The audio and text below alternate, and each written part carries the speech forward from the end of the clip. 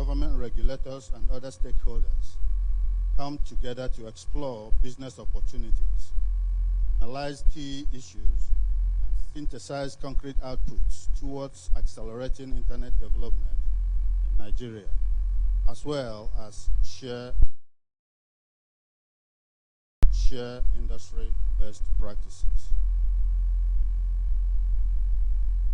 We are all aware that ICT has drastically changed the way we live and do business, because every aspect of our human activities are ICT driven.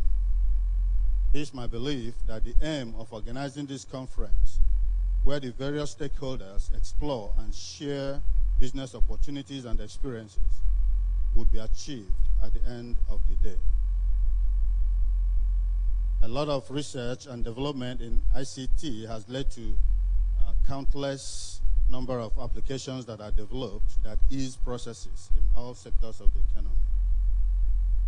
The advancement of ICT, the applications and deployment to professional practice in education at all levels must be appreciated. This advancement is in line with one of the goals of the NUC, which is to initiate and promote proficiency in the use of ICT for service delivery within the Commission and the Nigerian university system. And the objective here is to ensure the efficient deployment and use of ICT in teaching, learning, and research, as well as entrenchment of industry best practices.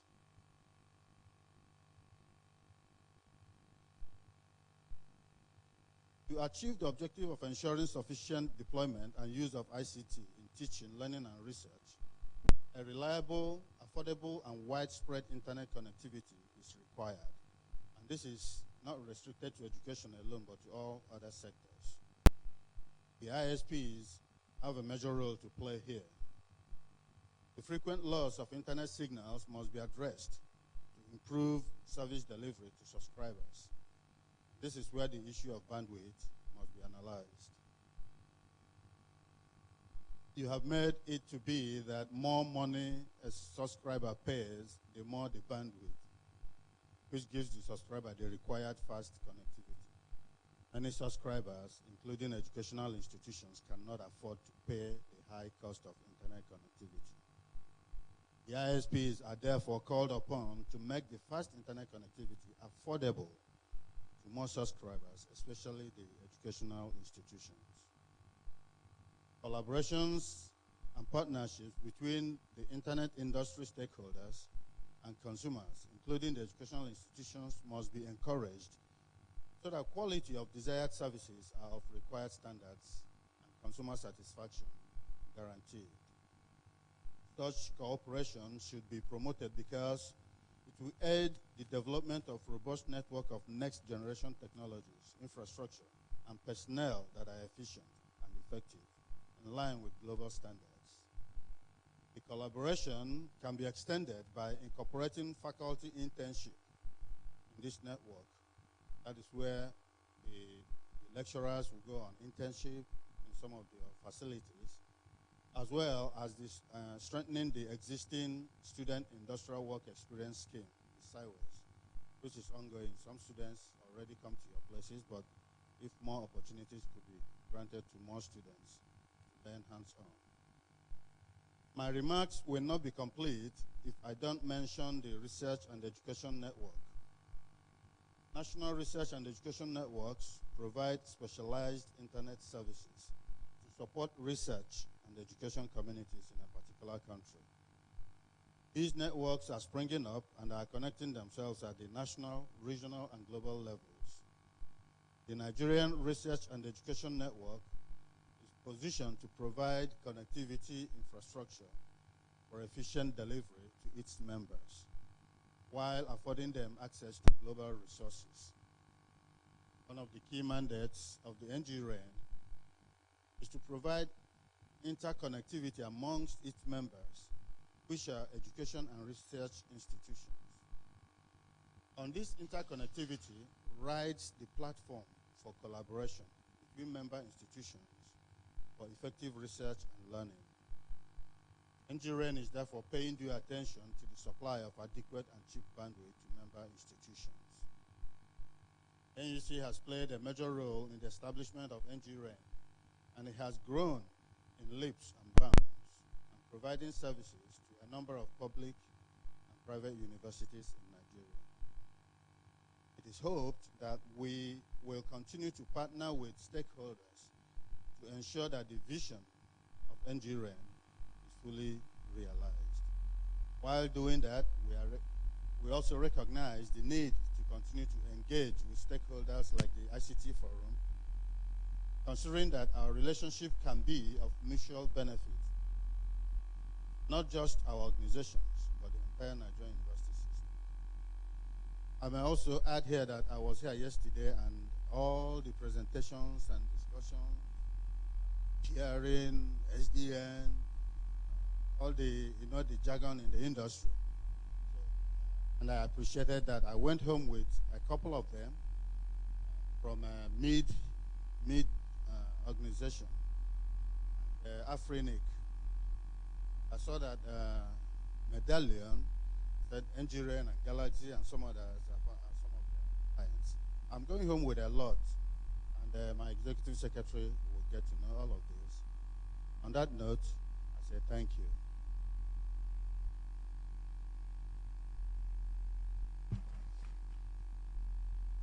Thank you very much, sir. Okay, wait. Oh.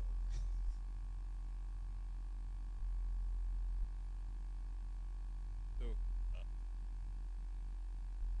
was a pretty long 3 minutes, but we thank the executive secretary really for taking the time to, even though he couldn't be here in person, send someone to deliver his address. And as we've been told, ngNOG actually has its roots in terms of the Nigeria ICT Forum in the academia.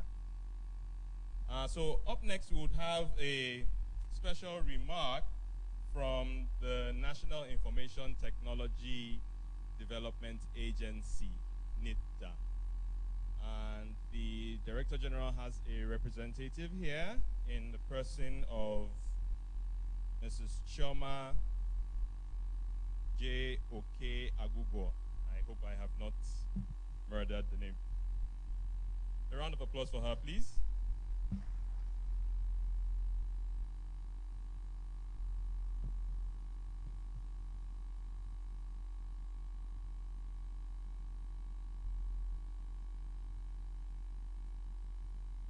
Good morning, ladies and gentlemen.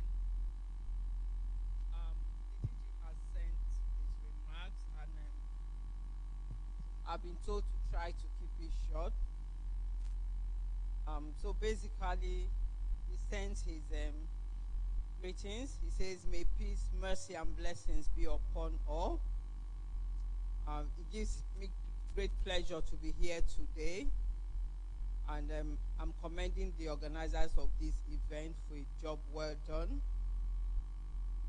We can all agree that internet and associated applications have gone beyond connection to become part of our living, creating a global nervous system. The world we live in is a game-changing, innovative technological space wherein the introduction of new technology is continuously transforming stakeholder expectation. According to the Internet Business Solution Group, the world population is expected to grow to 7.6 billion by 2020, with growth in internet-connected devices estimated to reach 50 billion, resulting in more internet-connected devices than people. No doubt, the African environment is gradually feeling the wave of this technology, which is facilitated by the widespread use of smartphones, affordable bandwidth, and availability of big data analytics. Broadband is an essential infrastructure of the 21st century, which enables access to business and job opportunities, improves healthcare, education, government services, and facilitates social interaction. Broadband is to the 21st century information age what electricity was to the industrial age. It has a significant transformative effect on how people live and work. It empowers the individual user with previously unimaginable capabilities and global reach. The internet is the world's biggest library and largest repository of information and knowledge. While high-tech speed access is critical to fully harnessing the benefits of the internet, the federal government of Nigeria recognizes the immense socio-economic importance of broadband services to national development and therefore seeks to ensure that infrastructure necessary to provide these broadband services is available and accessible to all citizens. Distinguished ladies and gentlemen, recall that NIDA was established in 2001 to implement the Nigerian Information Technology Policy and to coordinate general IT development in the country. NIDA was mandated to create a framework for planning, research, development, standardization, application, coordination, monitoring, evaluation, and regulation of information technology practices, activities, and systems in Nigeria. The agency has over the years developed many programs and initiatives to facilitate internet access for all citizens. Some of these initiatives include the public access venues and then the knowledge access venues as well. At NIDA, we believe that digital transformation provides developing economics new opportunities to improve industrial age infrastructure, to draw on the vast knowledge spillovers from the internet, to take advantage of new markets offered by digital platforms, and to exploit production possibilities enabled by digital technologies. It also increases the distance to the technological frontier as leading-edge countries race forward. NIDA supports initiative in developing programs to support e-government initiative, strengthen cybersecurity, develop digital skills for digitally excluded citizens based on age, gender, and region, while enhancing the regulatory and market environment to increase access to ICT and promote ICT-centered innovation and entrepreneurship. Thank you so much.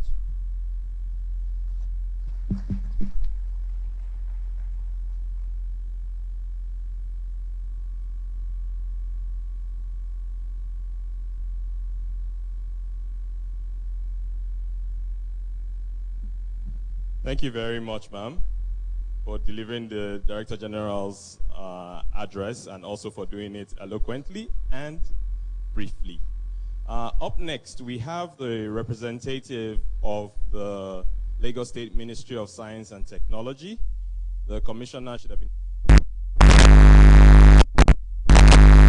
So please welcome with me Mr. Yinka. With a round of applause, please. Thank you.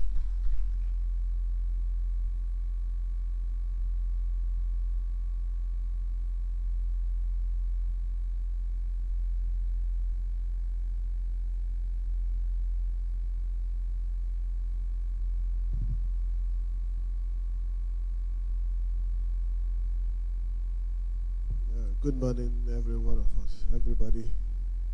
I'm here to represent the Commissioner for Science and Technology, Mr. Akim Pham. He has another state engagement.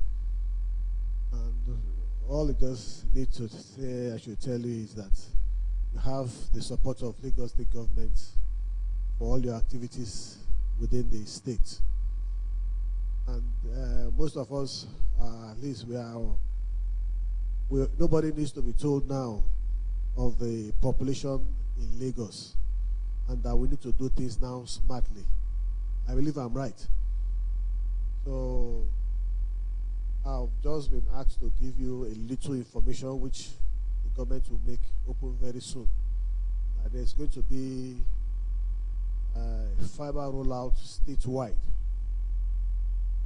There are going to be opportunities for ngNOG members, because Lagos wants to go the smart way. You can see there's no other way out again. We have a fixed land size. The population is increasing. And then we need to get more people off the road. There are so many things we can do on our laptops, do online than going physically around. So in a few months, in a few weeks' time, I'm sure the master plan will be released for every one of us to see. We now find out that in a few years' time, Lagos will now be run smartly, not physically the way it is currently, because we are already reaching the optimal capacity for human activity in almost everything we are doing. The size of the land is fixed. There are houses everywhere now, so it's even more expensive to build a kilometer of road because there are houses everywhere. So you have to buy the right of way too, as you buy for fiber parts. So the state government is going to roll out mass fiber across the whole state. To all government agencies will go online, schools, hospitals, every government building will be linked up. And then everybody will be able to there'll be equal access to the fiber. It's like nobody would own it, but the government will own it. So we don't want a case whereby somebody muscles out anybody out. And also again, there will be business opportunities for the last mile. Government will lay fiber to everybody's houses, but to ensure it gets to every possible area, whereby the private sector and investors can come in. There will be a lot of business opportunities to come in. So I just want to say, please, let's also invite us in all your activities, the ngNOG, so that we can participate and also be aware. So because anything we know you are doing, it helps the government involve you and also take care of your interests. Thank you very much. And I want to wish you a nice night.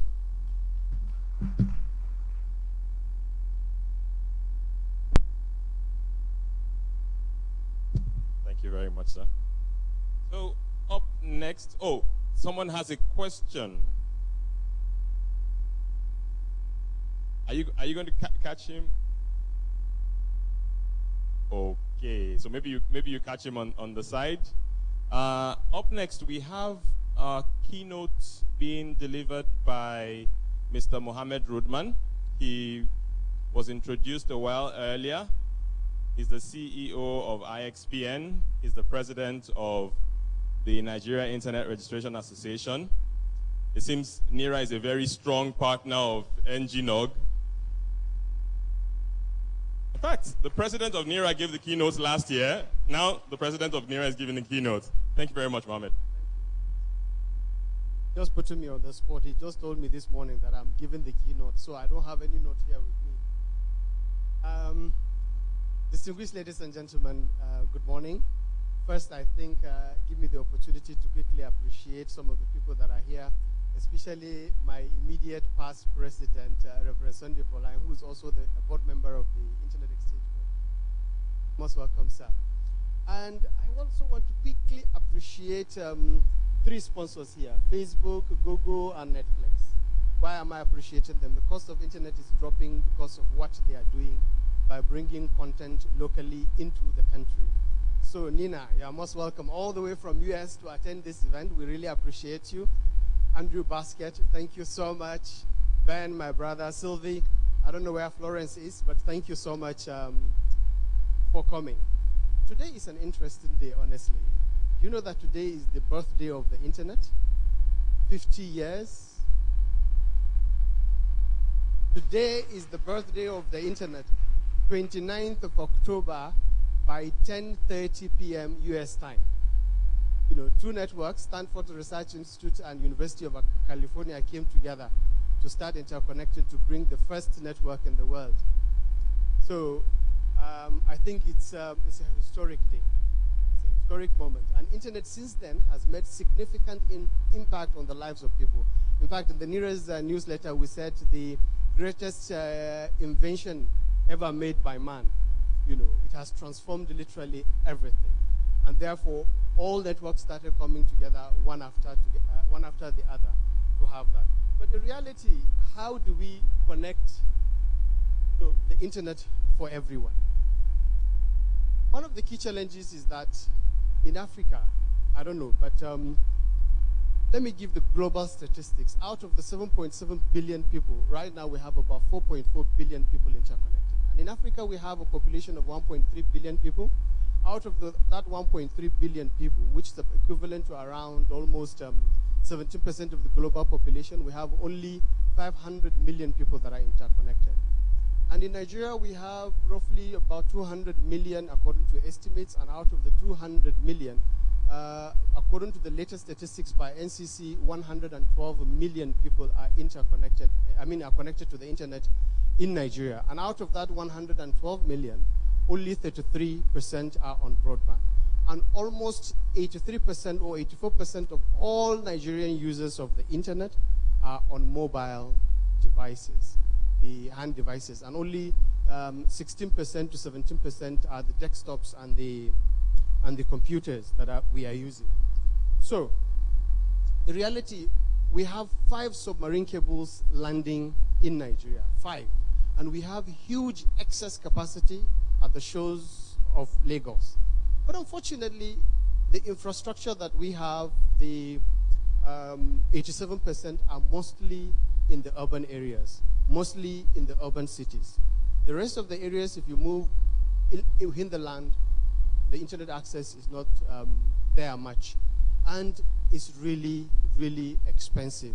The affordable, what is it called? A4I, affordable internet, mentioned the statistics that is about 1.7% of the monthly annual salary of a person to get just 1 gig capacity.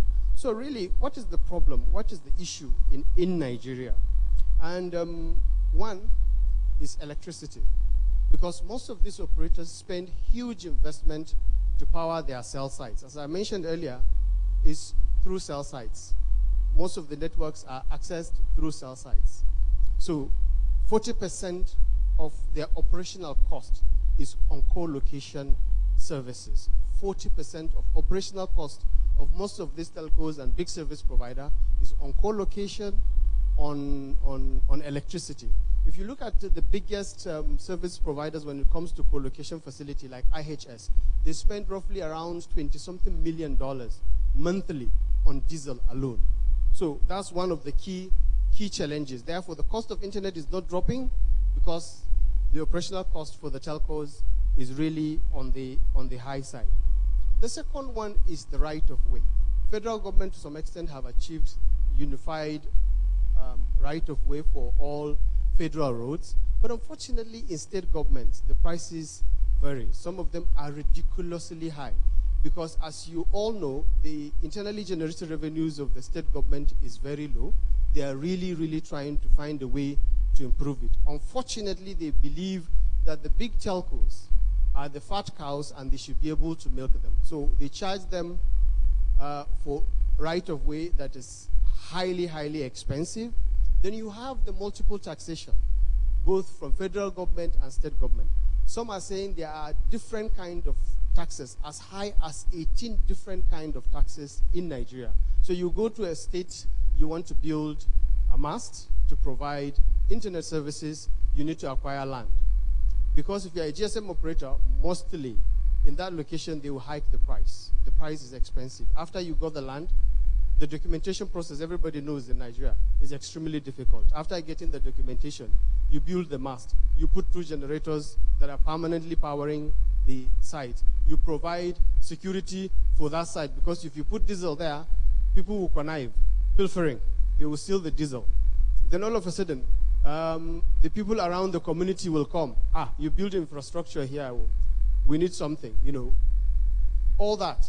If you have fiber, people will dig it and cut it. I can assure you, like in Port Harcourt, there's a company that I know personally that they realize that every single month they have like 2 fiber cuts.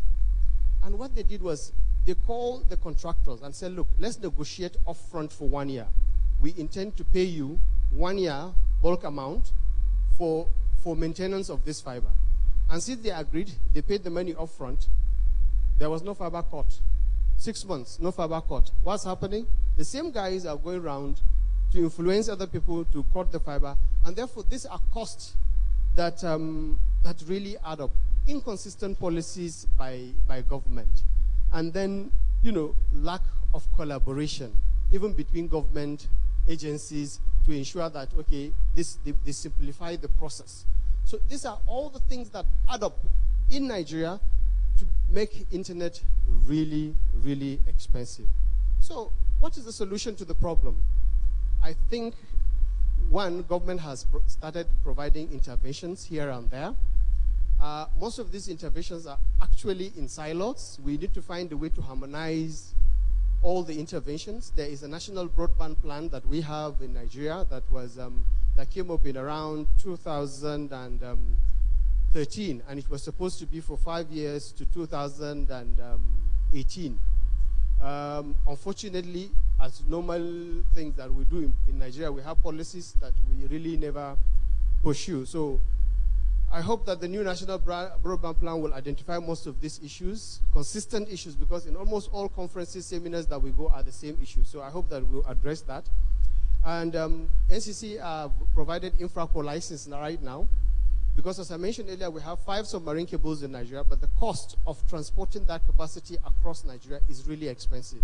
I just shared with Facebook here a quote I received for a capacity between one city and another.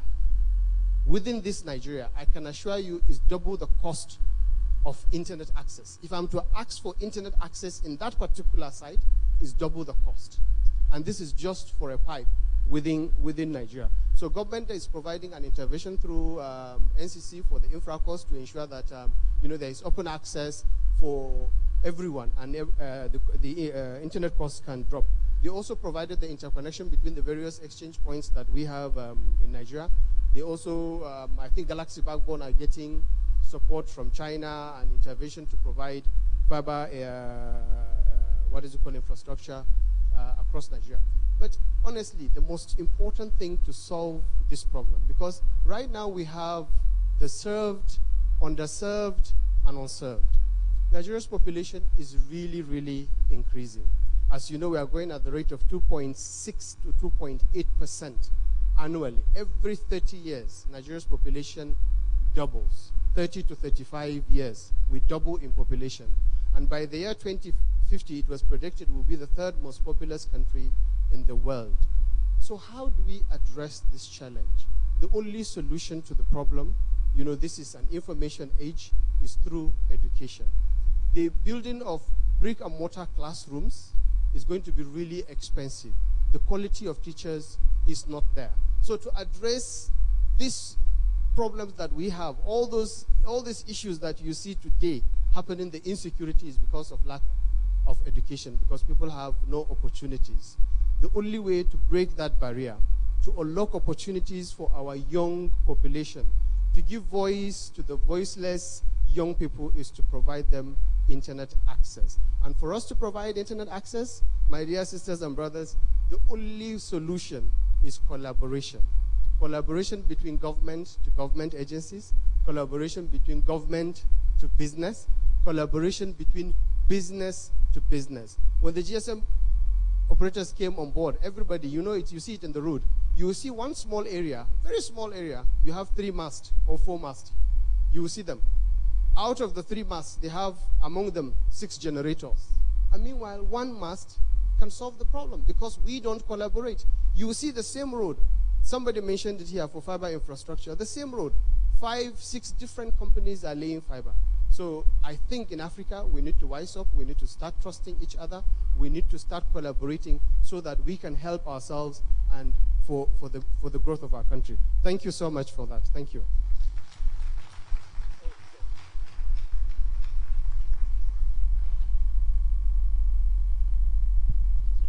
Thank you very much, Mohammed, for coming to my rescue, as always.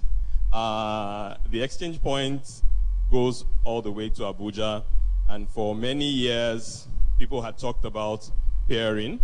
For those of you who know the African Pairing and Interconnection Forum, I went for AFPIF a couple of years ago, and I stopped going to AFPIF simply because the Pairing and Interconnection Forum is for people who can pair across networks or with other networks. In Abuja at that time, the only active exchange point was in Lagos. Now, when I spoke to my upstream providers saying, I'd like to pair, I want to connect directly to Google Cache, Akamai, root servers, and all of that, they said, okay, no problem, we can make it happen. But the cost of that empty pipe that you require to connect from your network in Abuja to that content in Lagos is about 4 times the cost if you were to just buy the plain internet from them. And of course, what did I do? I humbly bought the plain internet like that with the latency and everything. Now, the exchange point came to the FCT in Abuja, and at that point, I could now do a short distance link to access the content which was coming over the IXPN network. So they have done quite a bit, and we appreciate, Mohammed, all that you and your team do for the Nigerian internet, like leaving work for how many days to come and be here with us to teach people about pairing, interconnection, and all of that. Next on the line, I'm happy to inform you, ladies and gentlemen, that we are now back on track. We're starting with a panel discussion, and the first panel discussion. Now, for those who've been to ngNOG before, you'd find that we're not so formal about things. Please feel free, if you have questions, to walk up to the mic and ask your questions. And if you need to meet any of the speakers and presenters, I think they'll be happy to engage with you. So first panel discussion that we have is on 2019 internet trends. They say it's the authoritative version.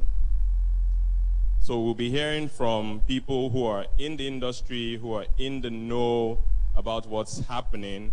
And we hope that at the end of this session, you'd have more information to make better decisions around the internet space, internet and ICT space. So I'd like to invite the panelists to come up. First, we have Dele Amire of NISTEC, and he's also been a long-time instructor at ngNOG, my boss. This is another of my ogas.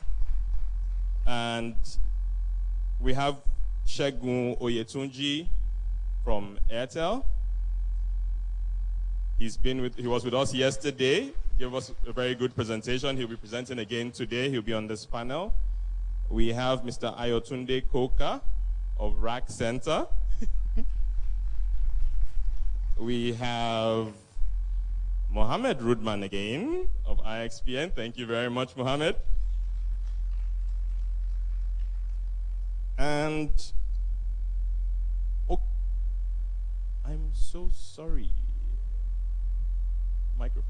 Microphones, please.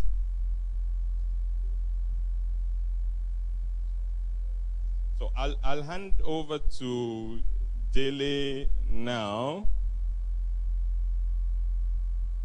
Well, we'll try to get your mics.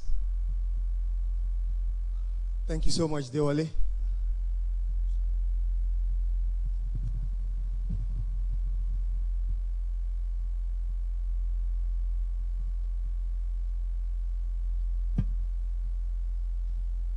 So while we're waiting for the microphones, it's important for me to just let you know some of what we'll be looking at in this session. We'll actually be taking a closer look at the subscriber statistics across Nigeria, how the different towns and cities compares in terms of technology use, type of access, content distribution strategies, the traffic patterns in terms of volume, origin, and destination, what significant events have occurred, and what are the resulting impacts presently, and then what are we looking at in the next 12 to 18 months, looking at the internet trends in Nigeria. I believe our mics. Can you just check to confirm that your mics are working? I would like to start from Mr. Shegun, being one from the providers, one of the major providers around. He's from Airtel. We would like to just have an idea of what the subscriber statistics looks like in terms of spread across towns and cities in Nigeria from your own perspective as one of the major providers in Nigeria. Okay, hello. Is it working? Okay. All right. So already we know that in the internet space in Nigeria, I think mobile telephony is occupying like 99.7% according to NCC. So whatever statistics I'm giving at least could be taken as 100% statistics, okay? So in the internet space, actually, across cities, of course, we have Lagos as the major place. So if you're taking the top 5 cities, we'll be talking about Lagos, Abuja, Edo, that's Benin, Rivers, and Asaba. You know, those are where we have the highest penetration of 4G. I'm talking 4G because 4G actually drives more of the data. Recently, you know, in the statistics in mobile space, 4G has overtaken the other technology. That means 2G, 3G in pulling the data. Okay, formerly, you know, it used to be 2G, 3G together, you know, ahead of 4G. But now we're seeing 4G ahead of 2G, 3G. Though the number of users are yet to meet up with 2G, 3G, but because of the speed of 4G, it's actually, you know, providing more data. And in the other places, so followed after, if you're going to rate it on a scale of 1, 2, 3, 1 being the highest, those 5 cities will be on the scale of 1. And on the scale of 2, we'll talk about other southwestern states in Nigeria, and then some in the middle belt, and a few more like Kano, Kaduna in the northern side. But of course, because of you know, some political issues or security issues in some places, it's actually impeding the penetration of 4G in places like Borno, you know, Adamawa, and all the closer places, because you don't know, the operator cannot do the fiber, cannot lay the fiber to these places because of security and all the rest. So that's how it goes on a 1 to 3, you know, scale of 1 to 3. Thank you so much. I believe one of those things that we can really lay most of this uneven, let me call it uneven distribution of users across is basically on infrastructure to some extent. I hope I'm right in that. Not absolutely. You know, we cannot lay it on infrastructure alone. We also lay it on the availability of the devices to support, for instance, 4G. 4G smartphones are just, in recent times, are just beginning to come down in prices. Formerly, an average 4G smartphone that you'd get will probably be 50,000 naira. But now, we like Airtel just advertised a 10,000 naira 4G phone. I know we have like 10,000 naira 4G yeah, phones just all recently. So now we are encouraging, because the phone actually, the availability of devices also drives the data. You know, if we spread all the 4G network everywhere, but there's no device to use them, of course, it's of no use. You know, so the device is another thing. Okay, thank you. Mr. Ayotunde Koka, in terms of infrastructure, mode of distribution, the spread right now, interconnection and stuff, what can you say looking at the spread of internet right now? When we say the internet, this is actually a question for everyone. What will be your perspective when you look at that? Good morning, ladies and gentlemen. If I start from a broader perspective in terms of total country, we have it's around about 117 million using the internet right now, recorded. From a global perspective, I think we're about top 7 in the entire world. And going back a few years, we were around about 97 million for a while. And then we had a recession where the numbers actually dipped to about 93 million.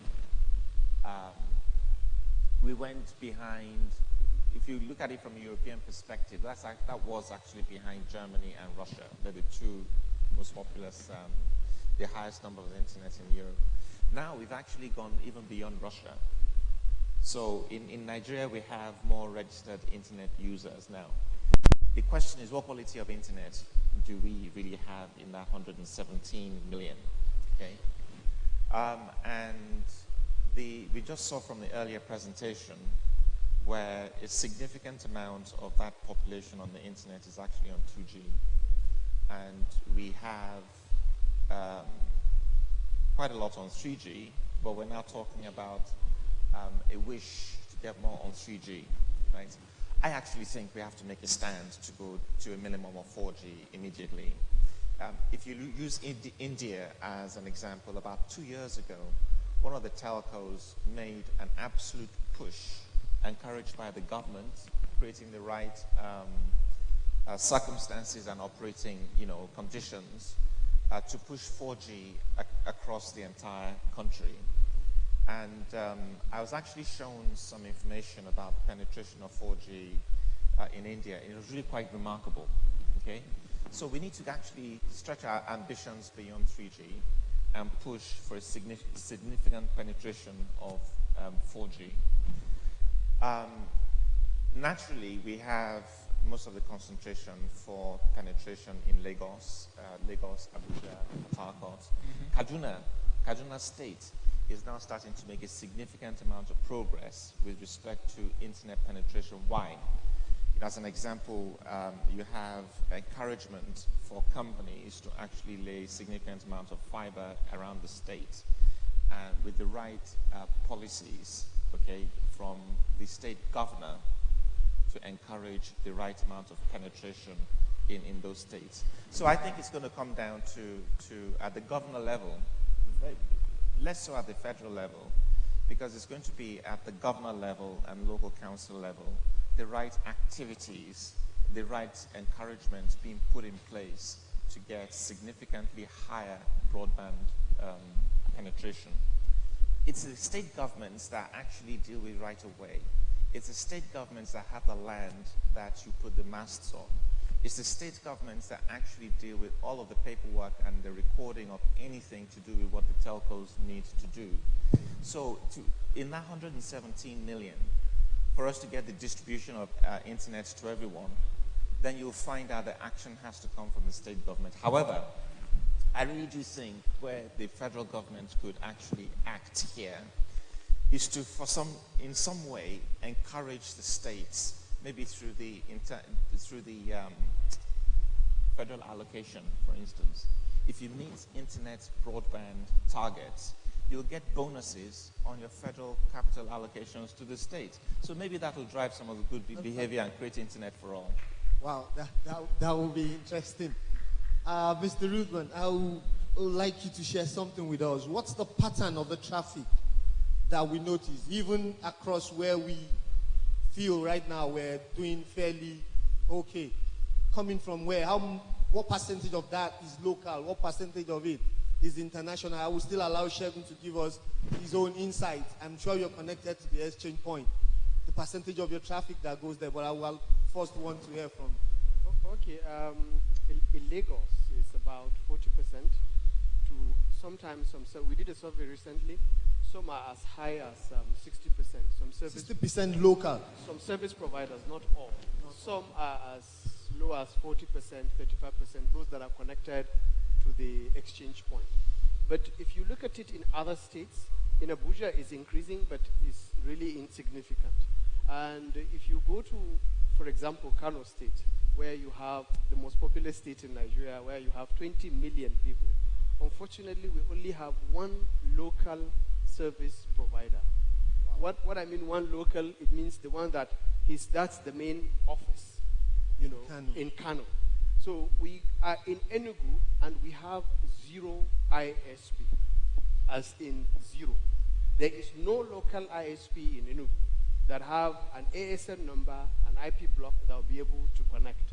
So it's highly pathetic if you move across the country. The only places are Abuja, Port Harcourt, and I can't really say, but all the rest of the country, there is nothing like local traffic. There is no service providers, and unfortunately, even in those places, it's just 2G network that you get from GSM operators. And unless a government find a way to intervene, the former part of, I think, the former president of Internet Service Providers Association of Nigeria is here. The size of ISPs in Nigeria is shrinking. Can we attribute it to the big players swallowing up the small players? Correct. Correct. The size, before now, there was no control. Everybody, as an ISP, you have a dish to the internet via satellite. So you have small service providers across Nigeria that are selling capacity. But when the operators came on board, they took away everything. And the cost of transmission, even if you want to buy as an ISP from Lagos, for example, to Kano, and you want to choose any of the service providers, they make it ridiculously expensive. You want to connect to the internet exchange point, you can't even afford it because it's more expensive to connect to the internet exchange point than to connect to the internet. Wow. Shegun, it would be nice to hear your view about the spread. What percentage of the traffic from your subscribers are local and what the international traffic? Okay, so as of today, we have been able to localize 72% of the traffic, actually. 72%? Yeah, but I would need to let you, come to terms with that and understand why 72%, First, we need to understand what the traffic profile of Nigerians, basically. So in Nigeria, we see that we do a lot of Facebook and Google content. So when I say Facebook and Google content, that means I'm talking Facebook, Instagram, WhatsApp, YouTube, and Android updates, basically. Put together all of this, they form 75% of the traffic, in the mobile space. So now, with the support of Facebook team and the Google team, they brought the POP into Nigeria, and also IXPN. IXPN drove this first. They co-located with IXPN for some time, but now we have a private pairing with them. So we've been able to localize up to 72%. So whatever we are going to the internet to take are the other contents that we do not have a cache for them here, or that are not a peer to the internet exchange.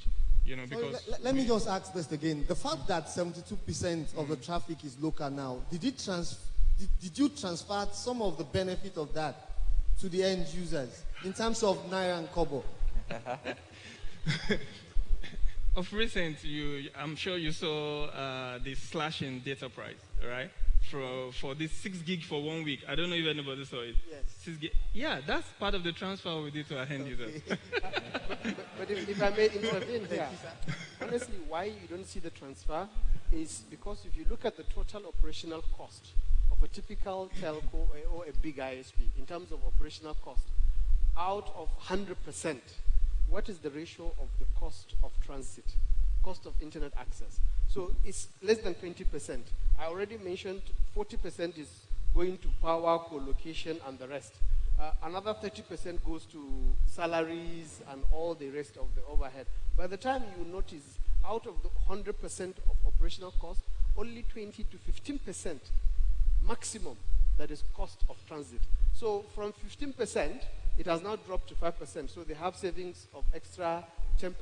Do you think they would want to push that 10% to the end users? They can share that with the end users. Okay. That's you want to add something, but before you say that, I would like you to comment on this. From what we're saying, what has really changed in the last couple of years? What can you really say has changed that's bringing what we're seeing now? And maybe you could just, yes. So I run a co-location company, so I give what we're seeing from that perspective, for instance, is that there are two things. There's a drive for more efficiency with the ISPs, right? But also publicly, there's much less tolerance for downtime, okay?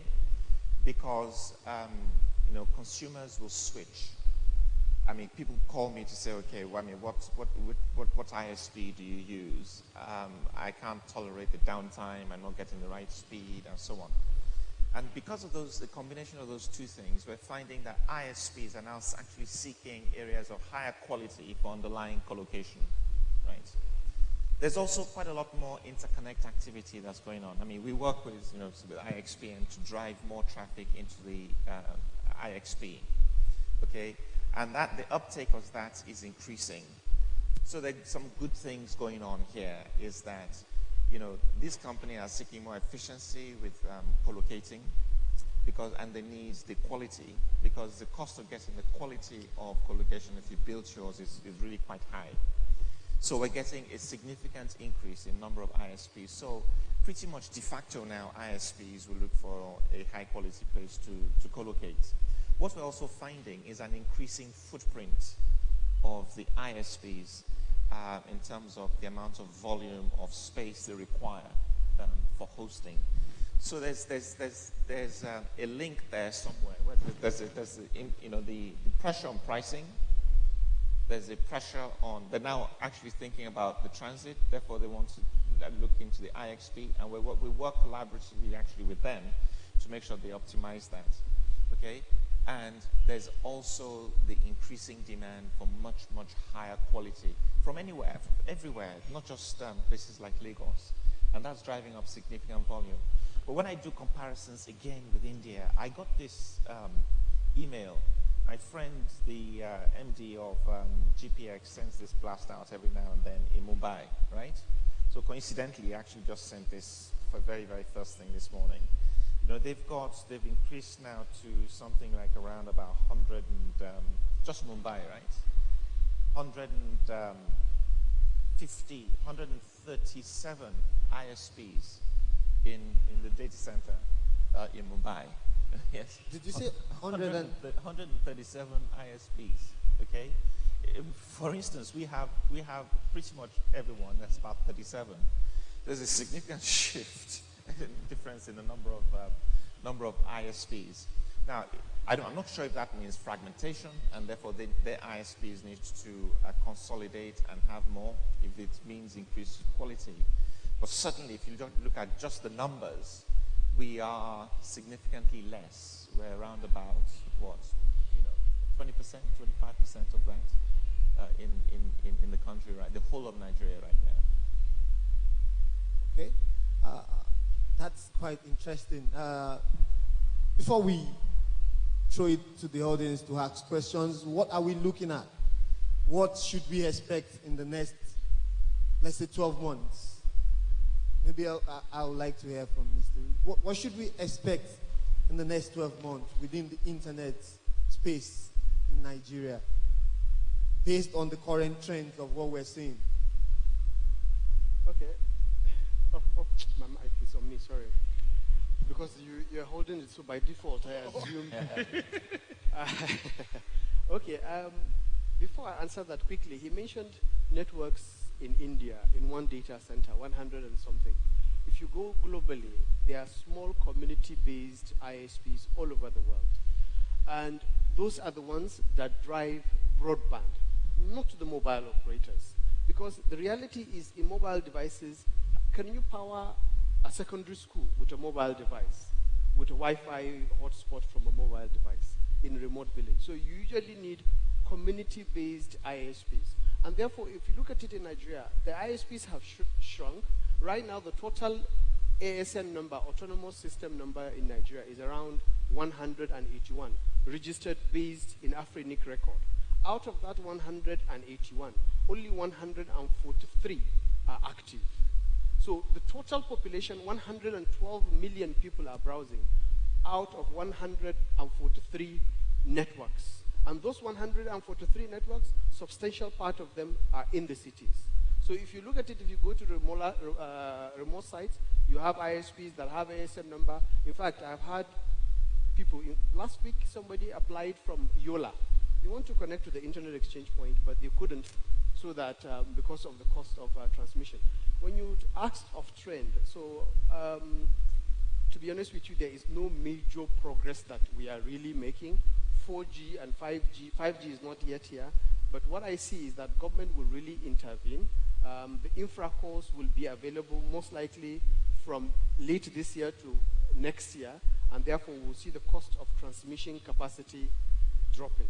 And based on our increase in population, of course, the demand would really increase across Nigeria. And based on what we are doing at IXPN, we are trying to scale, we are trying to collaborate, for example, with Google and Facebook, to start having caches in some of the remote sites across Nigeria. So that would also drive the cost of internet and increase the volume. Thank you so much, Mr. Coker. What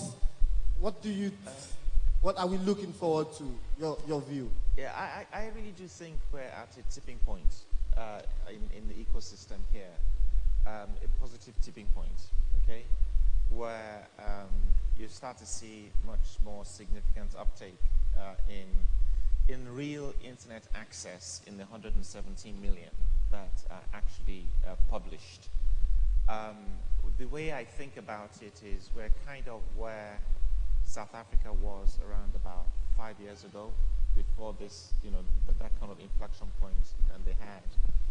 And, we've had a track record here when we get those kind of inflection points of leapfrogging and significant scale, okay?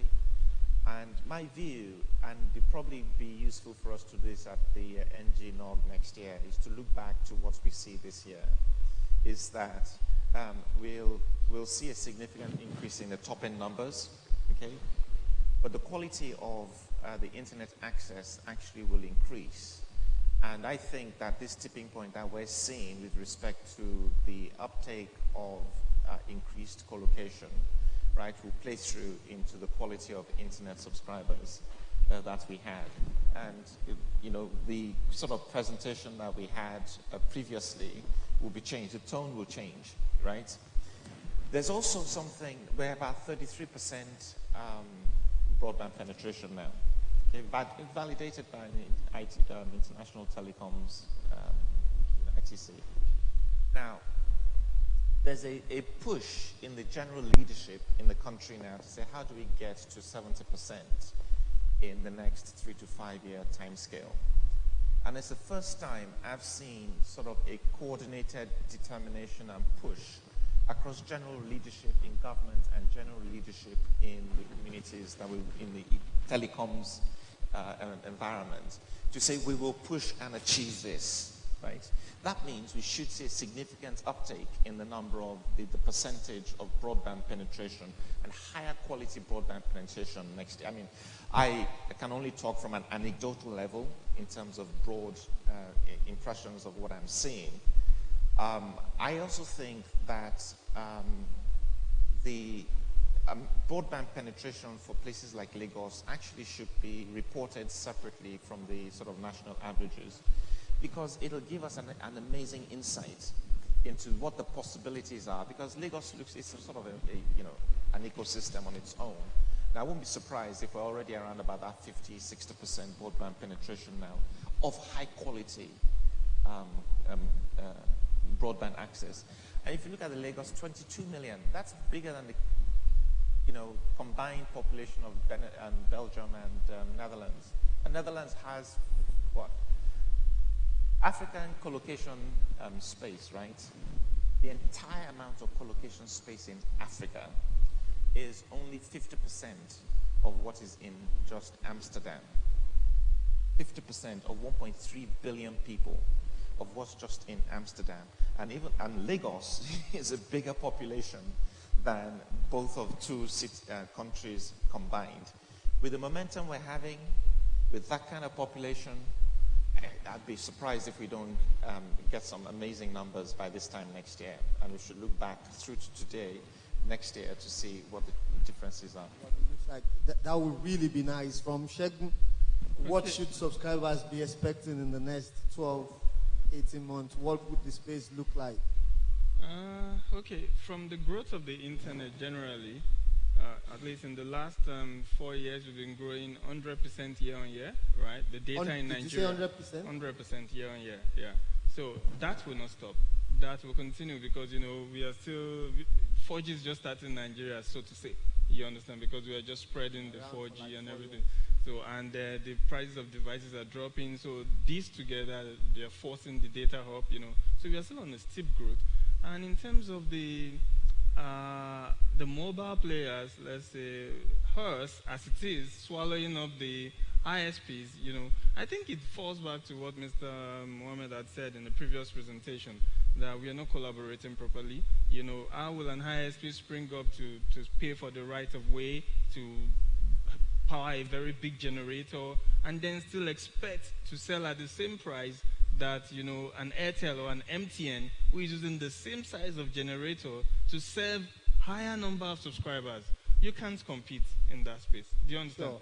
So we need to introduce things like MVNO platforms, you know, multi-vendor network operation, you know, how it is done in other places where you don't need to even buy the infrastructure. You just need to go to, NCC needs to drive it, go to an Airtel or MTN. You say NCC needs to drive it? Yeah, NCC needs to drive that, you know. So you go to an Airtel or MTN that I only need you to let me use your radio in this area of Nigeria, you know.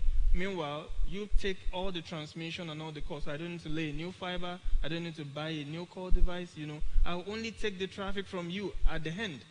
That is what is called a multi-vendor network operation. So we need to get to that point, actually. Can I just, sorry to ask one question. Do you think the infracos, the infracode process and the licensing that's going on right now, will it achieve what you're talking about? Yes, of course. It will. Okay. Open mics. Do we have questions from the audience? Okay, sir. Can we get another mic quickly? In the absence of that, I'll just drop this so that you can use this. No, excluding SF. Sorry? You didn't mention it, excluding him. Please just introduce yourself and then introduce yourself properly. Complete. You want to sanction me from talking this morning? You're an authority here, so you shouldn't be asking questions. Though. I was not going to ask questions. Oh, okay. Don't ask questions. I was just going to say that make sure when you organize events like this, exclude dinosaurs from coming. Because dinosaurs will cause a lot of problems. Okay? My name is Sunday Polanyo. I have the privilege of, now I'm a minister of the gospel, but for many years I was a minister of internet evangelism. And in Nigeria, if you don't say who you are, people don't respect you. I have the singular pleasure of building the first internet exchange point in Nigeria. And probably the first UUCP connection to the internet. Maybe not in Nigeria, but in the southwestern part of Nigeria. And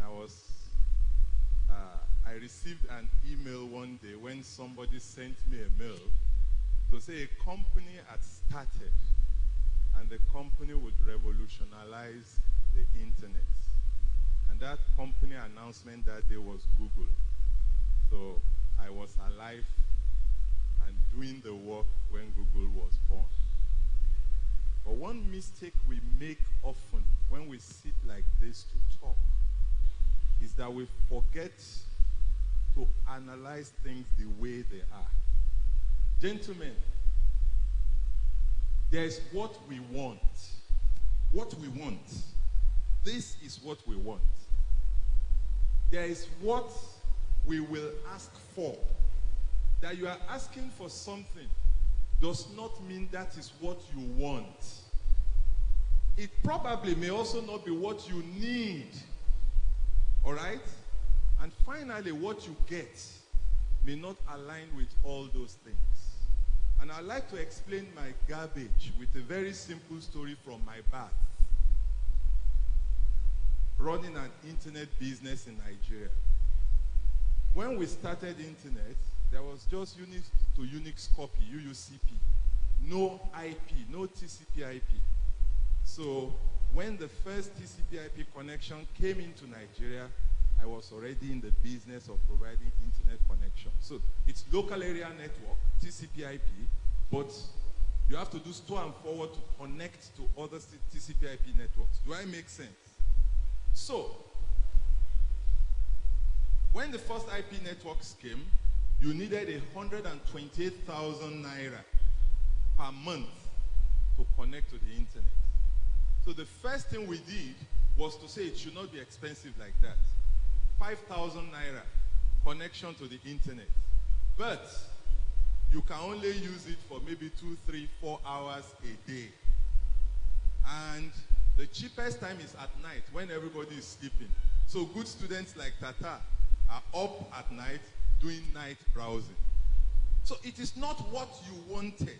And I want to be very clear. That was not what we wanted, but that was what we could get. Am I making sense? So that I want to say where we are going. So that when we get there, you again say, okay, somebody mentioned that we will get there. Now, at that point, we found out that we could buy IP connection and break it down into multiple connections using some dumb process called network address translation, NAT. I'm sure everybody knows what NAT is. All right? So, you go to an ISP, buy a connection, NAT it, and sell it to multiple people. And the ISPs woke up one day and said, these new guys are eating our chicken. We have to stop them. So they jacked the prices of their links to smaller ISPs to how much? 1 million naira per month. So you need to now break 1 million into 20. Are you with me? Sell at 50,000 to be able to make 1 million. Prices went up. Then we put on our thinking cap again. Dele would remember this. We went to do the research and we said, okay, no problem. We'll buy 1 million from you, but we will use it only to transmit. We now went to a company called Interpacket in the US, whose business was in selling internet radio, high capacity internet radio. Put modems on it and receive 1 megabit from satellite, which was supposed to be radio data, not internet. Convert it to internet and resell. Suddenly, people could buy high-speed internet again, receive only because the bulk of the traffic was received. Transmit was not the data, it was received. Then, there was no localization. And what happened again? We were back in business at 5,000 naira. And then the people put on their thinking hats again, the bigger boys. How do we frustrate these smaller boys? And it's been a ding-dong affair. Today, the biggest headache for the operators is there a crop of young boys all over Nigeria who are cracking the codes. And they are selling Airtel for 500 naira for 10 gig. I don't ask what they do. I don't patronize them. But the truth is that what will drive the future is innovation. People will continue to innovate and innovate and innovate. And I want to beg Airtel, please keep NCC out of anything. Once you bring the regulator in to regulate technology, they will destroy innovation. If Google was to have been a Nigerian company, it will never start. Because it won't get all the licenses and permits to operate. It cannot innovate. So whatever you do, please keep the regulators out. The young boys and girls in the universities will continue to do research, innovative research. I was joking with someone yesterday. I said it is intellectual laziness for telecom providers to charge for USSD. You've already paid a plan to connect.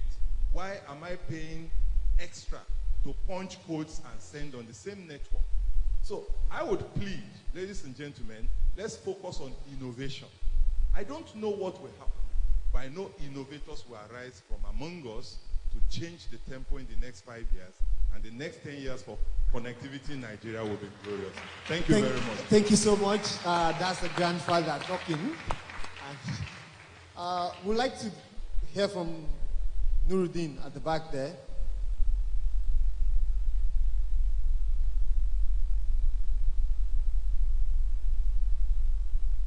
My name is Nuruddin Ibrahim Suleiman. I think we should give Reverend Sunday Fulayo another round of applause. He not only built the first ISP in Southwest, he also built the first ISP, though not owned by him, but he built the first ISP in the North, using telephone lines and modems.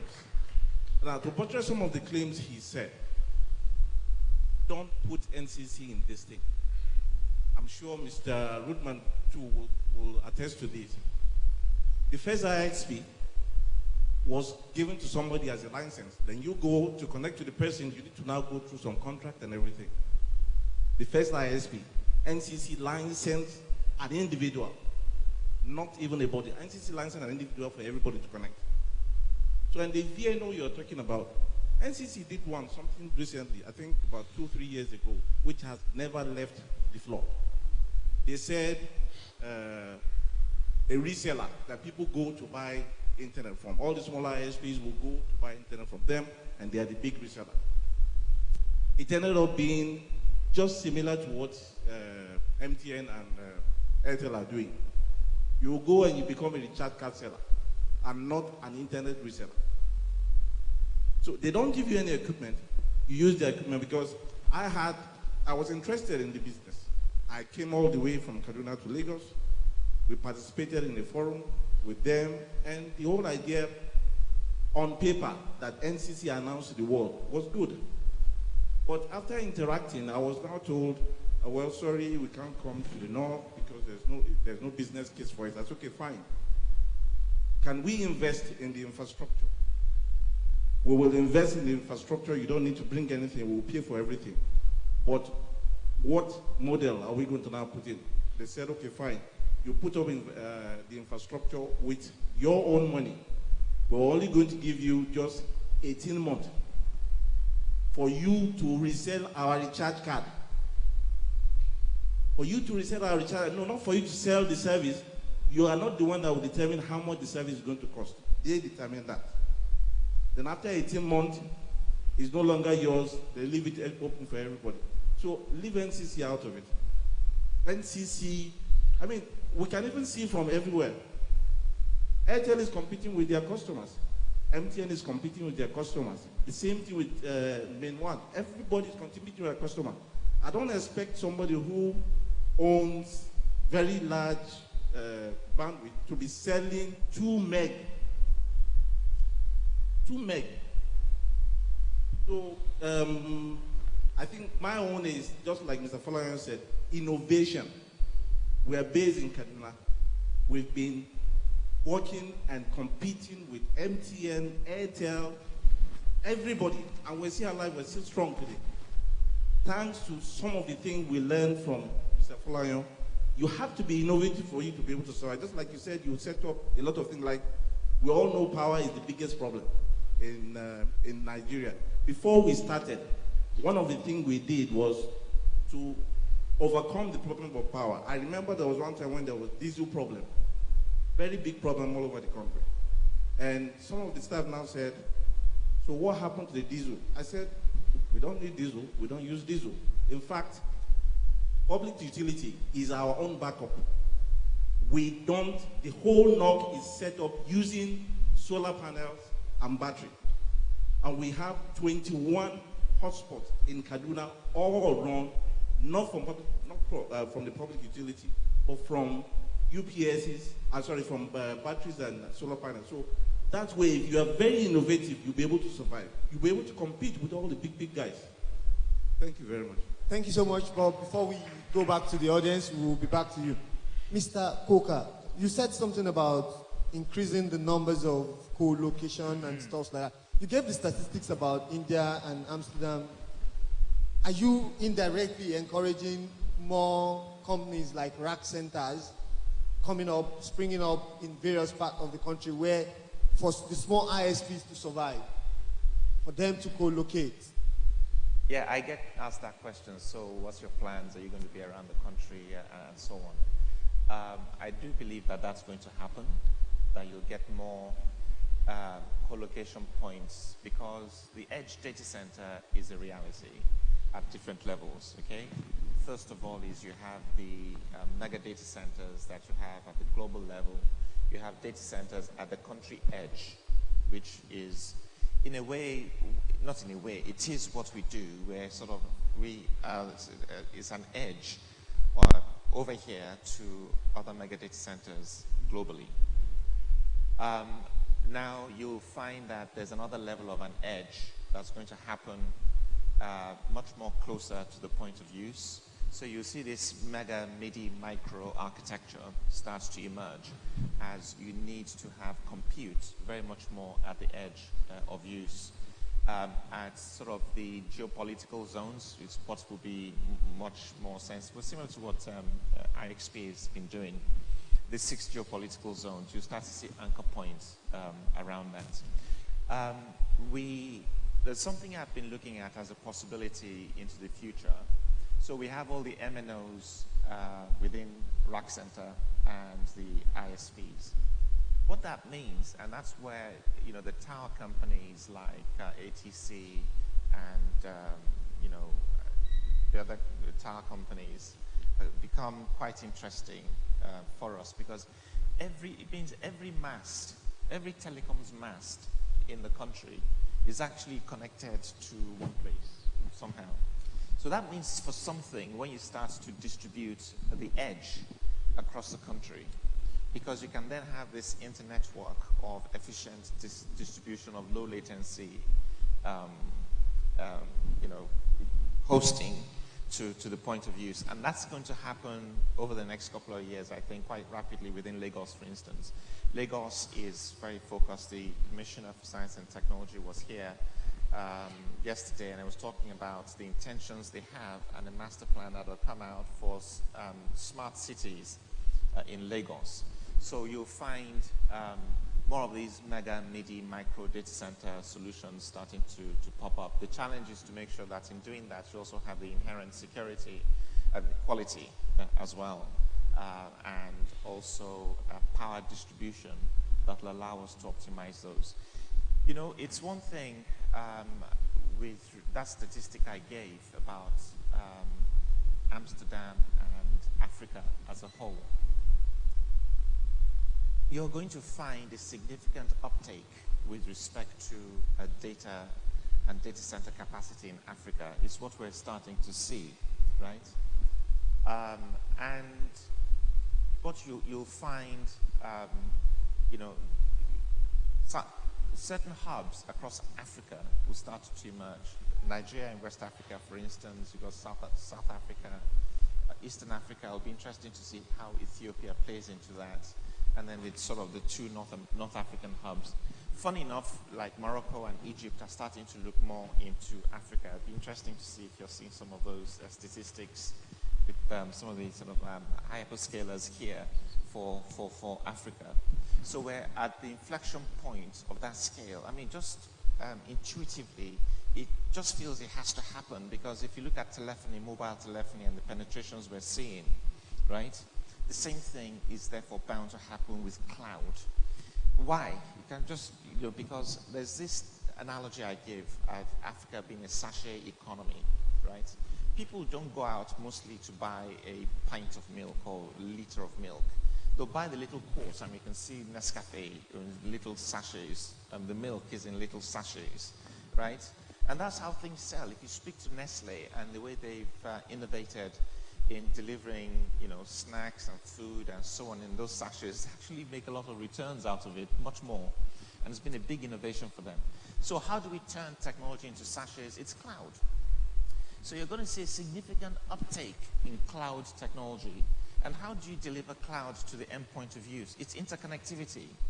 So once you get broadband and reliable interconnectivity, so once you get that broadband continuing to increase, you need the hosting to support the broadband and the cloud to deliver these little sachets of technology out to that's where with the population we have, then starts to respond to the scale we'll see. I don't know how long it'll take for us in Africa to catch up with an Amsterdam. It's even what, London is twice Amsterdam. So even just London Africa is a quarter of data center capacity that you have in just London.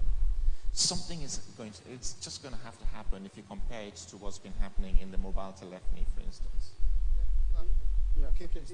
I just want to respond regarding NCC. NCC have been supporting the exchange point. They provided the seed funding for the Internet Exchange Point of Nigeria. They are providing the links.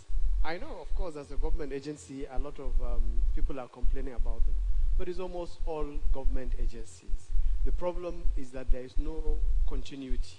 You have a new person, the head of the organization today. Tomorrow, there is a new head. Due to that, this lack of continuity, that's why there is no drive. The National Broadband Plan was initiated by the former minister, Omobola Johnson. When the new guy came in, Adebayo Shitu, to some extent he felt, okay, this is somebody's initiative. Do I really drive it? At the end of his entire tenure, only 2 meetings held of the National Broadband Council, which was supposed to meet every single quarter to evaluate the entire goals and objectives of broadband in Nigeria. So that's the problem. So the solution is this, is collaboration. You see, when we don't talk, people cannot come and talk against government. That's why government is going away with it.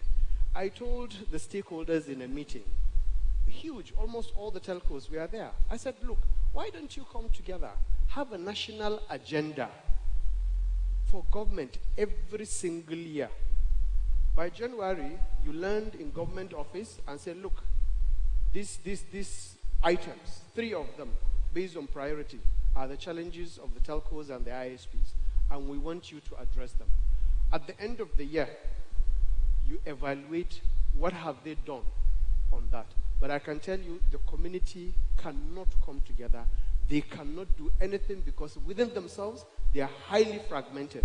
Already they are enemies because in the field, they are competing against each other. For them to just come together, it will never happen.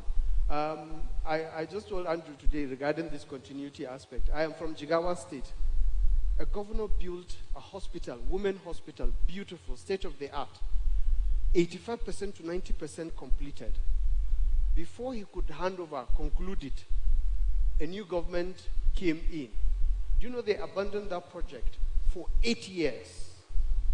The hospital got dilapidated, nothing happened for 8 years until APC came back. Then they now concluded the project. And there are stakeholders. In Duse, we have a first-class EMIA. We have all the key stakeholders. Nobody wrote in papers. Nobody challenged the governor that this is a state project that will make an impact. You should do something about it. Do you know what? We only complain when it affects me. If it affects us, you are on your own. I could narrate countless stories like this. So the solution to our problem, my brother, is to keep talking and to leave personal interest aside and put common interest together and challenge government. Then you will see results. Thank you. I think that is very, very clear and straight. Okay, let's hear from you. Okay, fine. My name is John, Chief Solution Architect for Zoracom. Zoracom is into Unified Network and Service Management as a service. It's more of a question. It's kind of confusing to me after we have said much about collaboration, innovation, working together, and this statement you made that it's expensive to connect to internet exchange than to connect to the internet. Am I correct? I think you did. No, let me clarify. It's more expensive to connect from a remote site. Okay. For example, if you are in Kano, or let's assume there is an ISP here in Kaduna, we spoke yesterday, he wants to connect to the exchange point. But I said, you can connect from Kaduna to Abuja. He said, well, the cost from Kaduna to Abuja is more expensive than the cost of internet in Kaduna. So it's not the exchange point, it's the transmission capacity that is expensive. Okay, fine. So, like you said, we have to bring in, we can't do without the government. So what is the plan? What is a roadmap? I know you are involved in it, but what is a roadmap? We need to have a roadmap on how to make this price achievable to some of the remote ISP, because it's a concern. I remember I started working with an ISP as a young person, but I don't think the ISP survived for 2 years.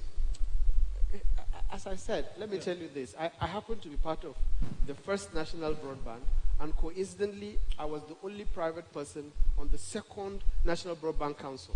Okay. And we had 2 meetings. Out of those 2 meetings, the minister came and left the first one. The second one, he didn't even attend. And I told them clearly, the ministry guys are here. I know that some people are recording you. This is the reality of the matter, and this is the truth. Publicly, I said, as a minister, if you cannot come and stay where there is discussion on national broadband, where else should he be?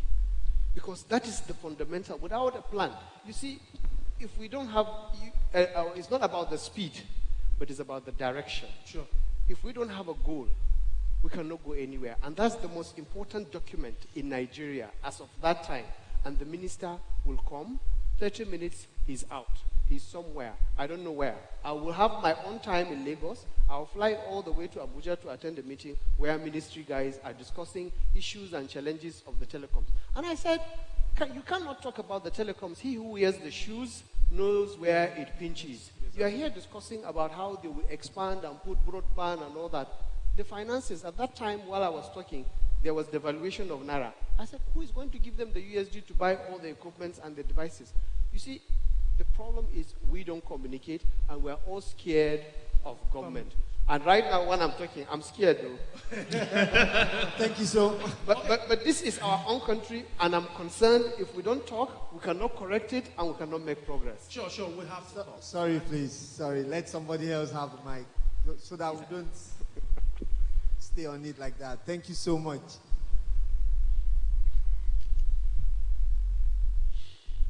Yeah, good morning. I'm Simon from Yabatech and also fiber optic engineer. Well, the government will do their little, but I believe the ISP should be willing to take internet to everyone. I can't see willingness in the ISP yet because it seems as if they are fighting in a closed environment where we have so much opportunity everywhere. Airtel, MTN, Glo, May1, we're fighting in Lagos and they can't innovate and move out. I was involved in a project that MTN need to lay fiber. The fiber damage from Ojota to Shagamu. And in the design they are trying to do, they are just laying the fiber. I was involved in the project. Just laying fiber from the damaged one straight to the base station. And I said, who must have designed this? Can't they have pops at Magboro, pops at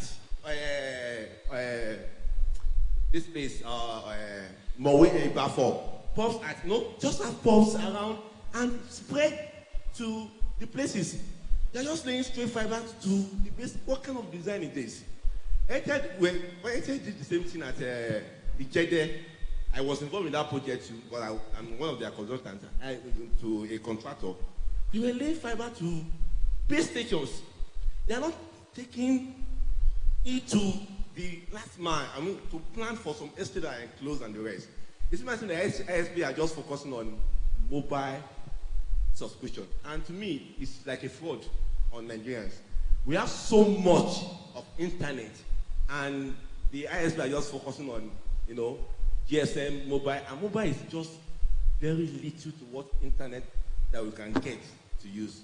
Please, ISP need to really remove selfishness and whatever they want to do, need to come and make it happen for us. It's possible. They can do it for us. Thank you. Sorry, before Shegun comments, let's hear from SF.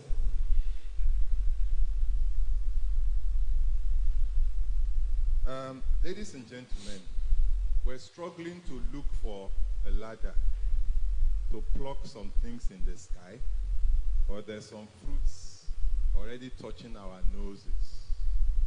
If you listen to the key goodwill messages this morning, the man from Lagos State said we will put fiber everywhere in Lagos. How many people heard him? I heard him. Everywhere. But he said we will not take the fibers into people's homes. Did you hear that? I think if we are going to do something right today, we should live here with a strategy.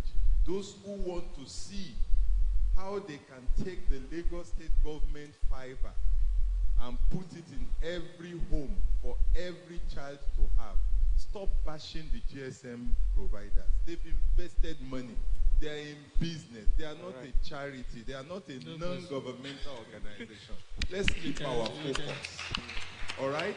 So I expect out of here, instead of us pointing fingers, who has not done what? volunteer yourself. Here I am, send me, not send my brother. Let us see how we can have a delegation go to Lagos State government tomorrow to go and discuss how can network operators in this room, the Yaba techs, the Yaba ecosystem, everybody tap into this thing Lagos State wants to do, so that when it happens, you are all in business. At that point in time, the Airtels will be coming to beg you to buy bandwidth, and you will be telling them we have Google Cash already. So let's be proactive and not keep hammering at government and operators who have invested good money. How do we pluck the low-hanging fruits? Thank you. Thank you so much. You still need to comment on that. I think he has tidied that for you. I think I need to tell him first that God bless him, because he's actually seeing things from the two sides of the lens, you understand? That's why like yesterday when I was here when talking IPv6 and all the like, we like to see things from the technical side more than the business side. But you should never forget that, operators are pumping several millions of dollars. And if you're a businessman, the first thing you're going to do is the one that will return your money. You need return on investment, isn't it? How long can your shareholders wait, to give them the return on investment? Do you understand? So you said they were laying a straight fiber. The first thing they wanted to do is to get connectivity, to the guys that are there. Give them the connectivity. Let's start spinning the data. Let's start getting the money. Before we start thinking of putting the DWDMs and the ADMs in between them. For what? For now. We don't have a need for it for now. But it's something that can be done when we want to do the fiber to the home later. We could go buy the DWDMs, put it in between there, do the connection, But since we don't need it for now, why do we need to waste it? Thank you so much. Do you know how much a DWDM card costs? Hundreds of thousands of dollars. Just put it in there for what? It's not making any good sense. So for us, it's not a business sense. That's why we don't do it. Okay? Thank you so much, Jack. I saw a hand there, somewhere there. Any other question, comment? Okay, Nuruddin there.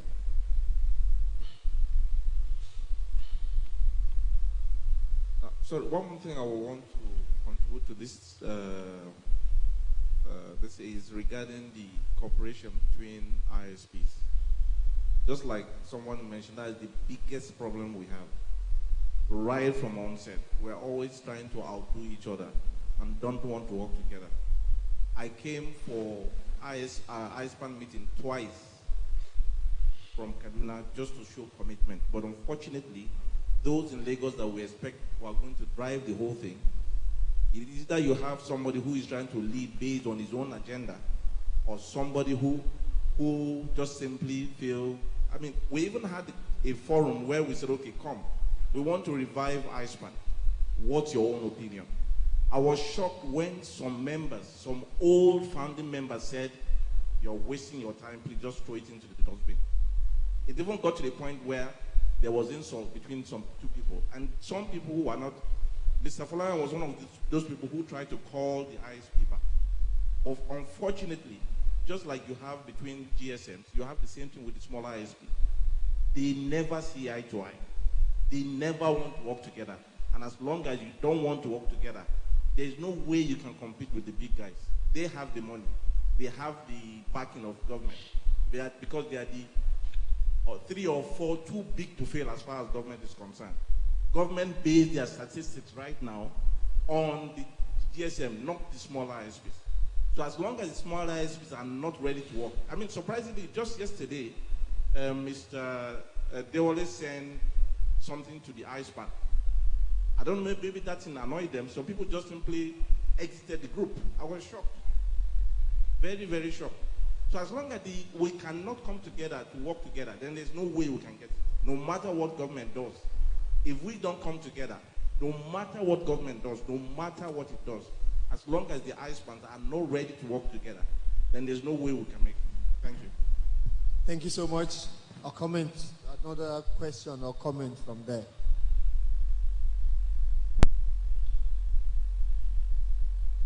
My name is Benjamin. I actually want to ask a question before making a comment. Do this GSM company run at a loss? since they've been in this country, have they ever run at a loss? Why I'm asking this question is this. Is anything wrong if they should invest, partially in what we are saying, all this program we are doing, would they ever run at all if they invest on this program? Instead of waiting on the government, I will try to blame NCC. Because as far as I can remember, whatever they do, whatever program they roll out, they always make gain. So, do you think now, if they decide to invest heavily on this, would they run at a loss? Yes, I think so. And I'll give you an example. All right. In 2014, Airtel decided to do Wi-Fi hotspots around the campuses and everything and all of this. We bought everything. We bought the core equipment. We did everything, you know. And because of this, people saying pay rent here, do this and do that, the few ones were able to float. You know, we ran at a big loss. Okay. And it's no longer in existence today. Okay. Yeah, the same thing with MTN WiMAX. You understand? You heard about MTN WiMAX some time ago. Are you still hearing about it? Yes, we can run at a loss, you know, if we do the things that, that the customers do not really need. Or probably if we get frustrated by some constraints in the market, we can run at a loss, definitely. They are in business. Yeah. Virtually every business will run at a loss and make other contingency plans to balance up. Don't they do that? Sorry? I didn't get that. I say every business run at a loss and they will now make a contingency plan to balance it up. Yeah. Do they do that? But how long will our shareholders wait for us to balance it up? Thank you so much. Thank you so much. You need to consider that in business. Thank you so much. Any other comments, questions from the audience? In the absence of any, on a final note, where are we right now? What are we looking at? Maybe let's start from Shegun and then we'll run through that.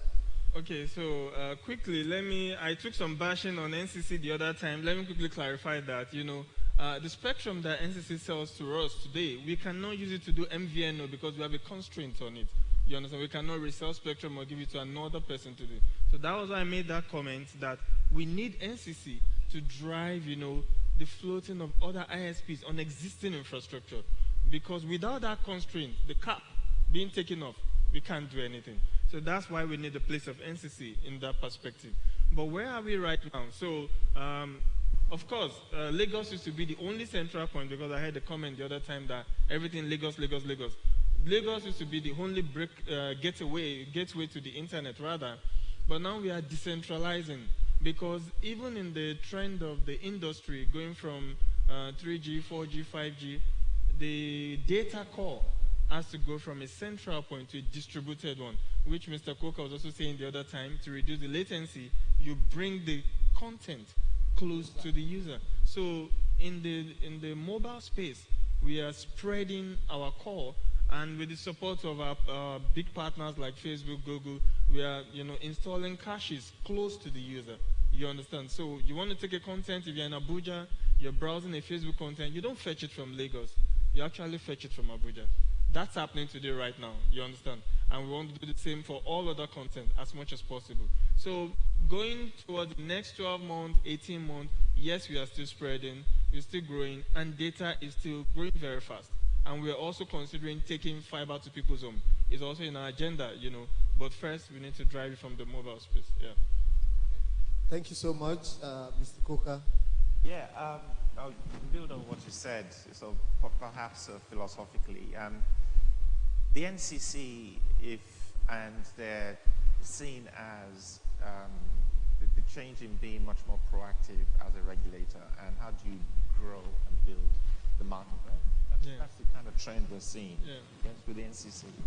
And that's good, you know, where the regulator also has KPIs set so that it drives the right behavior as far as the industry is concerned. Because really, instead of fighting fiercely for a small cake in an environment where that cake could be grown, you need to grow the size of the cake so everyone's bit is much bigger in collaborating for that. Also, from the innovation point of view, we're blessed with a very dynamic youth, really. They just really want to get on and innovate and move forward. And we're going to see some huge innovations come out of this country, in my view. We're already seeing that, but significantly more in the next few years. if you look at the youth, they want good governance, they don't want government. They just want good context set by the government. Let's have good governance and get on with it.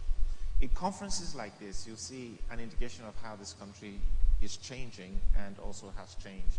The older guys, 50, 60-year-old, put their hand up. Government must do this, the government must do that, and the government must do anything.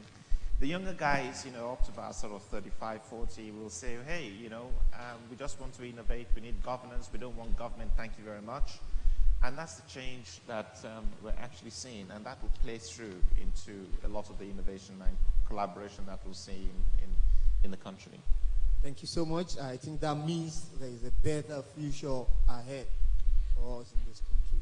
Yeah, they mentioned what I wanted to mention, but my last comment will be that we are all part of the problem. You say we are all part of the problem. Part of the problem. I just wanted everyone to hear that. The people in government are who? Are the same human beings are Nigerians. That's the truth of the matter. And an ISP here, somebody told you that they don't collaborate between each other. So it's a combination of the citizens, the telecommunication companies, government, with all the regulators. Because the telecoms, I can assure you, they're really, really struggling to make it. I have a network. Someone will just go. There is a time in Abuja, someone went, we don't know who, burnt a manhole where hundreds of cables are interconnected. Just an act of sabotage. I witnessed people in Kano destroying government property, just like that.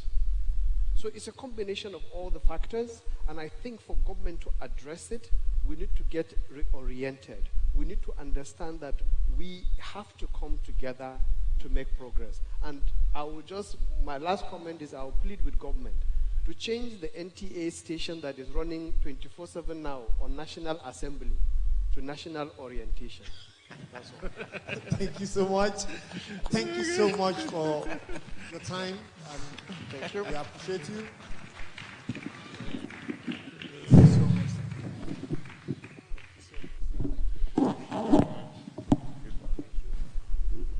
And thank you so much. Okay, sorry, before you leave for photograph, please just come around, sir. Don't go yet.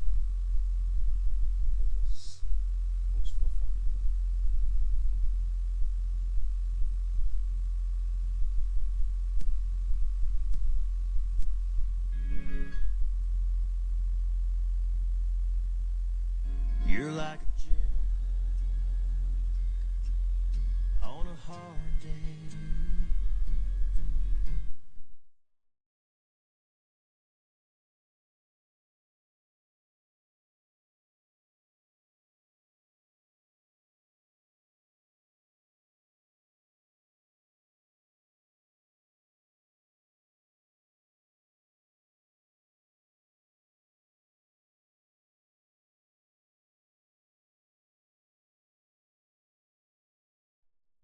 Dele, Ayotunde, Shegun, Mohammed, and everyone within the audience for the engaging session.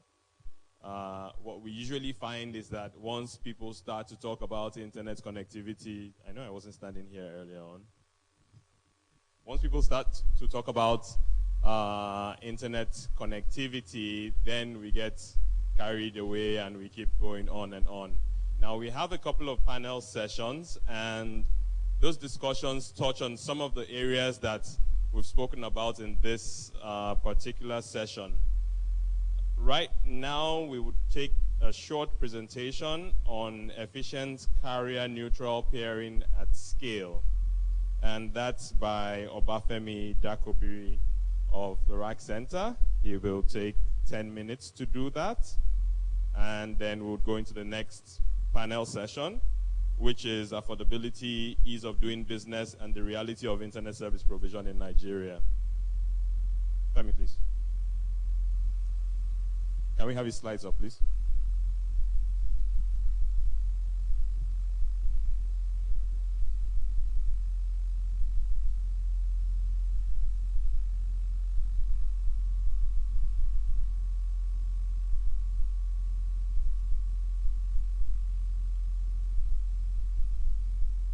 Let me just assist you with it.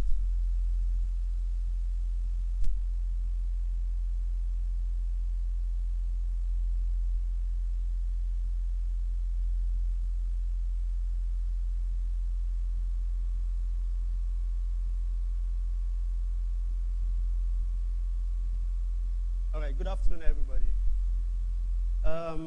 Either by happenstance or by design, I think the last panel did 99.99% of my job for me. So it's going to be a pretty straightforward presentation.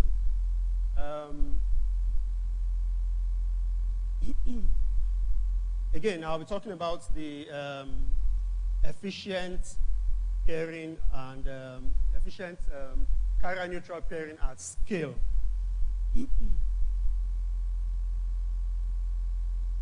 Okay, I was going to take us through the evolution of computer and the likes, but because of my time, it's going to be a very short one, and you'll see how it all turns back to how we are back to the mainframe computer systems that the computer age started from right now.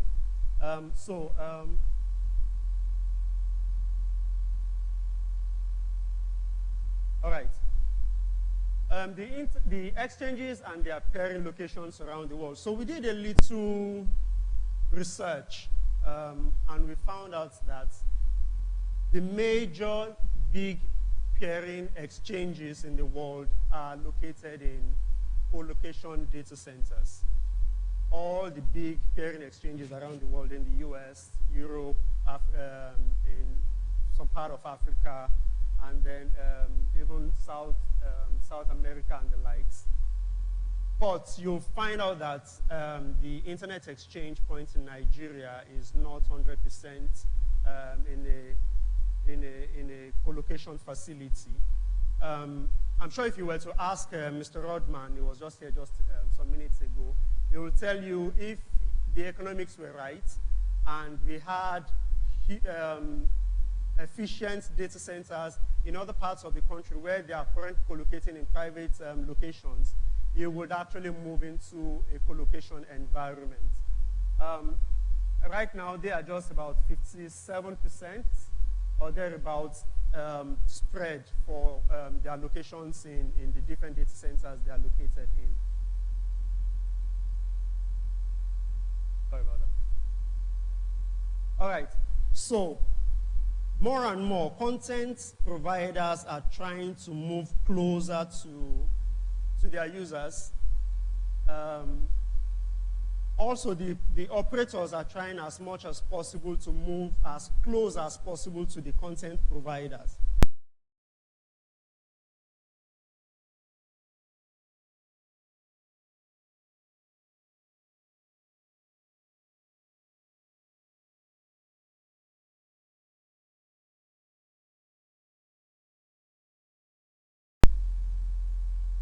Academically or in practice, what you hear is that the tier 1 carrier has all the prefixes or is connected to all the networks in the world. Okay, that's what we hear academically. But ultimately, the practice is that people want to be as close as possible to the content. So if a local carrier or a local ISP in your locality can connect you to Google, Facebook, just by a hop away, doesn't mean that that carrier is now a tier 1 carrier. But this is something the operators will now need to start thinking about. Does the evolution of content moving close to the user change the past? Does the evolution of content moving close to the user change the perspective of how we tier our carriers globally and locally? I'll thank Mr. Rodman for this diagram you guys see up here. Somewhere here, I don't know if you can see it. That's the top right corner. He shared that with me sometime early last year. And what it says is that the further you move away from the user, the more expensive internet is, and that is the situation we find ourselves. So the user down in Maiduguri or Kano or wherever ultimately needs to come down to Lagos to be close to content. So if you are able to move content closer to the user, it reduces the cost of internet to the user. And then you see the graph on the bottom right corner there shows a live graph of the impact of moving data close to the user. And this is where the edge data center or edge facility, and this is the idea behind having an edge data center. So what it does is that it brings data closer to the user, and ultimately what you see is a sharp drop in the latency, and then the user experience is better. User experience is more, easier for you to say, okay, I want to consume this content. Right now, what you see is that when you go on YouTube, for instance, your content doesn't buffer as it used to be because the data has come closer to the user than it used to be. And what facilitates this movement of data or content close to the user is the movement of, or the availability of data centers, huge data centers, efficient data centers, as close as possible to the user. And so we are bringing content provider, operator, user into one facility, and that is where you have the expediency of the co-location facility. All right, so I'll use use cases to explain what this slide is trying to tell us. The game has changed drastically, and we are beginning to, it's almost as though we've not come to terms with what has hit us in the country with the availability of the kind of co-location data centers we now have in the country. We have banks that get licenses from, they are licensed to operate from CBN. And then you find out that their turnaround time to be able to go into operations has shortened, unlike before where you have the data center or the banks trying to say, oh, okay, we are still building our data center, we are still putting this in place, we are still putting that in place. But the turnaround time has shortened because right away, they are able to co-locate in a facility and start operating immediately. So we have examples of that in Iraq Center, for instance, where a bank got a license and in a very short period of time, they were ready to go into operations because they didn't have to start thinking about the brick and mortar side of things. All they needed to do was get their infrastructure, put it inside an existing environment, and commence their operation. Same way we have with operators. We have operators that have come into the data center, and right away they just put their Metro Ethernet switch, they put in their other gears, and right away they are able to start operating. Other than what we used to have before, where they need to go and build a location to put in their network and put their ring in place. So if you had more efficient data centers like this spread across the nation, you'll find out that traffic exchange will be able to take place at huge scale because the operators find it more economically, it makes more sense economically for them to put the kind of robust infrastructure into a co-location facility rather than put a backhaul to a single location where they cannot scale properly. Because if they spend more that money into a co-location facility, they know that they can get more services delivered to either the enterprise user or the retail user. It is more cost efficient for them doing this. It also drives innovation and productivity. So banks, for instance, and any other organization in different financial industries are able to focus on their area of expertise rather than thinking about, oh, my data center power will soon go down or whatnot. You have outsourced that headache to the experts in data center operations. Also, deployment of new technologies and services. For instance, SD-WAN is only made possible because services that you want to consume are in a single location. And so the SD-WAN providers are able to just put a device in a co-location facility and provide software-defined network, intelligent network to their users. Flexibility as well. So it frees up all other issues, and then you are able to move to one carrier without issues. We are able to say, okay, I'm having challenges with this carrier. I'm moving to this carrier, this other carrier easily without the need to say, oh, okay, I'm calling carrier B. Can you build a backhaul to my facility because I'm having issues? Everything is there for you already, so you are able to move from one carrier to another without issues. And this is what a co-location facility does and brings to the industry, to the operators. They are able to operate better. They are able to focus on their business better and deliver service to the end user. Thank you very much.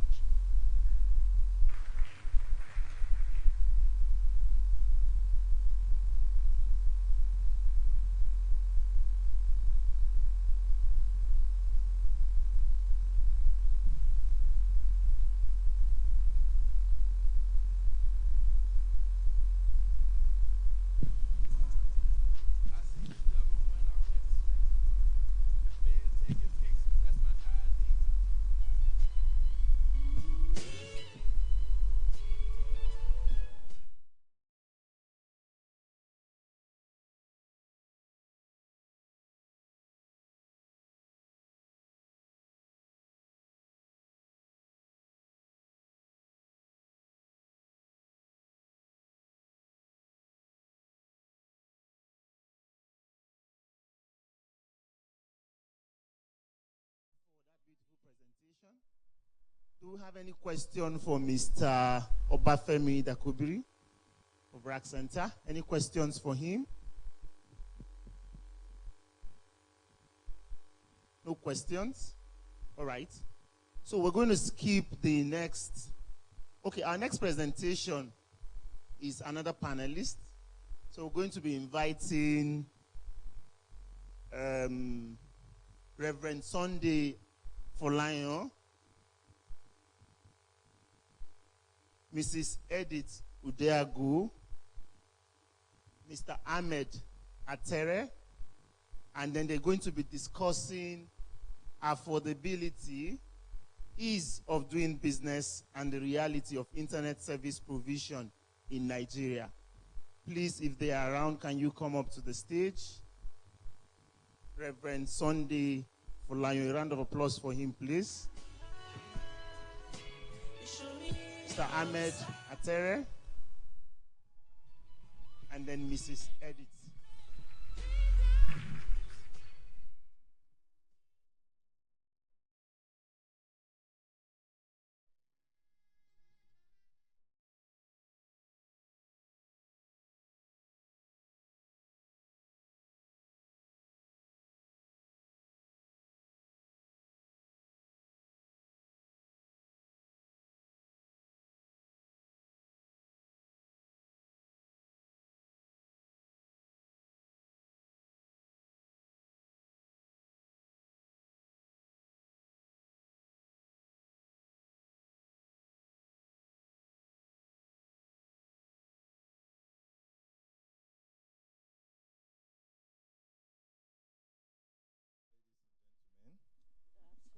The session has been introduced, and the discussants, the panelists, have also been introduced. But I would crave your indulgence that they be allowed, when I call upon them, to say one or two things about what they do beyond the introduction of their names, because they touch directly the end users. So we're looking at affordability, ease of doing business, and the reality of internet service provision in Nigeria. And we're going to take a critical look at the environment and the challenges that must be tackled for operators to deliver better quality services with wider coverage. I'll be moderating, so I will, we have, it's 12:30. We're supposed to discuss till 1 o'clock. So I'll give each of them 5 minutes to have the initial stab at the topic. Then from there, I'll raise one or two issues. We will discuss it. Then thereafter, we'll come to the floor and take your contributions, questions, and comments. I think with that, when we are done, I'll do a summary, and then the speakers can have the last words, or the panelists, and then we can close the session. My plan is to close the session at exactly 5 minutes after 1, so that we're done. So, affordability, ease of doing business, and the reality of internet service provision in Nigeria. I want to start with our beautiful lady to go first on the topic. Edith. Good afternoon, everyone. Reverend Sunday Folanyo is very partial. I used to be his staff, so that's why he's starting with me first. Okay, my name is Edith Udago, the Executive Secretary of the Nigerian Internet Registration Association, NIRA. We manage the infrastructure that hosts the .ng domain names, that is the .ngccTLD. We have an MOU with NITA, which permits us to manage this natural resource for everyone. Well, you know, while all the other panels discussions were going on, I wanted to ask them, with all the millions of people who are on the internet, who have mobile phones, how come we only have less than 150,000 active domain names? I mean, it just doesn't make sense. It's the same internet, is the name, our online identity, the identity of Nigerians in cyberspace. And we're just talking about 150,000 active names with a population of over 200 people. So, 200 million people. So where is the problem? You know? Well, we've heard quite a lot that .ng domain names are expensive. But then we ask, expensive compared to what? You're comparing a CCTLD name, your own identity in cyberspace, to a generic name that belongs to someone else. And you are busy improving their own statistics, creating jobs out there. So why don't we register our own names? The more names we register, the cheaper it becomes, the more we improve on our infrastructure. So basically, the more names we register, the cheaper it will be to run the infrastructures that we have in place. We're using world-class application, world-class infrastructure at co-location centers. So all these things have their cost. We have high-quality staff. They all have their cost. So we need to patronize ours, that which is ours. And when we do so, we are quite sure that the prices will keep on reducing for the registration of domain names. Okay, and we talk about the ease of doing business. We try to accredit as many credible registrars as possible, because they're the ones who register the domain names, they're the ones who interact with the end users. So by making sure that we have credible people out there, and we can go to all the different geopolitical zones in this country, we hope to make sure that it will be easier for people to register their .ng domain names. And we've talked about quite a lot about collaborating with government establishments. For example, the CAC. As you register your business name, you will automatically be encouraged to register a .ng domain name so that you're online immediately. It makes it a lot easier and much more profitable for everyone. Even if you don't want to register at second level, you can register at the third level. But the most important thing is that we are trying to make sure that all facilities are as affordable and easily accessible to everyone that want to be online. I mean, we are so many people on all the other social media platforms, but why don't they be on .ng? There is even those who are already with the GTLD names, there's a way you can do a redirect, so to make sure that you can be on .ng. And we do a lot of training in ERA, a lot of training to make sure. The operators complain about the cost of the infrastructure, our desire for foreign things rather than the local products. So these are part of these challenges, apart from the cost of infrastructure, the policies, inconsistent policies, not only from government, but some loopholes in the NERA policies, which makes it a bit difficult for them to actually operate the way they want to operate. But the fact still remains that you have to have guidelines, you have to have policies that will guide you on how you operate while you are in cyberspace. So you can't just go there and just use a name that you're not supposed to use and stuff like that. So was that okay within the time? Yes, thank you very much for that initial stab. I'll want to give the floor to Ahmed. Thank you. Hello, everyone. It's nice to be here again. My name is Ahmed Atere from Mid Networks Nigeria Limited. Mid Networks basically is a network infrastructure company, and what we basically deal with is in building last mile network infrastructure ranging from schools, organizations, government agencies, oil and gas industry, and also focus a lot more on consulting and training. And over the past few years, I would say my company has built a large number of campus network across most of Nigerian universities and higher institutions. And same for some of the government agencies. And what we get to realize is this.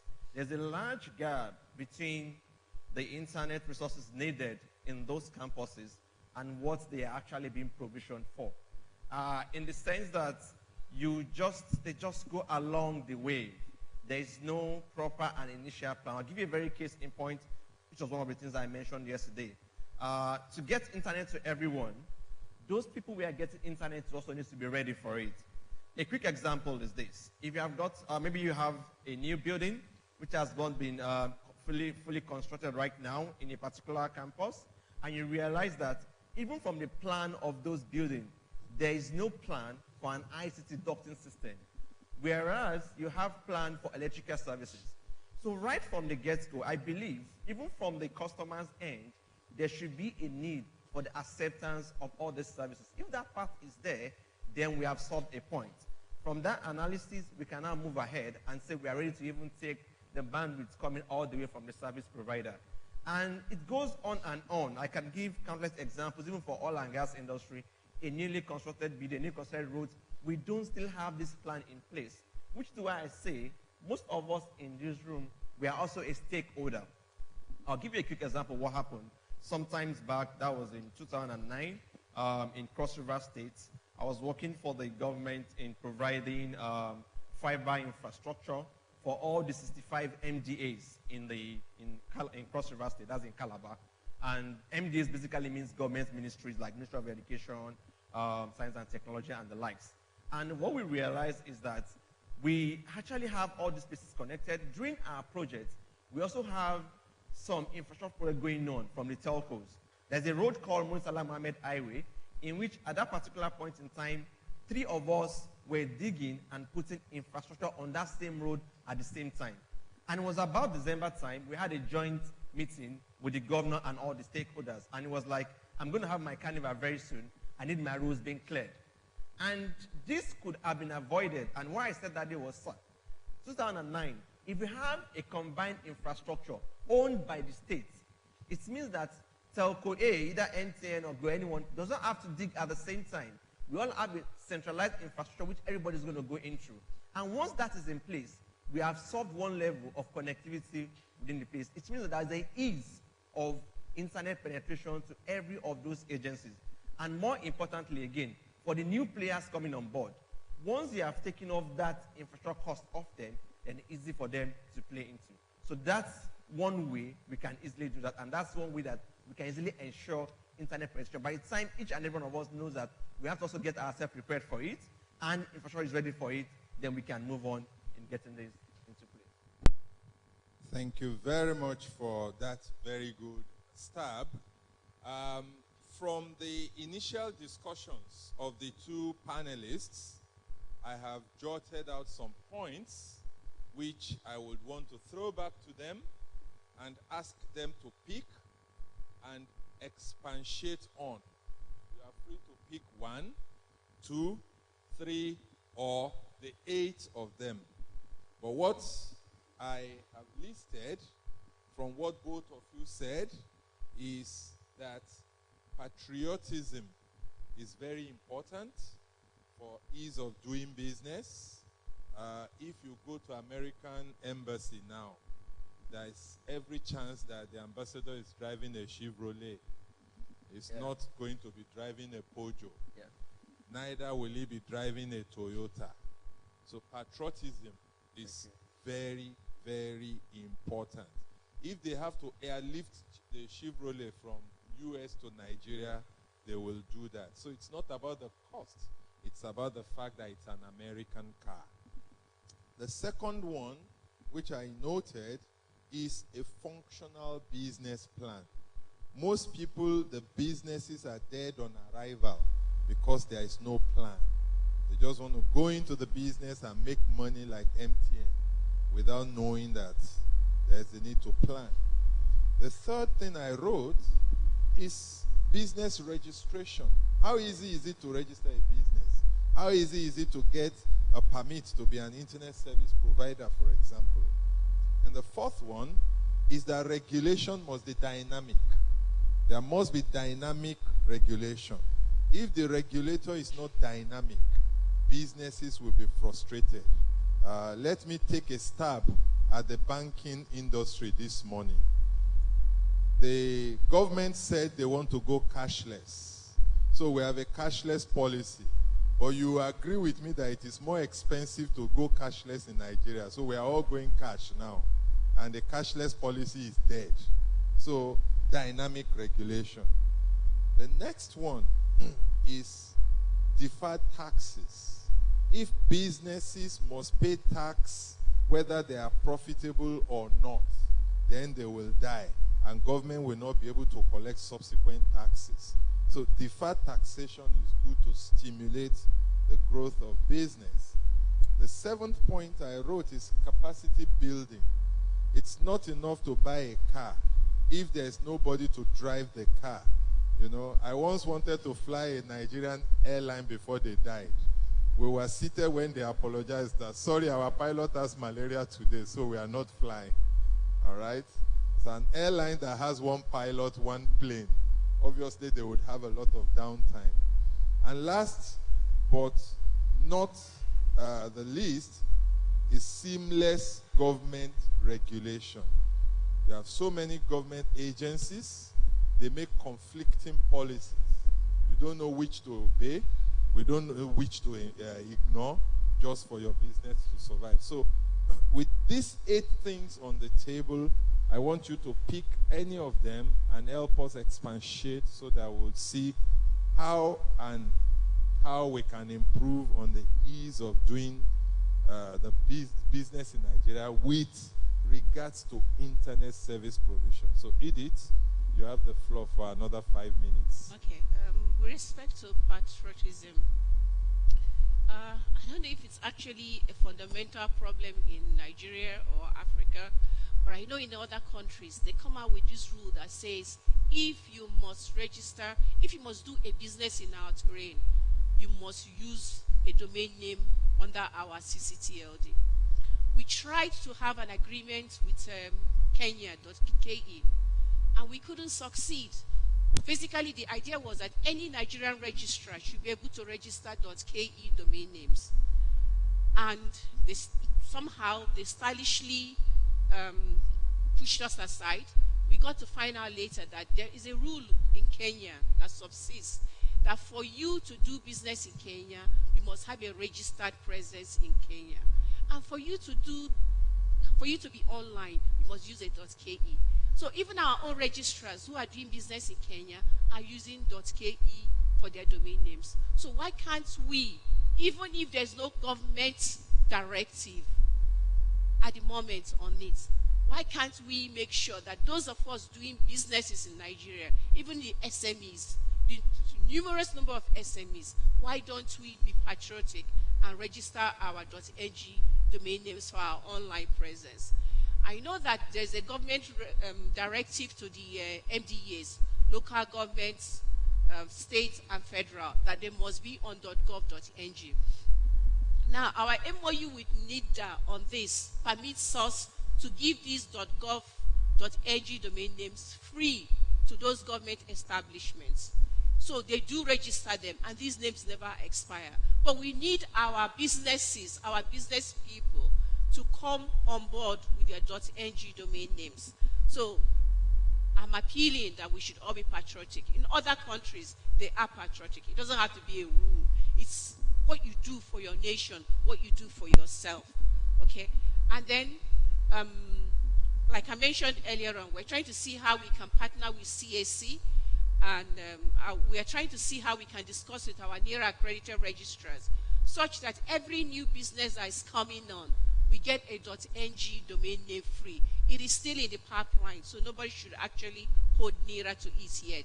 It's just an idea we're discussing with our registrars, such that as somebody goes to register a business name at CAC, the first year they get a .ng domain name, .com.ng domain name free, so that they can be online. And along that way, they will get a one-page website so that they can use that to start up their business, and equally get free hosting from our people who host. That's why we've been talking to a lot of local hosting companies, so that we can combine this, bundle this package for new businesses being registered in the country.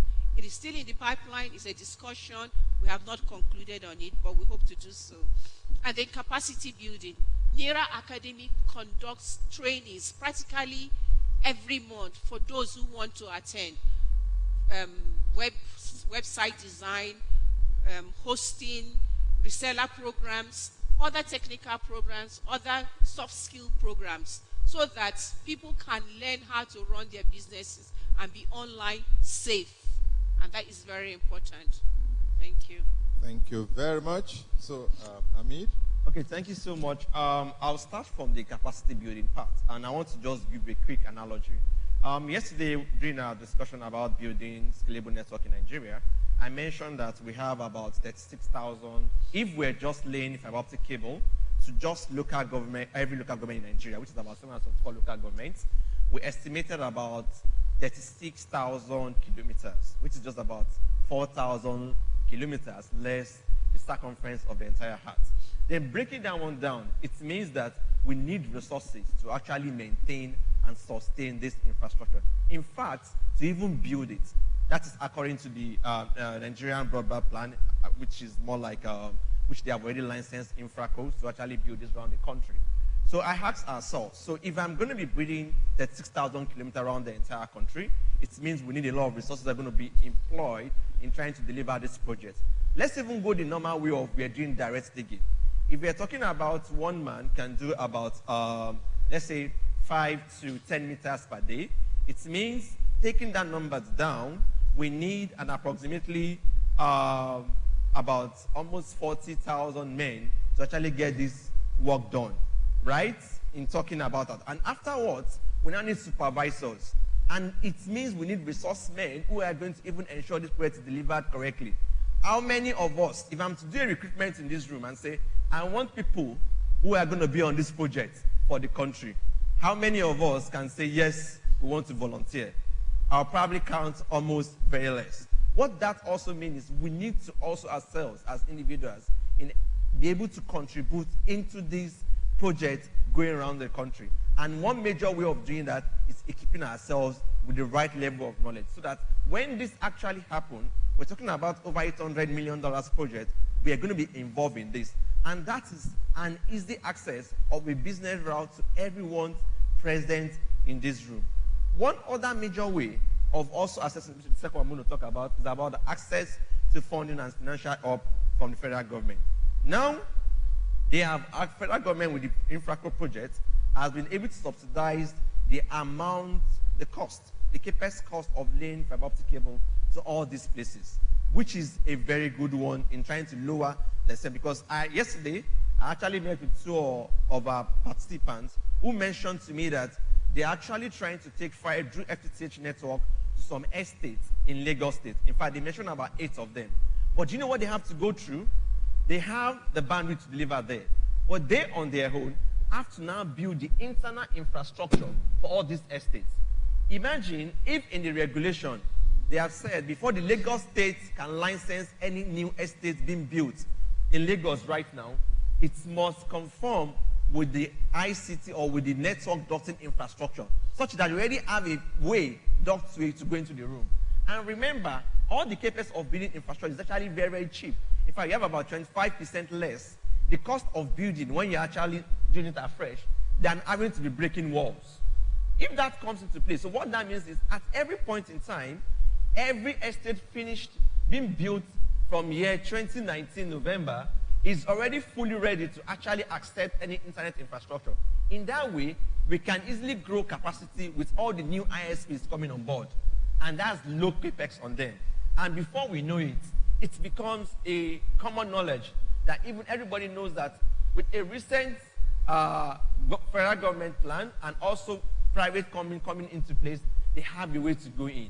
And it's going to give us an easy access for everyone to know that, yes, internet for everyone is actually coming into reality, because the final capex case of last mile almost has been taken away because government has taken care of that in the regulatory policy.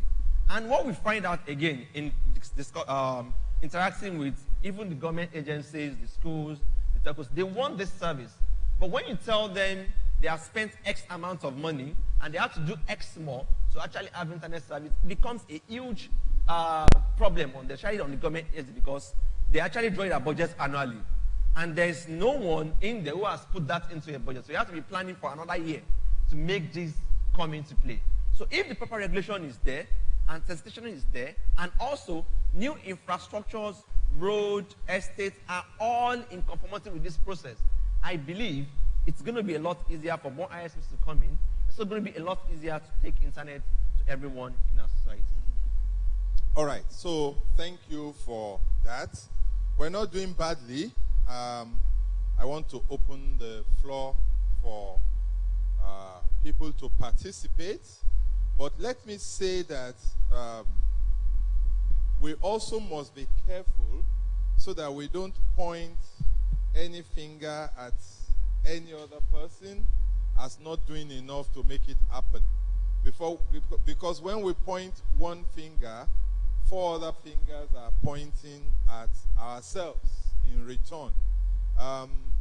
It would be good to know what are the things people are seeing there, out there, that we can attack and solve. Not throw our hands up in the air to say, oh, this is a problem, we can't do it. And I will explain why I'm saying this.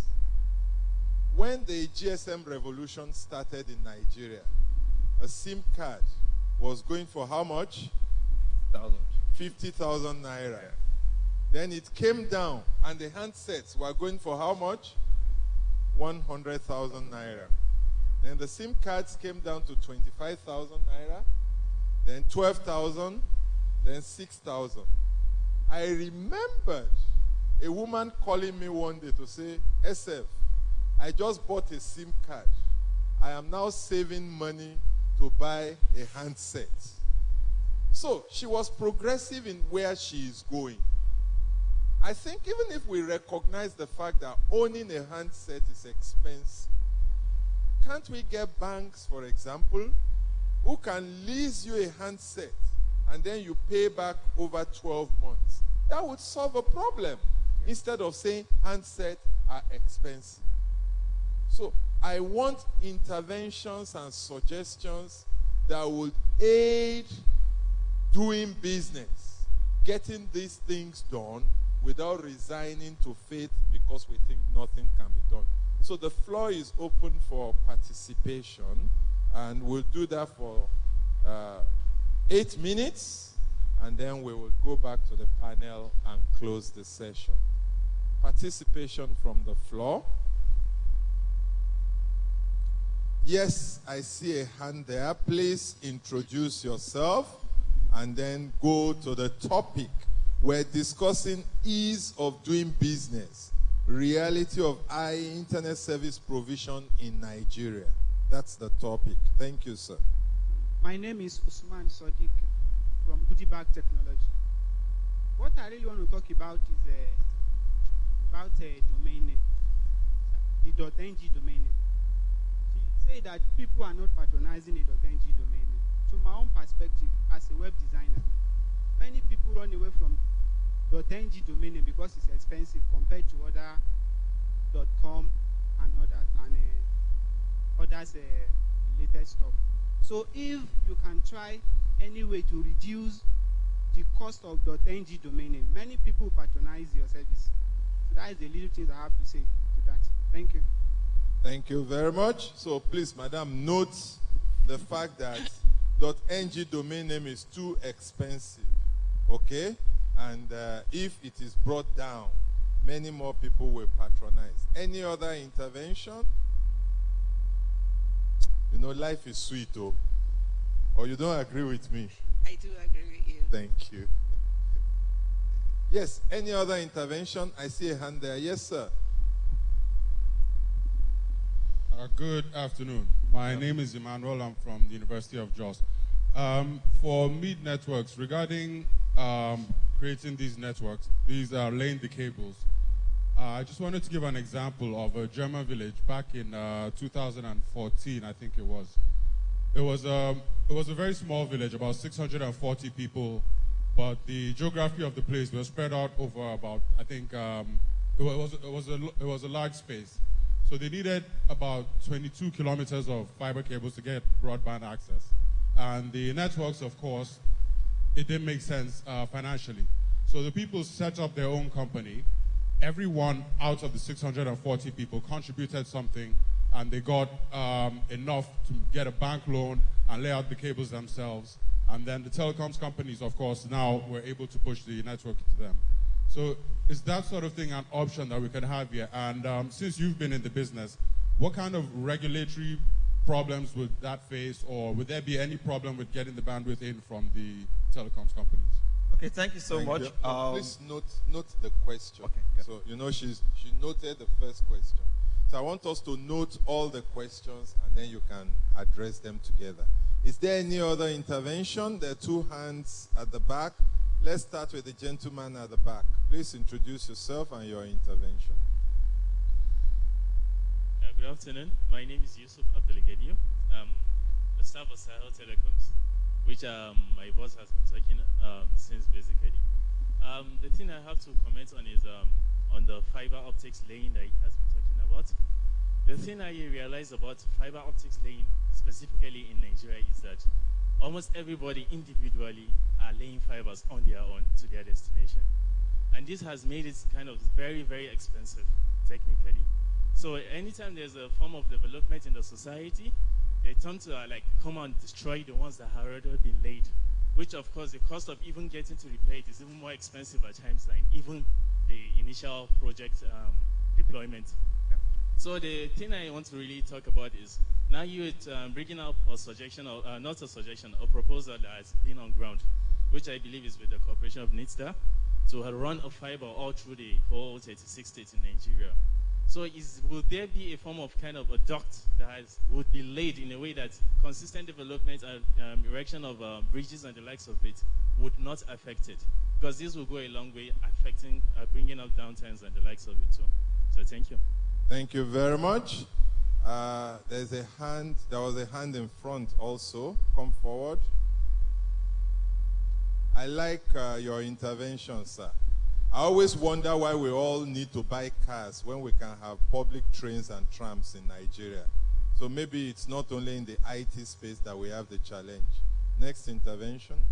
Thank you very much. My name is Dayo Tokiti. I work with LBS.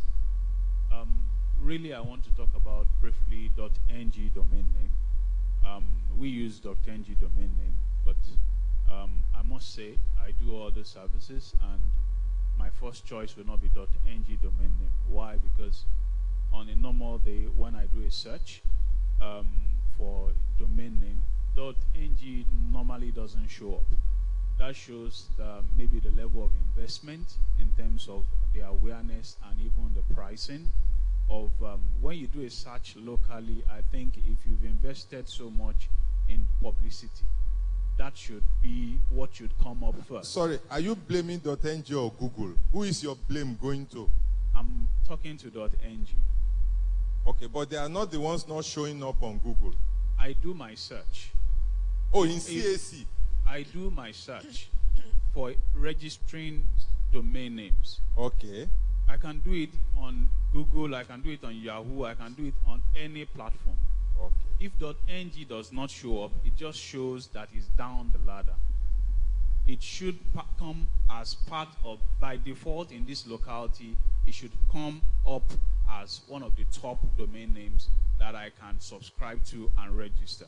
Okay. Secondly, everybody knows who is, and I don't need anybody to remind me of who is. If you look at .ng's who is a very long name that I myself using .ng find it difficult to remember.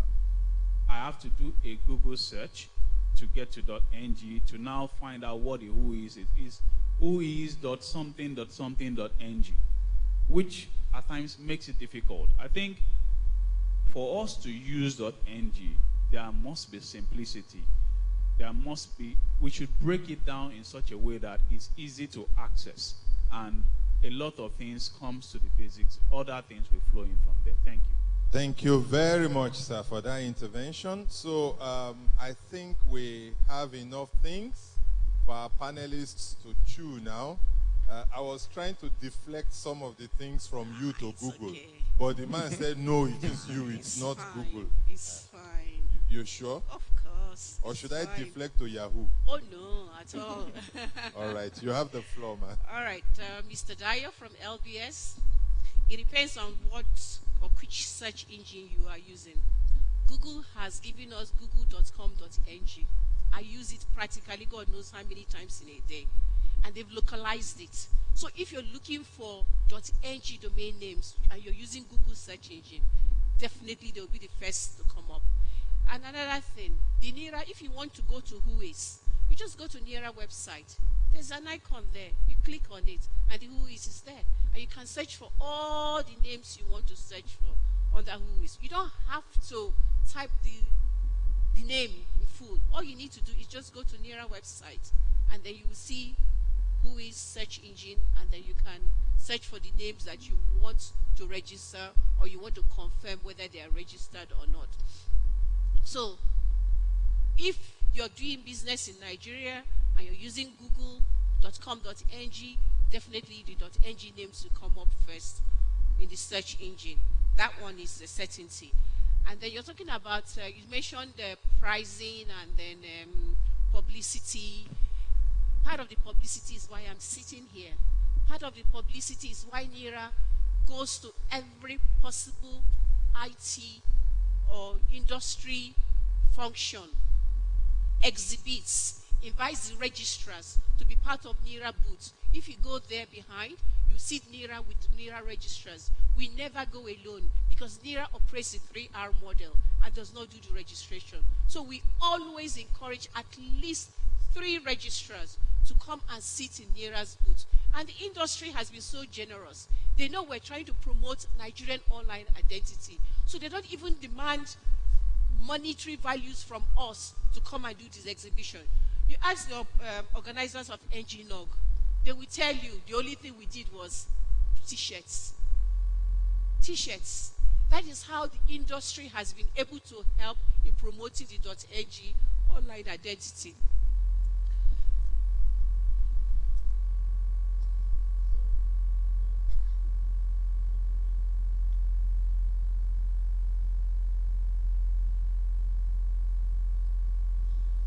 Sorry, excuse me about that.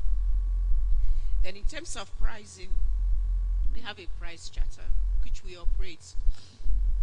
Basically what that price charter says is that by the time you register this number of domain names at the second level, the price goes down. When I joined NERA in 2014, the price of .ng domain name at second level was 15,000 naira to the end user. Now, to the end user, with some registrars, it's less than 9,000 naira, which means progressively we are reducing the price. But this depends on the uptake, because there are infrastructures to run. We don't really get the subvention we're supposed to get in carrying out this responsibility. So it is the income that comes from registration of the domain names that we use to run the infrastructure. We have a world-class registry solution. We're co-located in some centers. We have redundancy. We have world-class staff who are managing the registry. So there are expenses, there are bills, but our aim, our goal is to reduce the cost of registering domain names. I mentioned earlier what we wanted to do or what we plan to do, which we have not firmed out.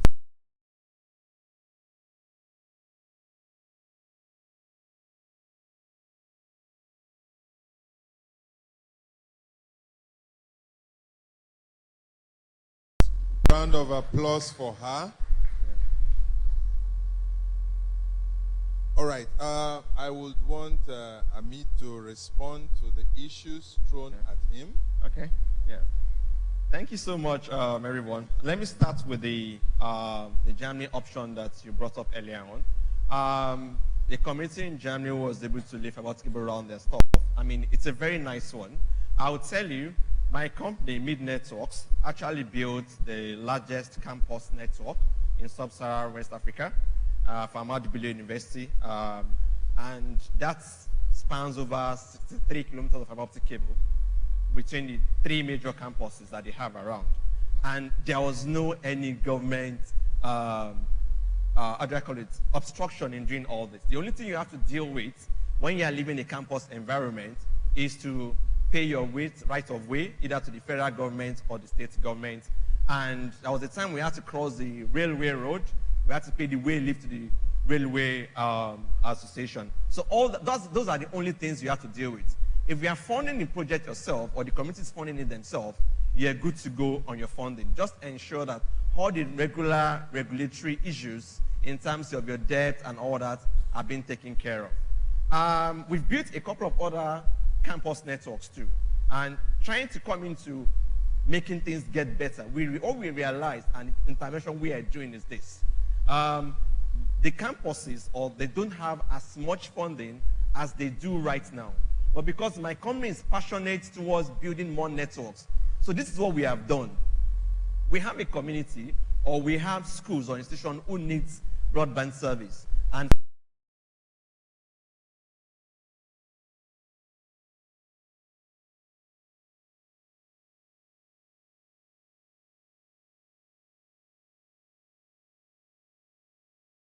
broadband service and fiber as their backbone. We go into partnership with them, we fund the entire project, and we say pay us back over 5 or 6 years. We have a case in point with Federal College of Education in Oyo, and we have that same thing with them. We have the same proposal that's open to any community or any agency who wants to do so. Because the truth of the matter is the CAPEX is very, very huge. But some of us in our capacity to come and say, this is how we want to bridge the gap in getting this done. And this is an open platform, like a solution that SF just said right now. What do we do in making this a lot possible? This is what we have been doing, and this is what we are committed to keep doing for institutions moving forward.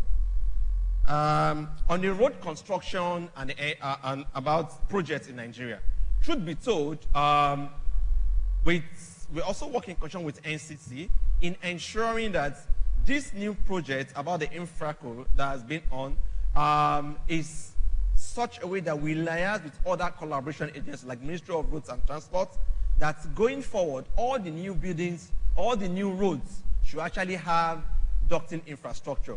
And by the time the project is completed, we are going to have a geotag map of all the fiber routes going around Nigeria in such a way that anything coming up, before you get license to do any major construction, you actually need to come and give us an access to this, and you ensure that we protect this infrastructure. Let me give you a very good example of how this can be protected. If all the telcos, A, B, C, and D, case in point, NTN, Glo, Airtel, knows that they are all passing through the same channel of ducts for their service to be operational, they will all pull a joint effort to ensure that that duct is not destroyed. But if telco A is passing this direction and telco B is passing the other direction, I know that, oh, that place does not belong to me, I don't have so much of interest in it. And which is what is happening in the microwave space right now. They all co-locate. And what means they have a joint interest. And when we all have joint interest to make things better, we can make more laws, we can make more efforts, and we can shout more to get things done in a proper way. So there are plans in place to ensure that all infrastructure that's going to be laid or that has been laid is being protected. And with that, with so much sensitization, we believe that infrastructure is going to be protected across the country. Thank you very much. Our time is fast spent.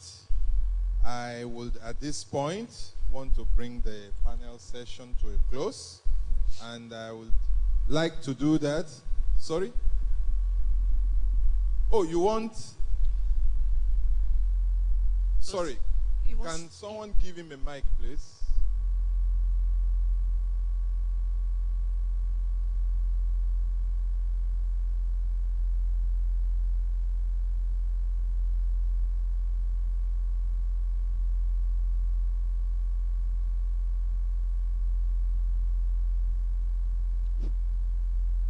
Technical.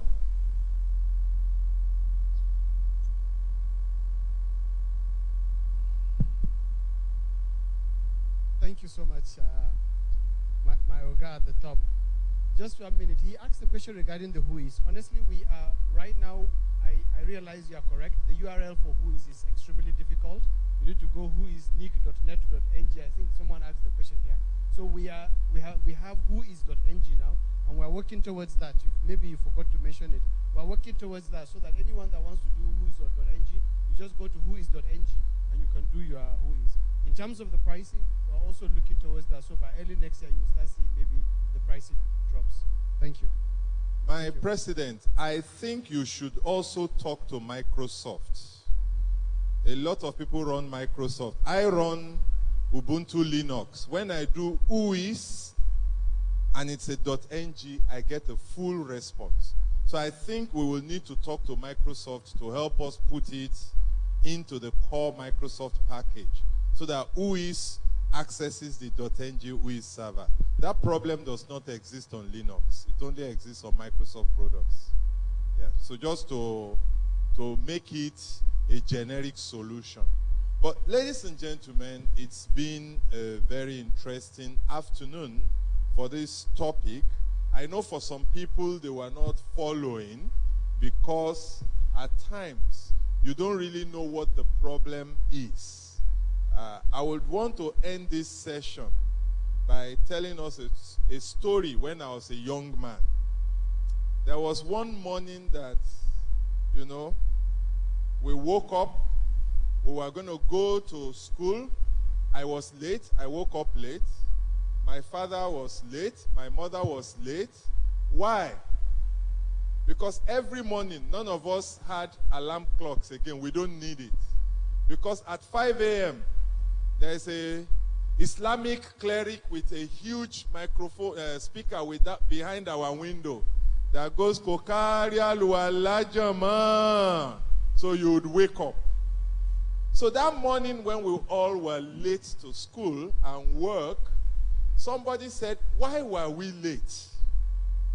Because when we drove out of our houses, other people were driving out of their houses too. So it was a general problem. And somebody said, Baba Kokaria Luala died overnight. So nobody did the morning prayers that morning. An entire community depended on one person as their alarm clock. They didn't have alarms.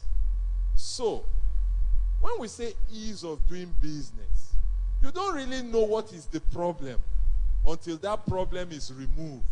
Then you will realize, oh, so all along that has been the problem. I'd like to tell you this afternoon that the biggest problem to us doing business in Nigeria to make the internet grow is you. You are not playing your part. On that note, I'd like to thank Edith very much for your contributions this afternoon. Quite insightful, quite in-depth. And Hamid, thank you very much. And for all of you who have resolved to play your part henceforth to make it easier to grow the net in Nigeria, thank you all for participating in this session. Good afternoon.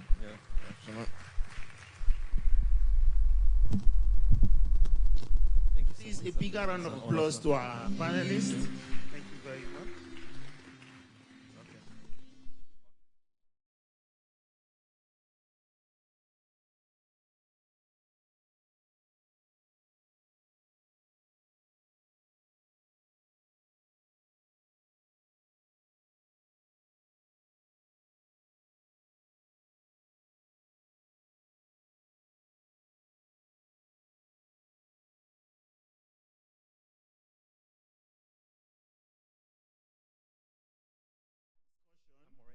And then NGN have also promised to make a lot of changes. For me, if you don't have a .ng domain, how else can you promote them? Because you find out that at this conference, they give you shirts, they give you a lot of things. So you need to patronize them so they can still be in business. Thank you very much. All right. Part of the workshop or the conference is that tomorrow we're going to be having a hands-on. And the hands-on entails that for those who are technical, will learn about how to build networks, the different tracks. So before the next presentation, I will be inviting each of the track leaders to talk to us about the workshop for tomorrow. The hands-on that will begin tomorrow and run through Friday. So I'll have all the track leaders. I don't know if they are around. Please get set. I'll invite each of them to talk to us about the tracks and what you should expect from the track. So the first to come will be the track leader for system administration.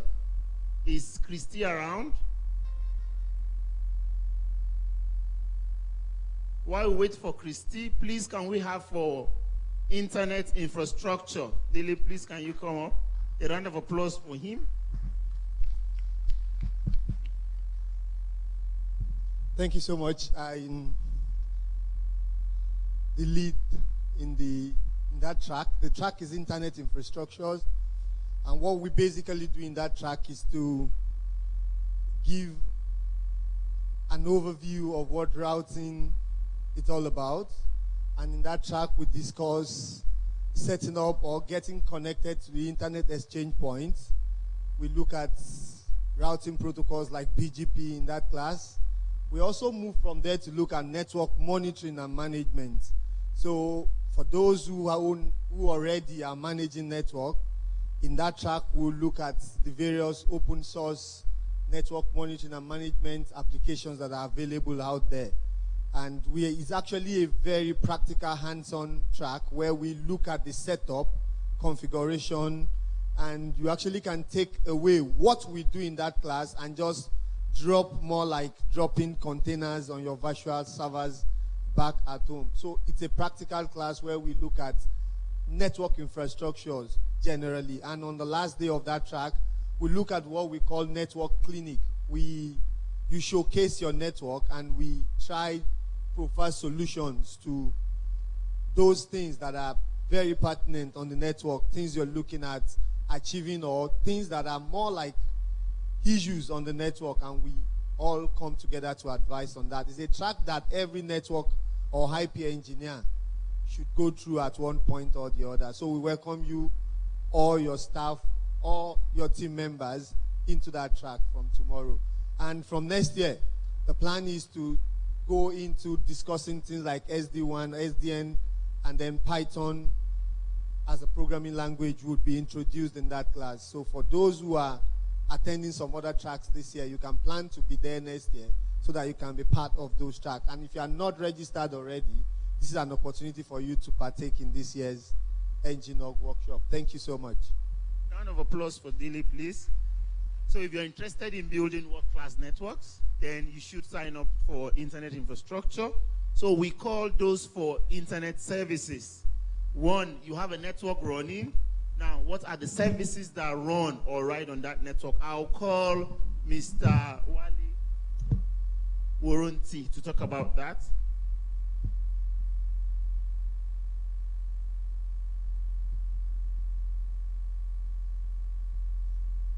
Good afternoon, everybody. My name is Zoronti Adewale.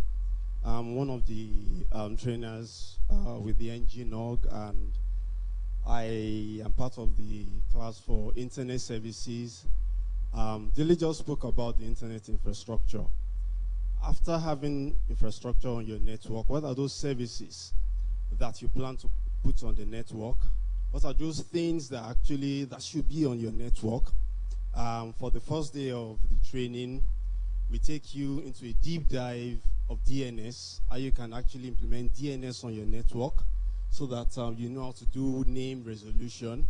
And after that, we go into mail and we talk about web services for some of us that want to get acquainted with running web service on our network and stuff like that. And also, we also implement things like having monitoring tools on your network. How do you measure what is actually passing through your network? We use things like Observium and LibreNMS. Majorly, we run open source application, and we get you up and running with some of these things. And also after that, we do pretty hands-on on how you can actually build a firewall using UFW or using fail to ban. And majorly, we make sure that you do all these things on your own because they're actually hands-on. And everything we do in that class is actually open source based. And we run majorly Linux operating systems. So after you might have graduated from a system admin track, then we actually teach you how to run services on your network. So thank you, and we'll be expecting you for the next 3 days in our track. Thank you, Mr. Wale. So if you're interested in running services on your network, if you don't know how to monitor on your network, then that track is for you. One thing is to have a network. The next is to have services run on that network. So I'll be inviting Mr. Dewale Ajao to tell us about the peering track. Round of applause for him, please.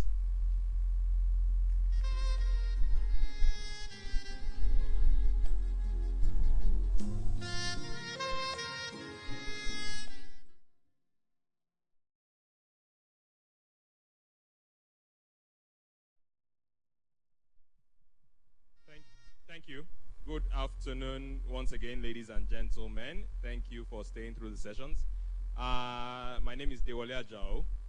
I'll be talking a little bit about the peering and interconnection track. So basically, this is a part of the workshops where network operators sit in a room to discuss different parts of peering and interconnection, the different challenges, the new technologies, the considerations that you would have or things that you should take into consideration. If you're a peering manager already, or if your network is looking to pair with other networks, and for those who don't understand, I'll just quickly describe what peering is. And for you to have an idea how important that session or that workshop is, if you look at the cost of connectivity, when you compare cost of connectivity today in Nigeria with other places where there is more peering and interconnection, you'd realize that the more your networks are connected to other networks, either through an exchange point or directly, the lower you can bring the cost of connectivity. When the content is in the country, and it's simply a matter of, oh, we get ourselves to the exchange point, and from there we meet this network. So you see all of our partners.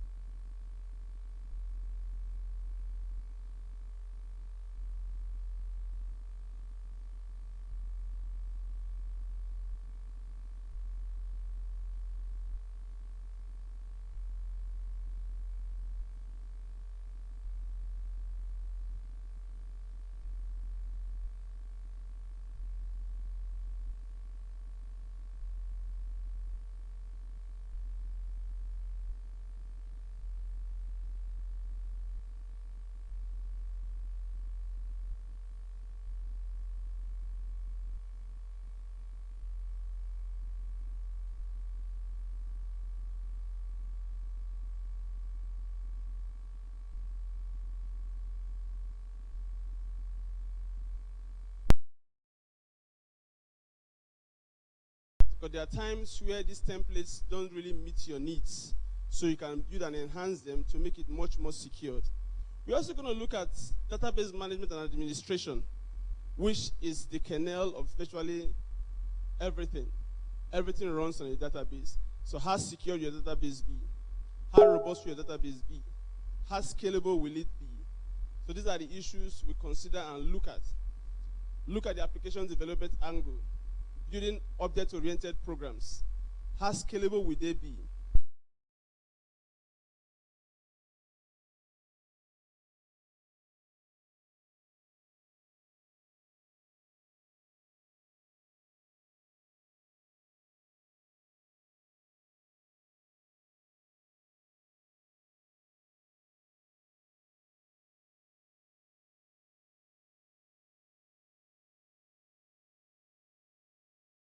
End of the day, we'll end up with a project.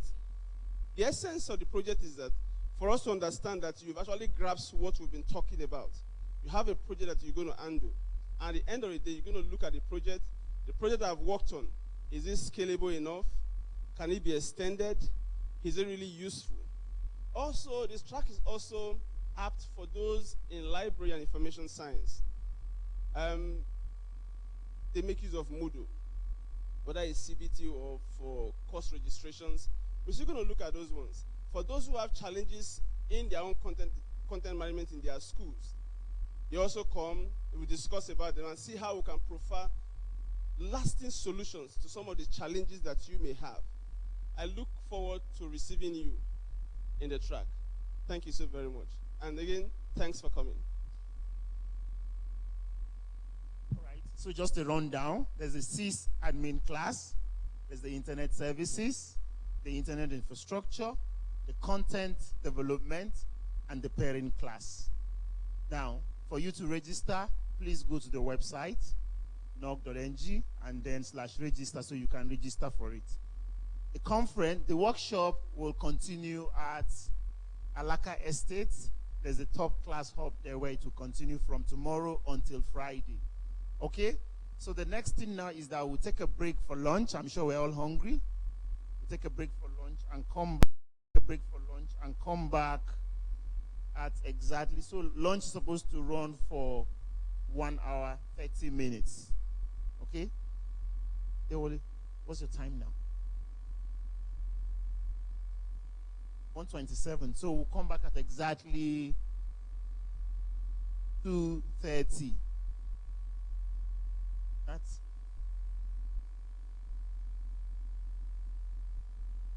okay. So please, you can have lunch now. We'll come back at yes. Okay, we'll come back at exactly 2:10, so we can continue. Thank you very much. A round of applause to all of us, please.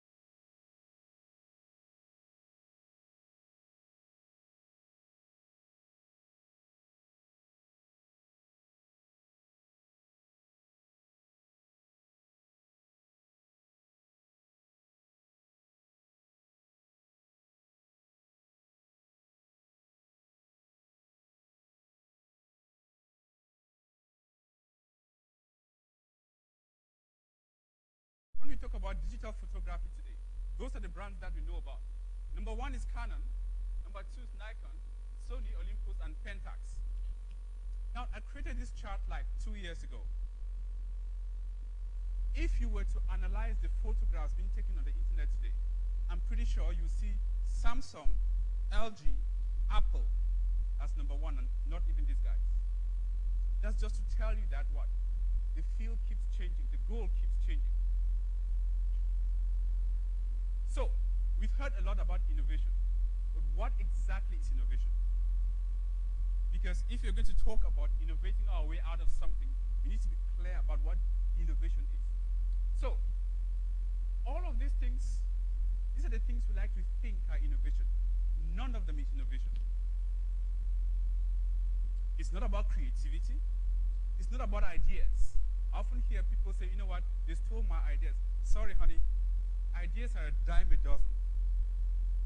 But okay, it's the execution of an idea that is worth it. It's not about R&D. We often confuse innovation with R&D. So what is innovation? It's an idea that does two things. It generates value for a customer and the business. If an idea, well executed, cannot generate value for a customer and the business, then it's not innovation. Call it whatever it is, it's not innovation. So mark those two: customer value and business value. Now, the first challenge when it comes to innovating is this. Most organizations, especially established big organizations, they're in a mode that we're calling exploiting the current business model. They've found something that brings in money, and every executive from the CEO to the frontline staff is focused on executing on that business model. So execution, that's the focus. Now, that's very different from the kind of mindset you need to innovate, which is what? Search. When you're trying to innovate, you must start with the premise that I am going to fail and fail. And failure becomes a spring part for learning.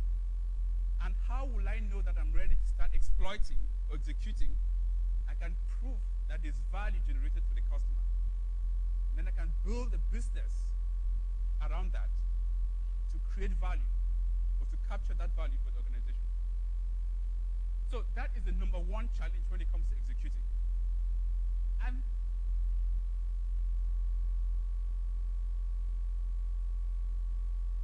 one of the stories I like to tell to illustrate the importance, how difficult this can be, is that sometimes just asking the right question can be very crucial. During World War II, the US Army, they had a problem. The vast majority, there was a really large number of fighter pilots that were going over the Nazi-occupied territory, and they were getting shot down. And so the army thought, of course the obvious answer to protect our airplanes is to put armoring. But here's the problem, design challenge. If you armor the entire plane, it becomes heavier, therefore reducing how far out it could go. So the question was, let's armor just the most vulnerable parts of the plane. So what they did was that every single time a plane came back from the battlefront, they would mark the points in the plane where there were bullet holes. After they thought they gathered enough data, a couple of generals sat in the room and said, okay, fine. Based upon these photos, this data, which locations of the plane should we put armoring on? And all the generals said, you know what, hey, see the wings, that's where we should armor. But then, a Hungarian mathematician called Abraham Walk came into the room. He was a consultant for the DoD. And he said, no, the place that you should armor is where there are no bullet holes. Because the data that you're looking at is telling you something from what you think it is. Because here's the thinking. Each of these planes that you are seeing made it back here after flying over Germany. So that's not the problem. The ones that were vulnerable, the way you don't see bullet holes, those that were shot there, they're the ones that fell in Germany. So that data is not here. So if you want to innovate, you have to start asking the right questions. And it starts with, are you trying to solve, I always ask, say, is it a $5 question we are trying to solve? Or is it a $5 billion question we are trying to solve? If you are thinking in terms of consumers, you're trying to solve a completely different problem from someone who's thinking as a producer. Okay? And so, for big companies that are already making money from the status quo, for them to innovate, is asking them to almost do the impossible.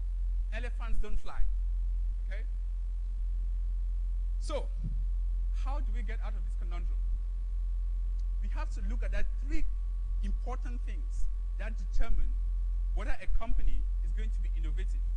Its resources, its processes, and its values. Those three determine its capabilities.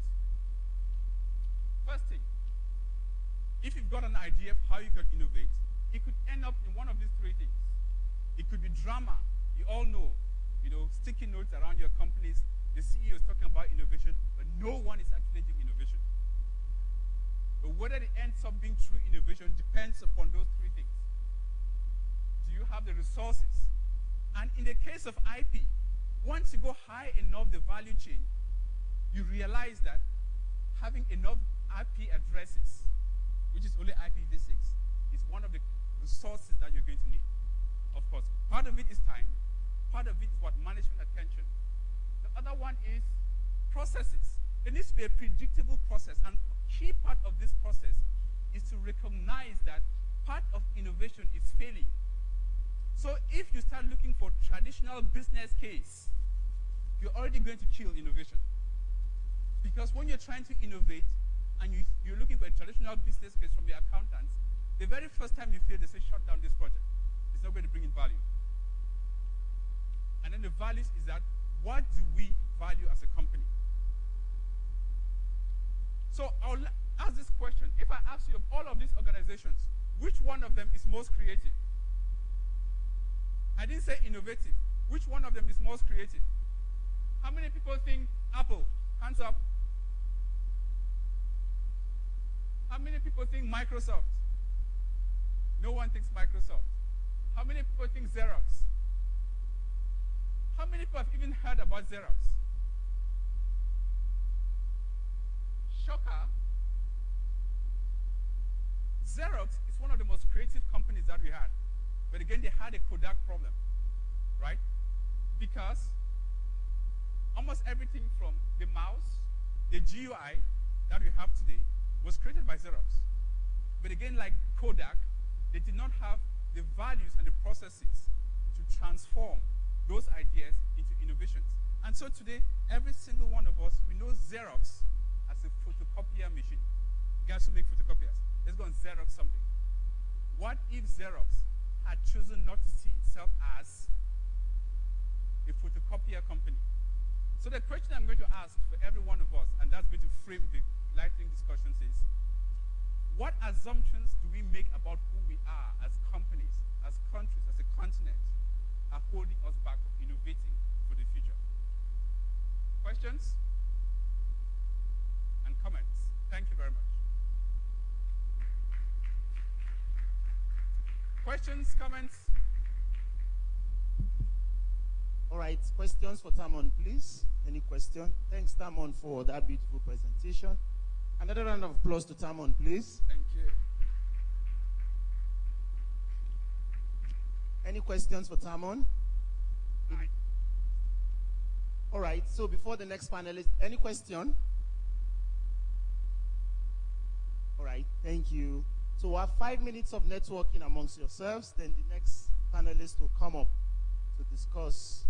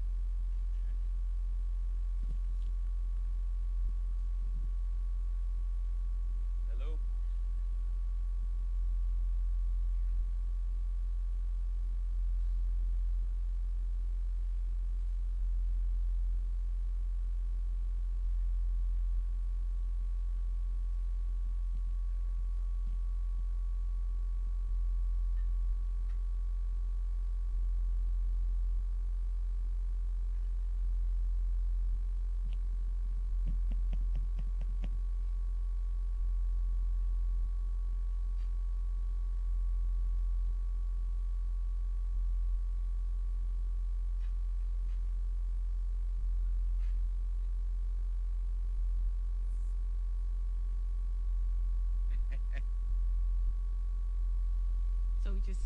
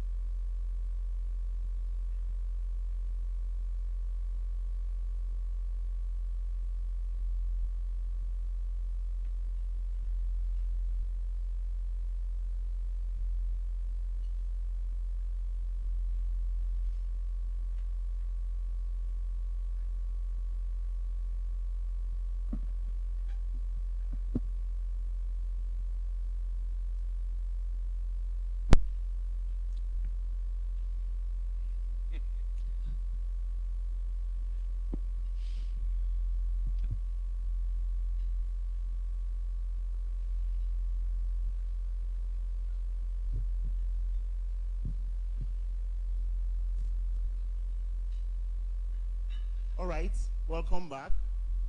So we're going to be having a panel discussion, and the discussion will center on real value of the internet beyond viral videos and misinformation. To be on this panel is Professor M.B. Moazu from ABU Zaria.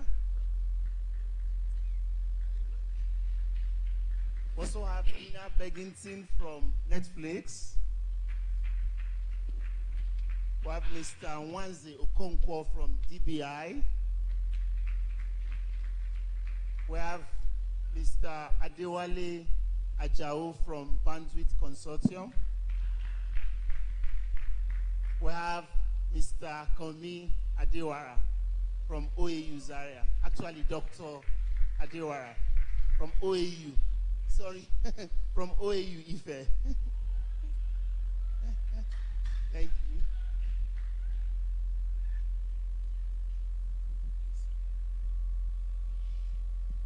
And then Cletus Okoli, I'll be moderating this panel. All right. Okay. So as already stated, what we'll be discussing, or what the panelists will be discussing, is to tell us real value of the internet beyond viral videos and misinformation. There's a lot of fake news. There are lots and lots of videos. Are they actually conveying the information? Is government going to stifle that at the expense of the money or the value that this is supposed to bring? So this panelist will be telling us about it.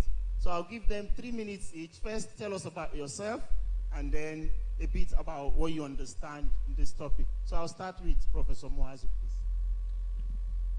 Thank you very much. Okay, I'm MB Moazu from Ahmadu Bello University, Zaria, from Department of Computer Engineering, and incidentally also the Director of ICT for the university. So I think my take on this is going to be more focused on internet and the academia. Yes, but then I think it's very important to put into perspective what exactly is what a lot of people take do with the internet today, even in the academia, talk less of the entire society. And listening to earlier discussions, and especially when somebody talked about the national broadband plan and the target of a penetration of 30% and a bandwidth speed of 1.5 Mbps. And then I think somebody also alluded to the fact that most Nigerians do not really bother about those targets, especially the fact that the broadband plan suggests that we should have a mobile penetration of 1.5 Mbps, simply for the fact that most of us, once we can get internet access to be able to tweet or to do Facebook or to do things like that, it suffices for our needs. And so that's why people are not really bothered about those targets per se, because that's all we really do with the internet. But even if we're focusing on social media applications for internet, there's a lot of value that could have been obtained from the use of internet for those functions. But unfortunately, most people do not even understand the business value in social media and capitalize on it. You see only a very few people do that. But then coming to the academia, the way things are moving now, there's a lot that has to be based on the strength of the internet that you have for you to be able to do things. And so, for instance, now, everybody is talking of AI, big data, and all this, because these are the engines that will drive Internet of Things. And this is where we're supposed to be focusing the value system for the internet on now. But unfortunately, even in the academia, that's not what we're necessarily involved in.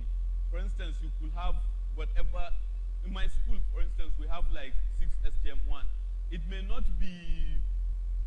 sound very big for some people, but in any Nigerian university system, that is pretty a substantial amount of bandwidth. But then we ask ourselves, if we do a traffic analysis, we'll see that a lot of it is not actually used for any value generating exercise.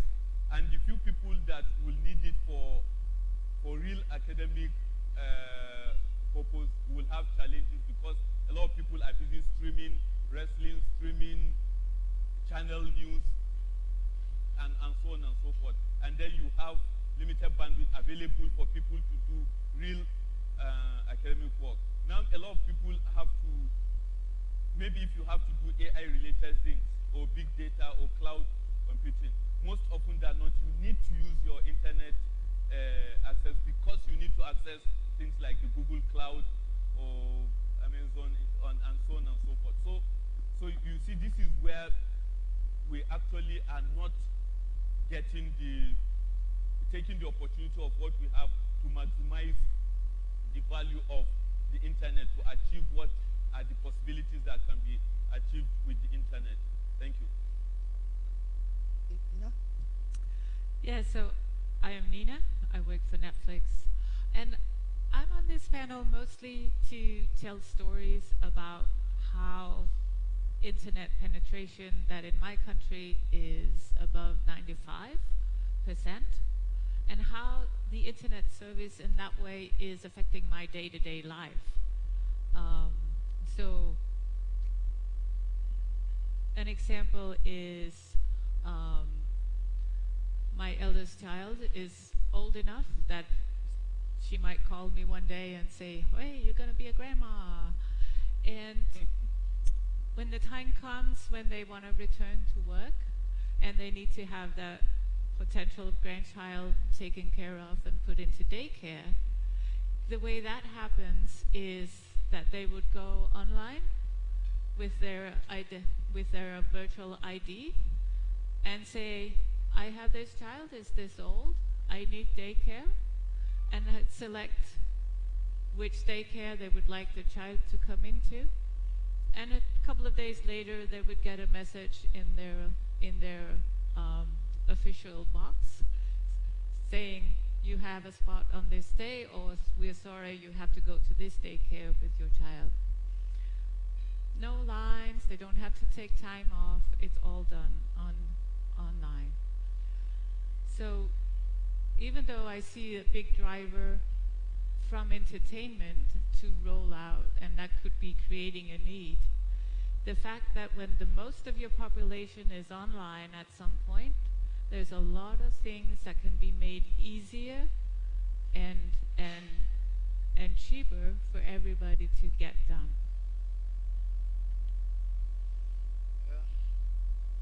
Good evening, everyone. My name is Mwanzo Kumpo from Digital Bridge Institute, and I'm the head of ICT.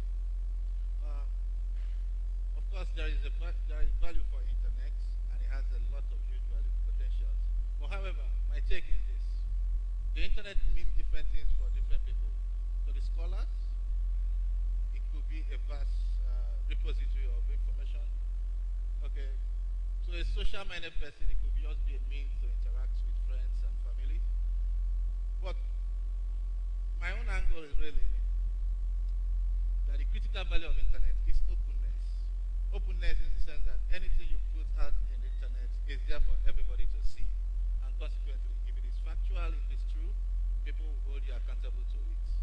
And so to me, that's the real value of internet. Okay, thank you. My name is Komi Adewara. I'm with the University of Afemewolo University, Leife. What is the impact of the internet? I see the internet as a tool to drive innovation. And I think that is so much underutilized so much these days, particularly for our young people. Yesterday, we were talking about the adoption of IPv6. And one of the key things that somebody mentioned was that to a very large extent in Nigeria, we are consumers. We don't create and generate content. And I see the internet as a tool to help our young people to come up with creative ideas and to put it out. And I think that once we can get enough of that content that is original, that is localized, then we can actually drive a lot of traffic. We've been talking about challenges with the NG domain, exchange point, local traffic. One of the ways that we can drive that is allowing our young people to take the tool, the internet as a tool, and use it to drive innovation and creativity. There's a lot. And I think the internet provides a level playing ground for everybody. So I'm looking at the internet causing that revolution, as it were, going forward. Thank you. Thank you very much. Wale? Thank you. My name is Dewale Ajao. I work with the Bandwidth Consortium. I also happen to work on the ngNOG related activities, and I'm the president of the Internet Society Nigeria chapter. So I'll take it from the angle of the Internet Society, going up from what you said about openness and innovation.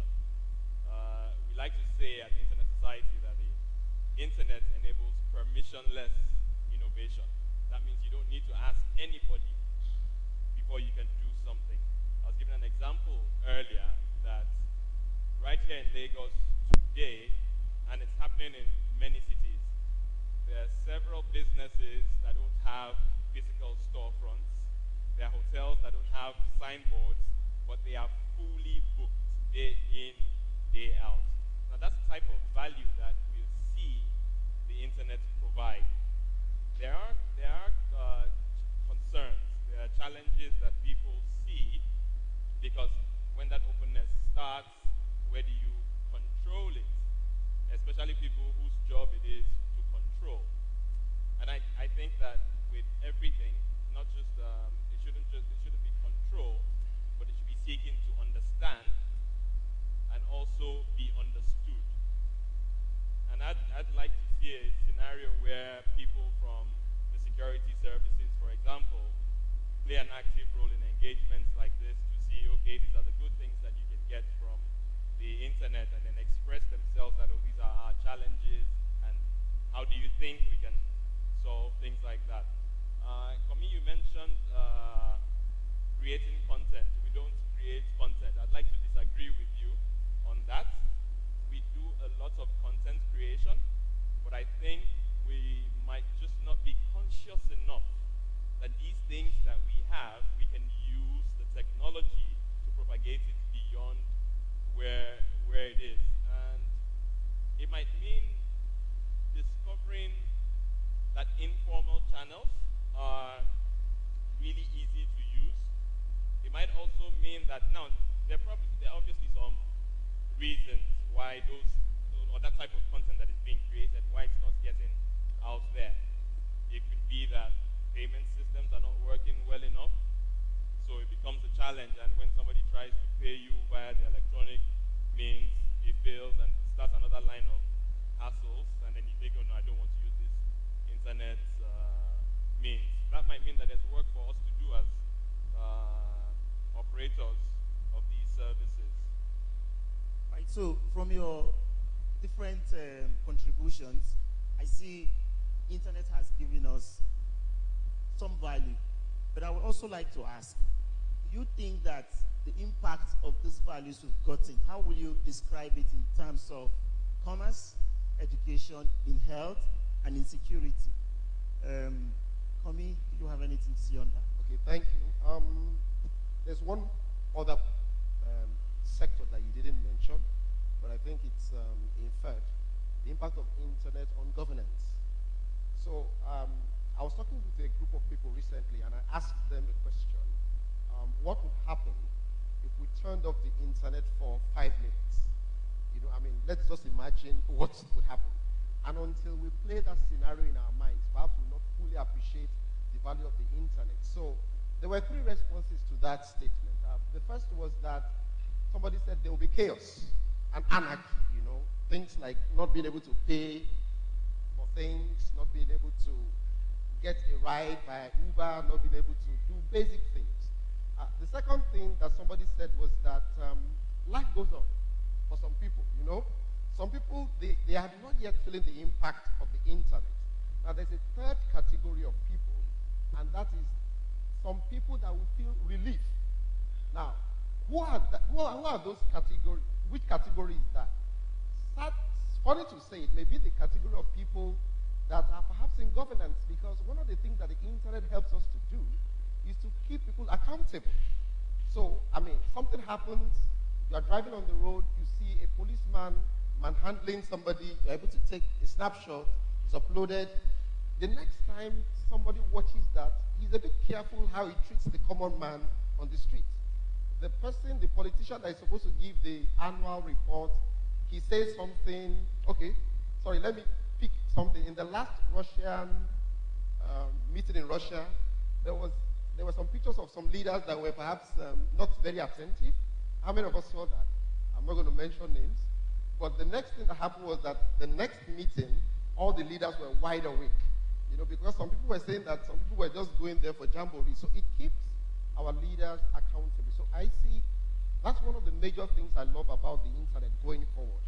Granted, there's room for a lot of abuse, but I see the positive there, that it keeps governance accountable. And I think that's very, very good going forward. Also, when you look at the internet as one of the values, we're also seeing, I know government has a lot of security controls.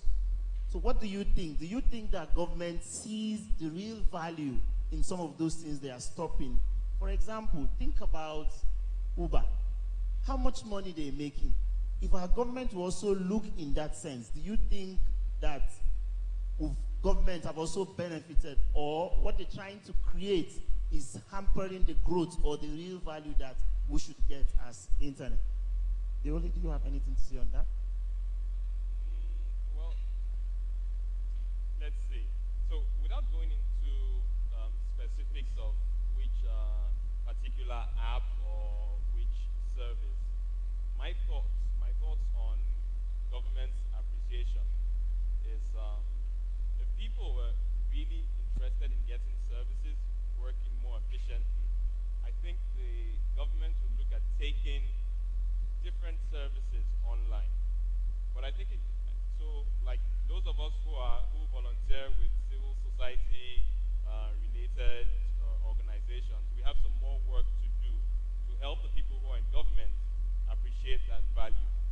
So for example, for elections now, when the next round of voter registrations would happen, I would have to leave, using the current system, I would have to leave my office for several hours, and it's very possible that I would go today and I would not get properly captured and registered, and I would go tomorrow again. So where we need citizens to be active, or where citizens even have things to do, Nina will probably share about their experience, her experiences, where she comes from, on how you can sit down on the internet and access an array of services, whether they are government services or private services. If we're in government and we're really interested in improving the quality of life and making things easy for people rather than more, okay, somebody will talk about governance rather than government. Mukom was saying yesterday, oh, we want governance, but we don't want a government. But the reality is the government is there. And so maybe if they were to put more services online and make life easy for people, then the efforts that anybody else is making will be better appreciated. So Nina, looking at from the part of the world where you are from, and then with what happens in Nigeria, do you think that we have really taken the value that we should get from internet compared to your own environment? I'm sorry, could you repeat the question? Okay, I'm saying that from where you're coming from, looking at the real value you've gotten from the use of internet, do you think Nigeria have also benefited, or have we used it the way you've used at your own end? Well, I think a lot of the services that I benefit from, which is, and by the way, I didn't mention that before, the daycare example is actually public, because the public is controlling who gets into which daycare, because we have a guarantee of having children taken care of.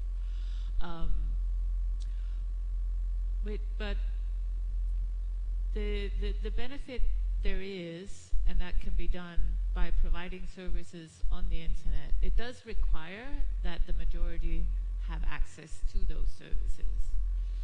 So when a government builds, and we want everybody on the internet program, which was done in Denmark as well, it was with the longer term view that this is the way we can provide services to our citizens.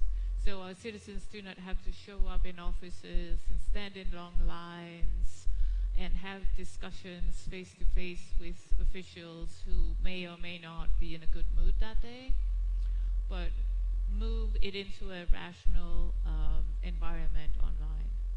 So we do taxes, daycare, sometimes you can do even medical consultations to your doctor directly using this virtual secure ID that everything revolves around. So from the users, I don't know, do we have any question for our panelists? Any question, any contribution you want to make as regards what we're discussing? Yes, okay.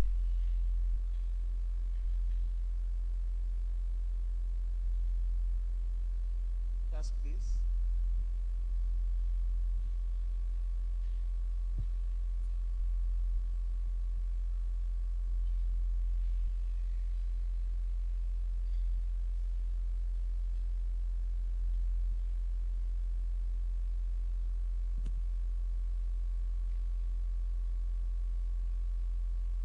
Good afternoon, all.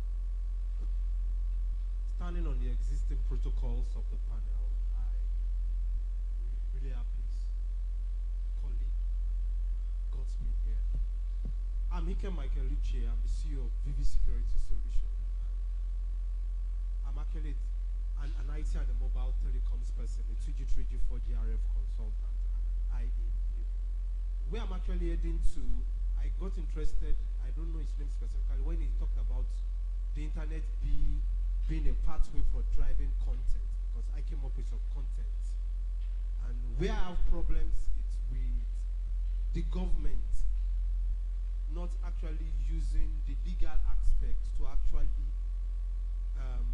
monetize contents in this country, because we've taken different content to government parastatals, private parastatals, and at the end, you end up losing the patency of your content, because different people start coming up.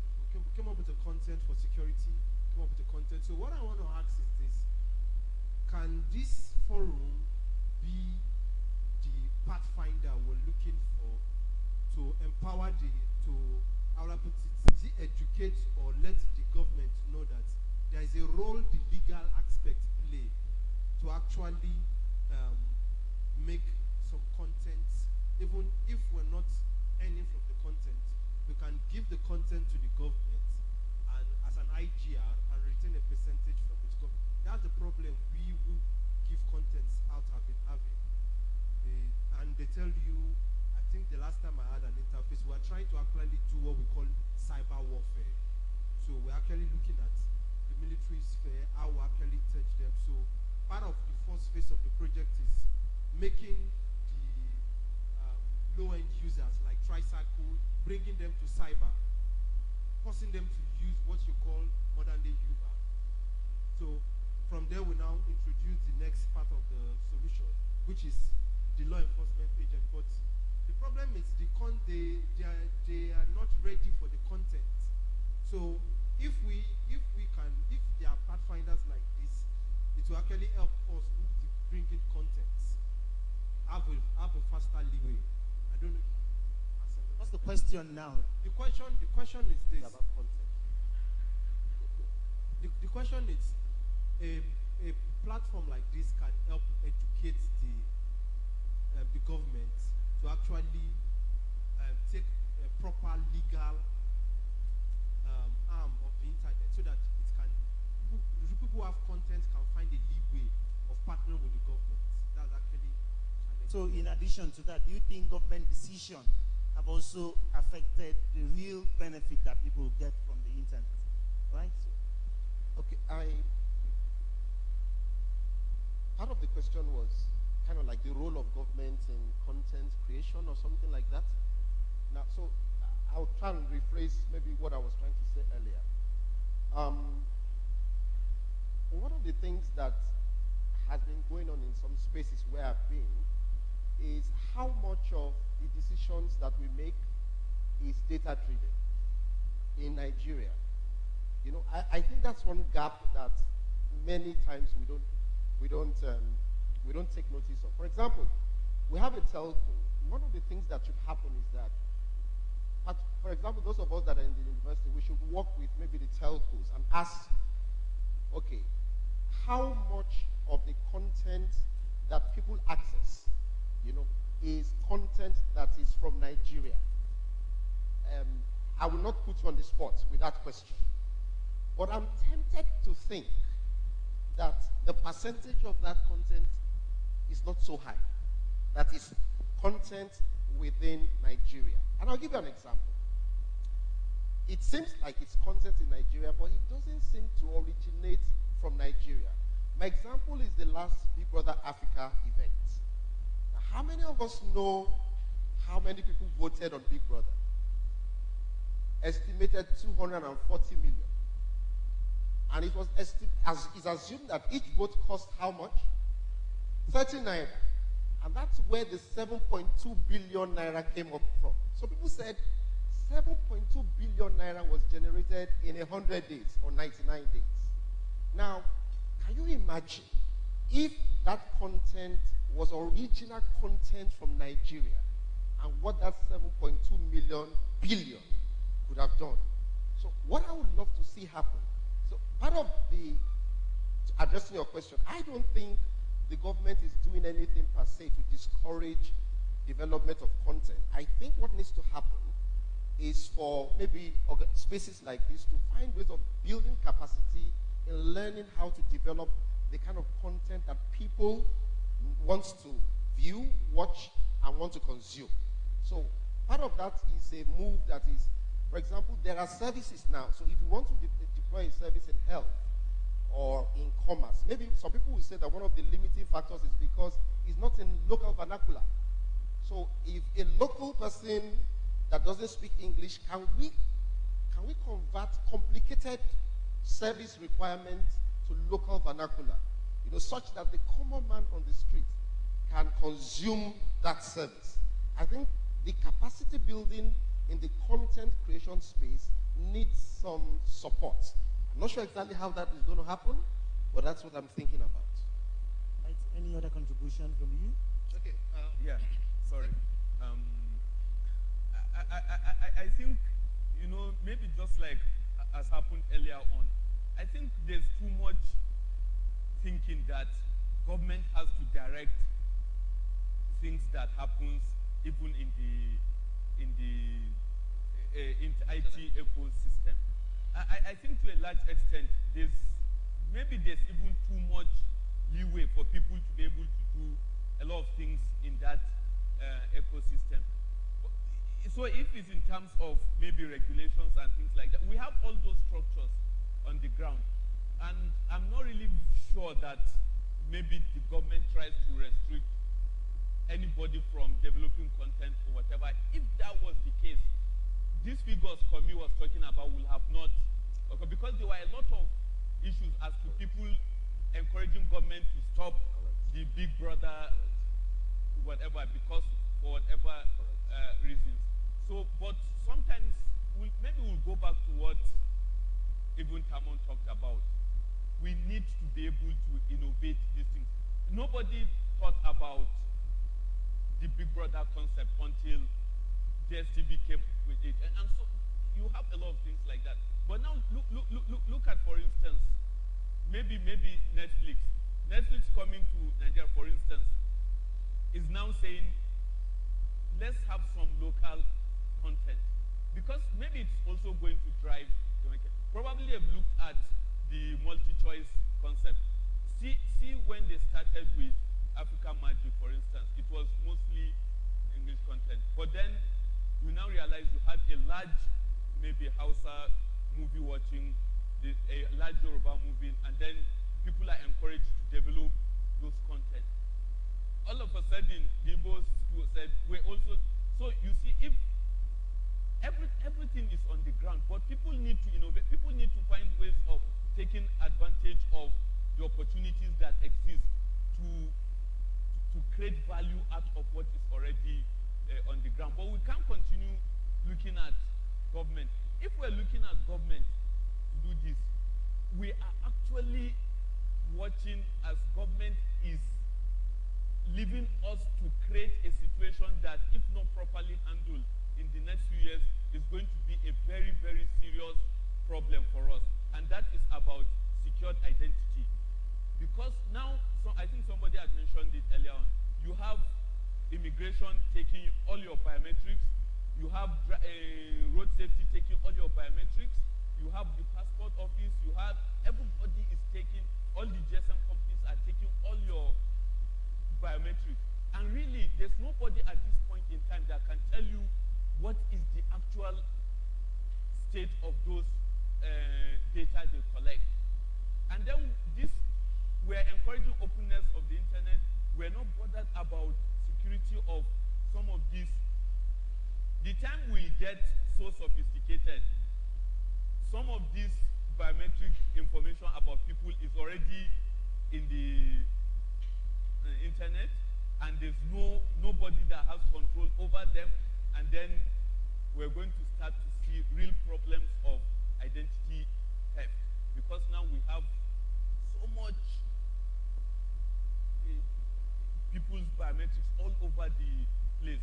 There's no reason why NIMSI will not collect all your data, and you ever need your biometrics. If I have to go and do passport, I don't need to go to immigration for them to get my biometrics, because those things are already there. But every time, even if you are going to renew, you have to go and yet again, just like Deole said, very soon maybe another round of voter registration.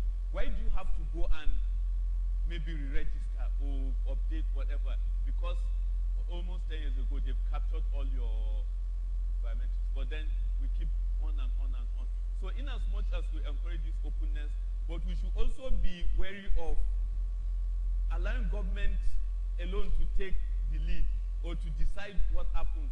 Because somehow it's not really working. Yeah. We're hoping that apart from the voter registration, we'll also be allowed to vote electronically and take the advantage of what the internet brings. All right. Yeah. Okay, let me lend my voice to this too. Whether we like it or not, everybody's saying that government have no business in business, right? And so we try to tell government to leave this business, and yet we want them to come into the internet. And the internet is that one place where the citizens who become celebrity overnight, right?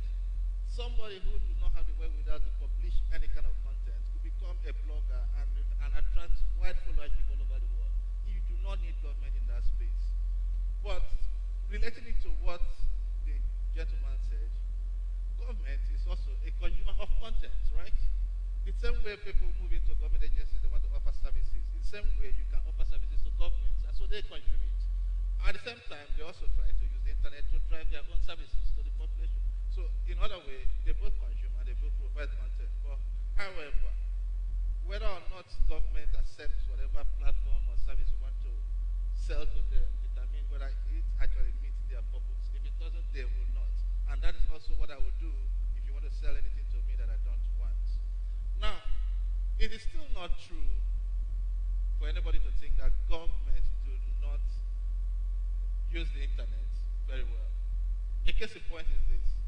The elections we'll be having over the years, some government agencies have used the internet to track the progress, the issues. The security agencies have used the internet to do what they call the early warning system. I happen to be a member of a project that built a platform that was used to track the transparency of the Nigerian election from the processes down to the logistics, even to the results transmission. And government agencies keyed into it. And so they've been using that. But the question is, what value they derive from it?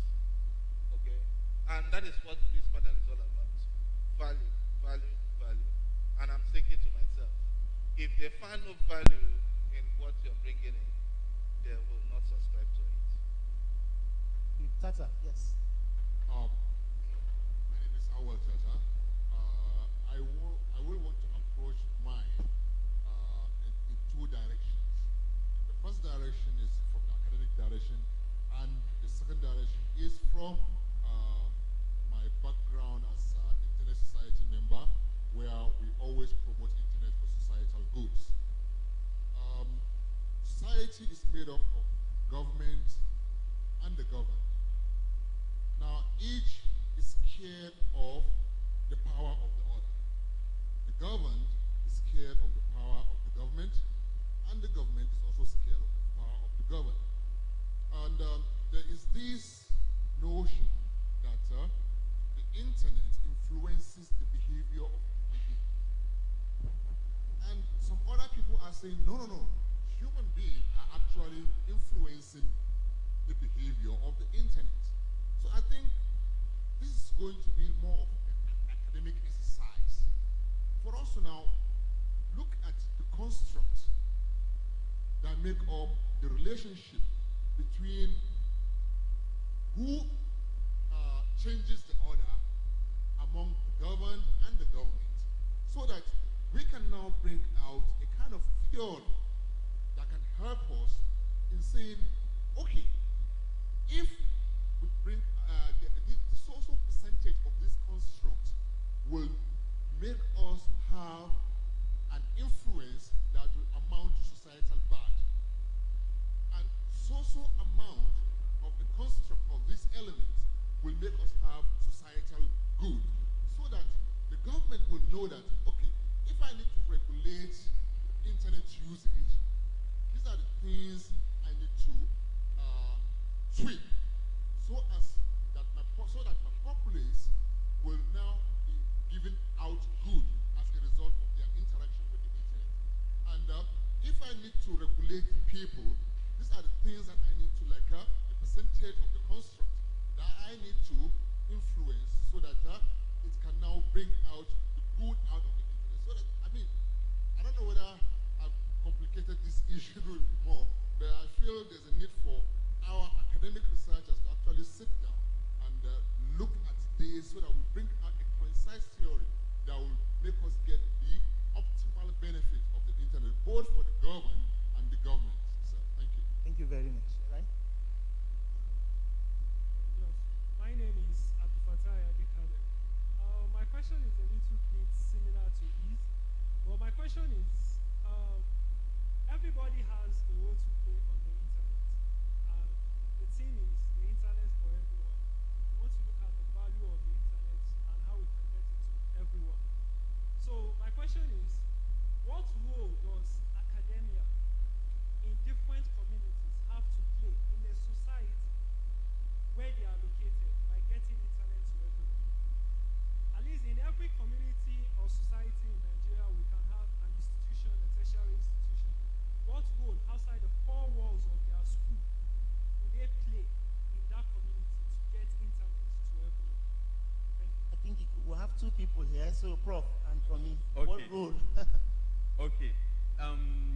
Sorry, before I will do his own, I just want to maybe put Tata's something into perspective by recalling the question Commis asked earlier on, that what will happen if the internet goes down for 5 minutes? I'll tell you, in Nigeria, it will be much easier to get the government down if they shut down internet 5 minutes than attempting a revolution. Back to your question. You see, one of the challenges most of the maybe academic institutions have is whether or not they even have enough to satisfy their immediate constituency. Talk less of trying to do maybe extension service to others. So that's one of the major constraints that they have. And so that's why maybe some of the earlier discussions that took place about trying to address the affordability of internet. Because once it becomes affordable, then it can become accessible to a lot more people. But despite that challenge, and probably maybe Dole is here, Tata is here, maybe also the Internet Society probably also needs to maybe step up and do a little bit more. We have an understanding from last year's ngNOG, and we offered our facilities for the extension of internet access to communities around the university in Zaria and its environ. And ISOC was supposed to source some funds to get certain facilities, but we offered our bandwidth and our data center to be able to do that exercise. So maybe there's a lot more that ISOC could do in maybe also getting some other academic institutions to also play a part in getting some of the unserved or underserved communities around them with internet access. Okay, so I'll just jump in right there. There's a point that he had made earlier, which is what's the role that academia have to do. We'll go back to something that Kwame said, that probably one of the problems is that we don't take data-driven decisions. Now, the academia, people who do research, I think if you try to do your research along the lines of things that actually affect people's lives, and then use the same internet to go beyond you, oh, I've checked this mark and I've got my doctorate and whatever it is, but to also share the things that you do, then people would know what's happening, and even businesses can take their own decisions and plan based on that. To get to the Internet Society and academic or university communities part of it, Professor Mwazu said you probably don't have enough internet capacity for your institution before you can talk about servicing the nearby community. So you look at things like community networks, and like what we're going to be doing in Zaria. I know that some equipment has arrived in Zaria for deployment of the community network.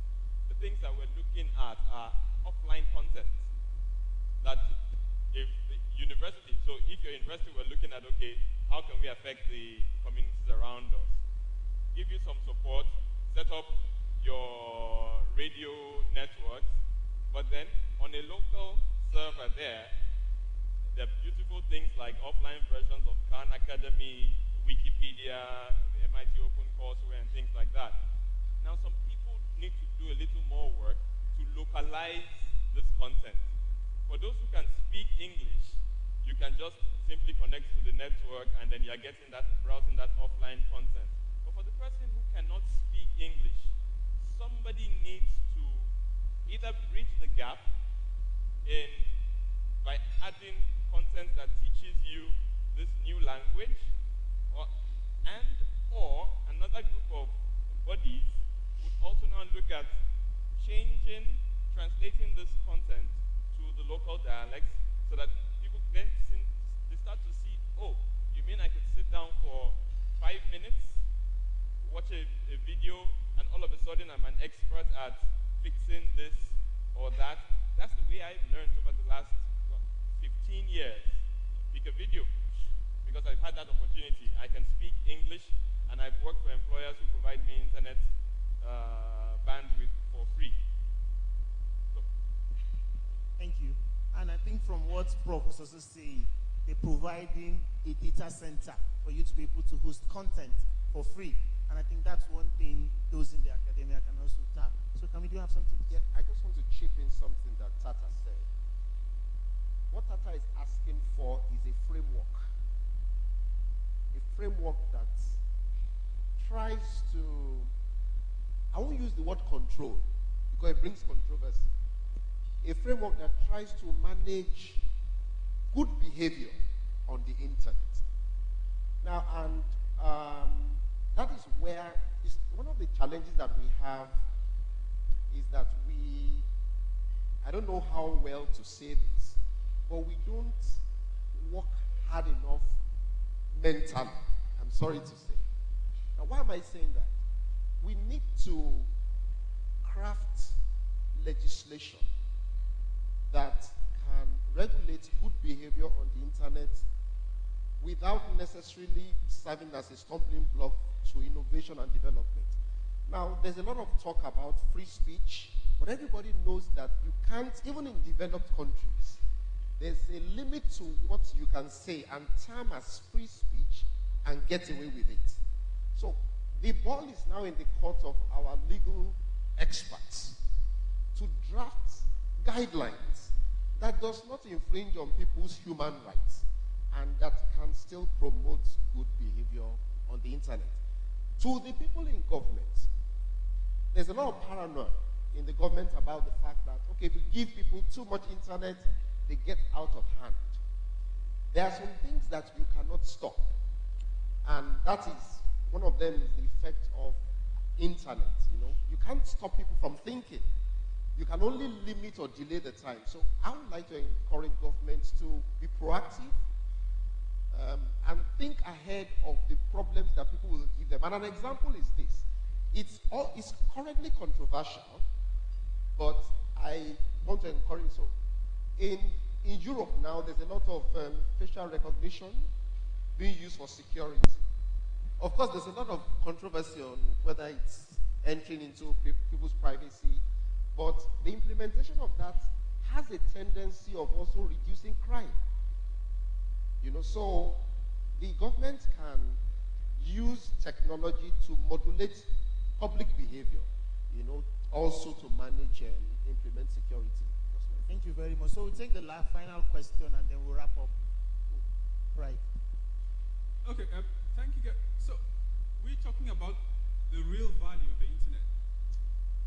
A very important question is, who is capturing that value? Because if you're going to create value here that gets captured by multinationals outside of here, you're solving the wrong problem. Sorry, take that again. If you're going to create value here in Africa, here in Nigeria, and for the value to be captured, take for example, every single person here can create a YouTube video, but who captures the majority of the value of it on YouTube? It's not a Nigerian company. It is an American company, Google. So until we start thinking about how can we capture more and more of the value and keep it in here, we're not asking the right questions. I like the fact that we're talking about community networks, right? This model where we are persistent consumers, we consume petroleum, we consume everything, it is not going to work because if the whole point of connecting to an IXP is just so you can access the Google cache or the Facebook cache, we've lost this game. And I think the community network is the place where we can start. Until we start wearing the hat of a creator, of a producer, someone who captures the value, right? We're going to perpetually be solving the $5 problems. Guys, let's step up. Let's look for the $5 billion problems, like the $5 trillion problems. It is the mentality of a creator, or someone who captures the value from their creations. Thank you. Thank you very much, Tamon, for that. So we'll take the final question from her and we'll wrap up this. There was a lady that was raising up her hand. She's raising up her hand. Hello, everyone. My name is Jennifer. I'd like to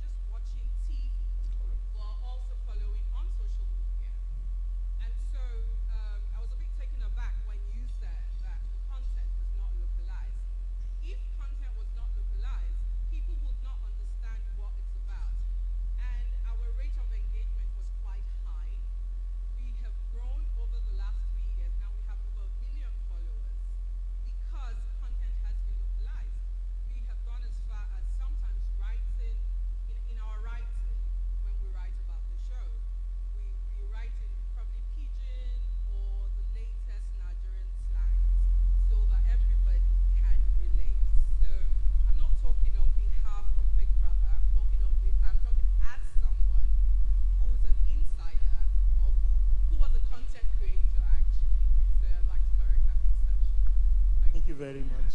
All right, so please your final word so we can close this panel. Going from Prof, your final word. Okay, thank you.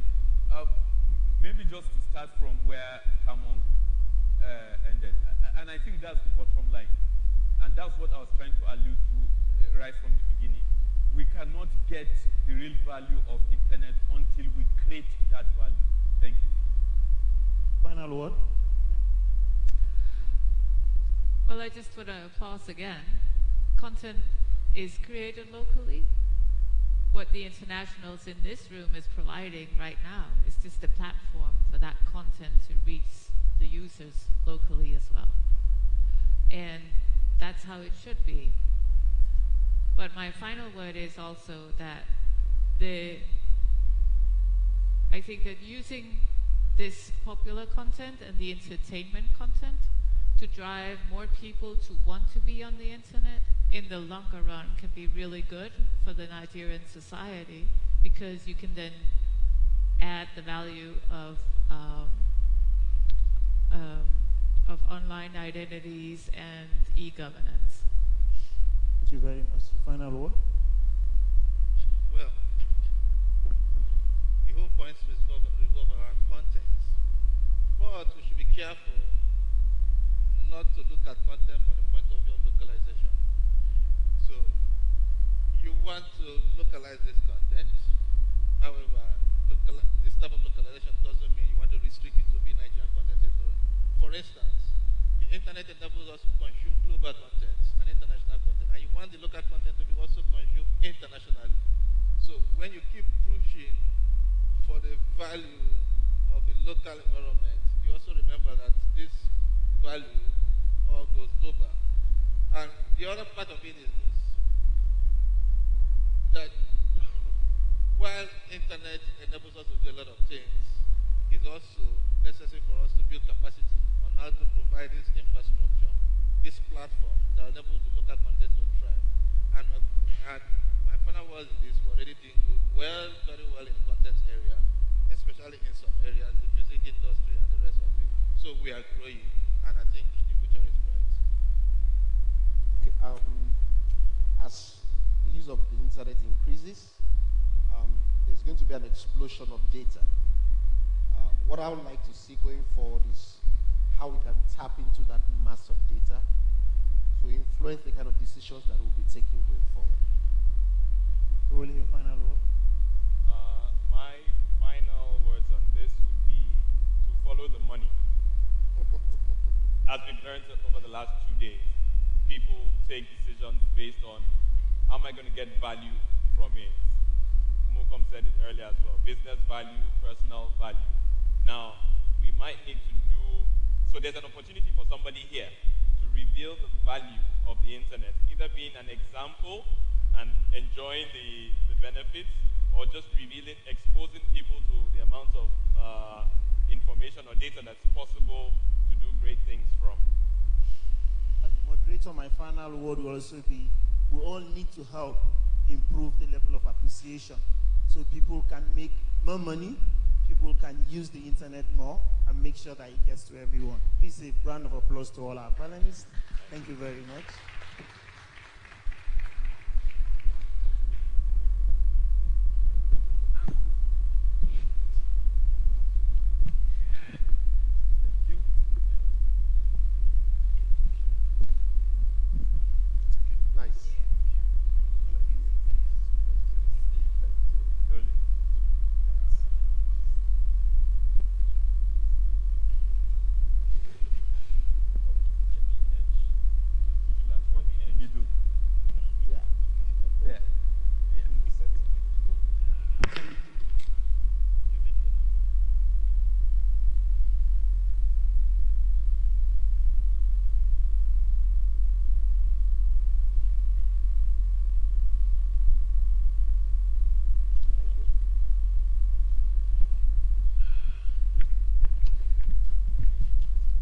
Another round of applause to them as they go down the stage. Okay, we're coming to the end, or towards the end. Don't forget that our raffle draw for the person who is going to win the Oculus Quest I hope we all registered for this event. I hope we all, you have, because the raffle draw will soon be done. So for those that will win to get something. I think, like I said yesterday, I'm sure I'm the one that will win this thing. I don't know about you. So we'll see what happens. All right. So we're going to be taking the next presentation, which will be on 5G and IoT. It will be done by Mr. Olusegun Oyetunji from Airtel. He's going to be talking to us about what's in it for service providers.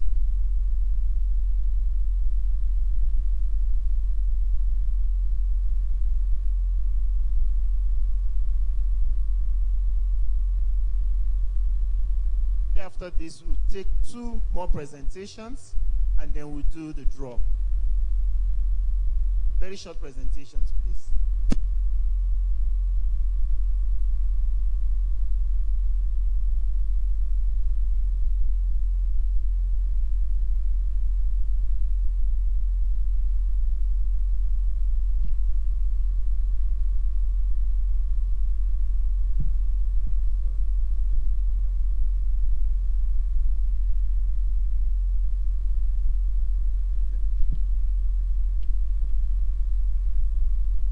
Round of applause for Mr. Tunji.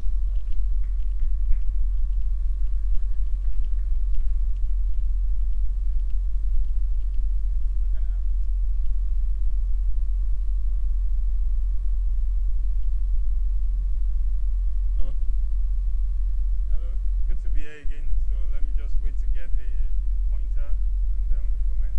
It's going to be a very short presentation. In 10 minutes, we'll be done. Talking about 5G and IoT. What's in it for service providers? We've had the panel talk about localizing content, solving the $5 billion problem. Also, from the service provider perspective, we are in a $5 issue right now.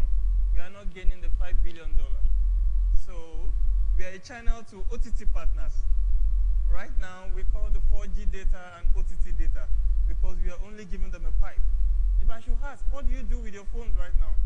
Instagram, correct? Facebook, correct? Google Maps, right? Maybe Skype, you know. YouTube, of course. How many of these are hosted by Airtel? None. MTN? None. Google, Glow? None. Skynet? You hosting any of this? No. Because we are only a channel. So what we are giving now is connectivity. Simply put, connectivity. But what's going to happen when we get to 5G? Is there any hope? Why do we need to invest in 5G at all if all we are giving is connectivity? That means that the value chain right now is just like we are the thin side, while OTT guys are the wide side of it. So what's going to happen in 5G? That's what we want to discuss right now. So let's go. So of course, the world has been waiting for 5G, and it's supposed to come at a very fast speed. But 4G seems to have given us all the speed that we need, right? We can see YouTube without buffering or jittering for 1 hour. On your smart TV, you see that English Premiership. It doesn't buffer at all, right? So why do we need 5G at all? Do we still need 5G? Because I hear people talk around me that, do we need 5G? But then, I'll answer part of that question.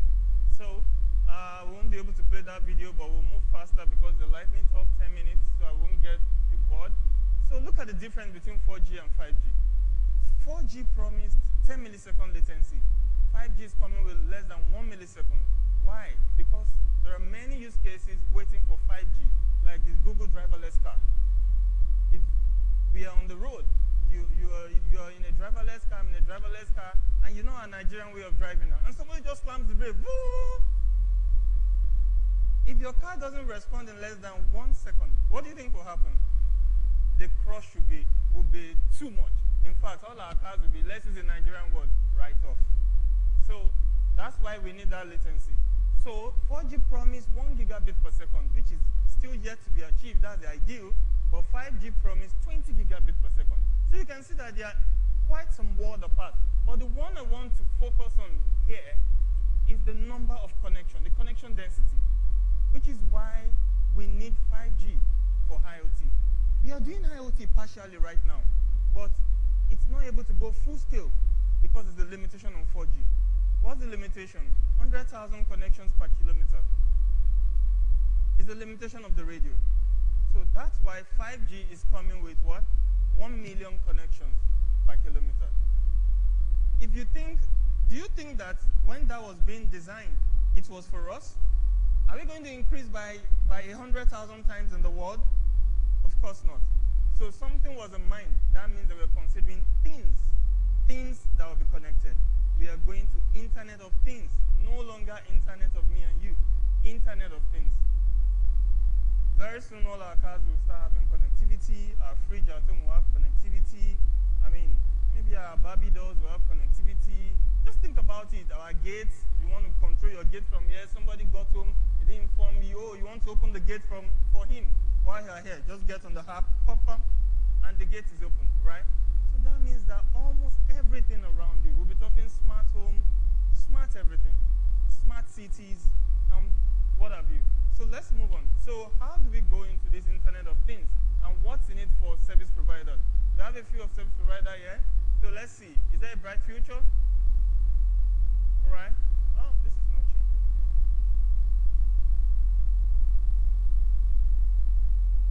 Technical team, can you help check this? This is not changing.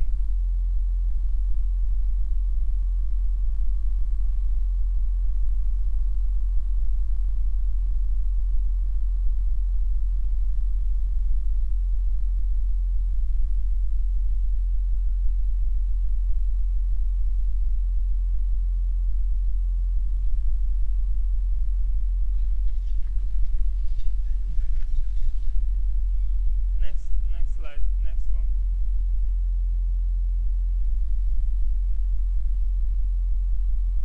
Next. Okay, so look at this. So when we talk 5G, I was telling you, it's not just about connection of me and you. 5G was thought of in 3 dimensions. We have something that is called enhanced mobile broadband.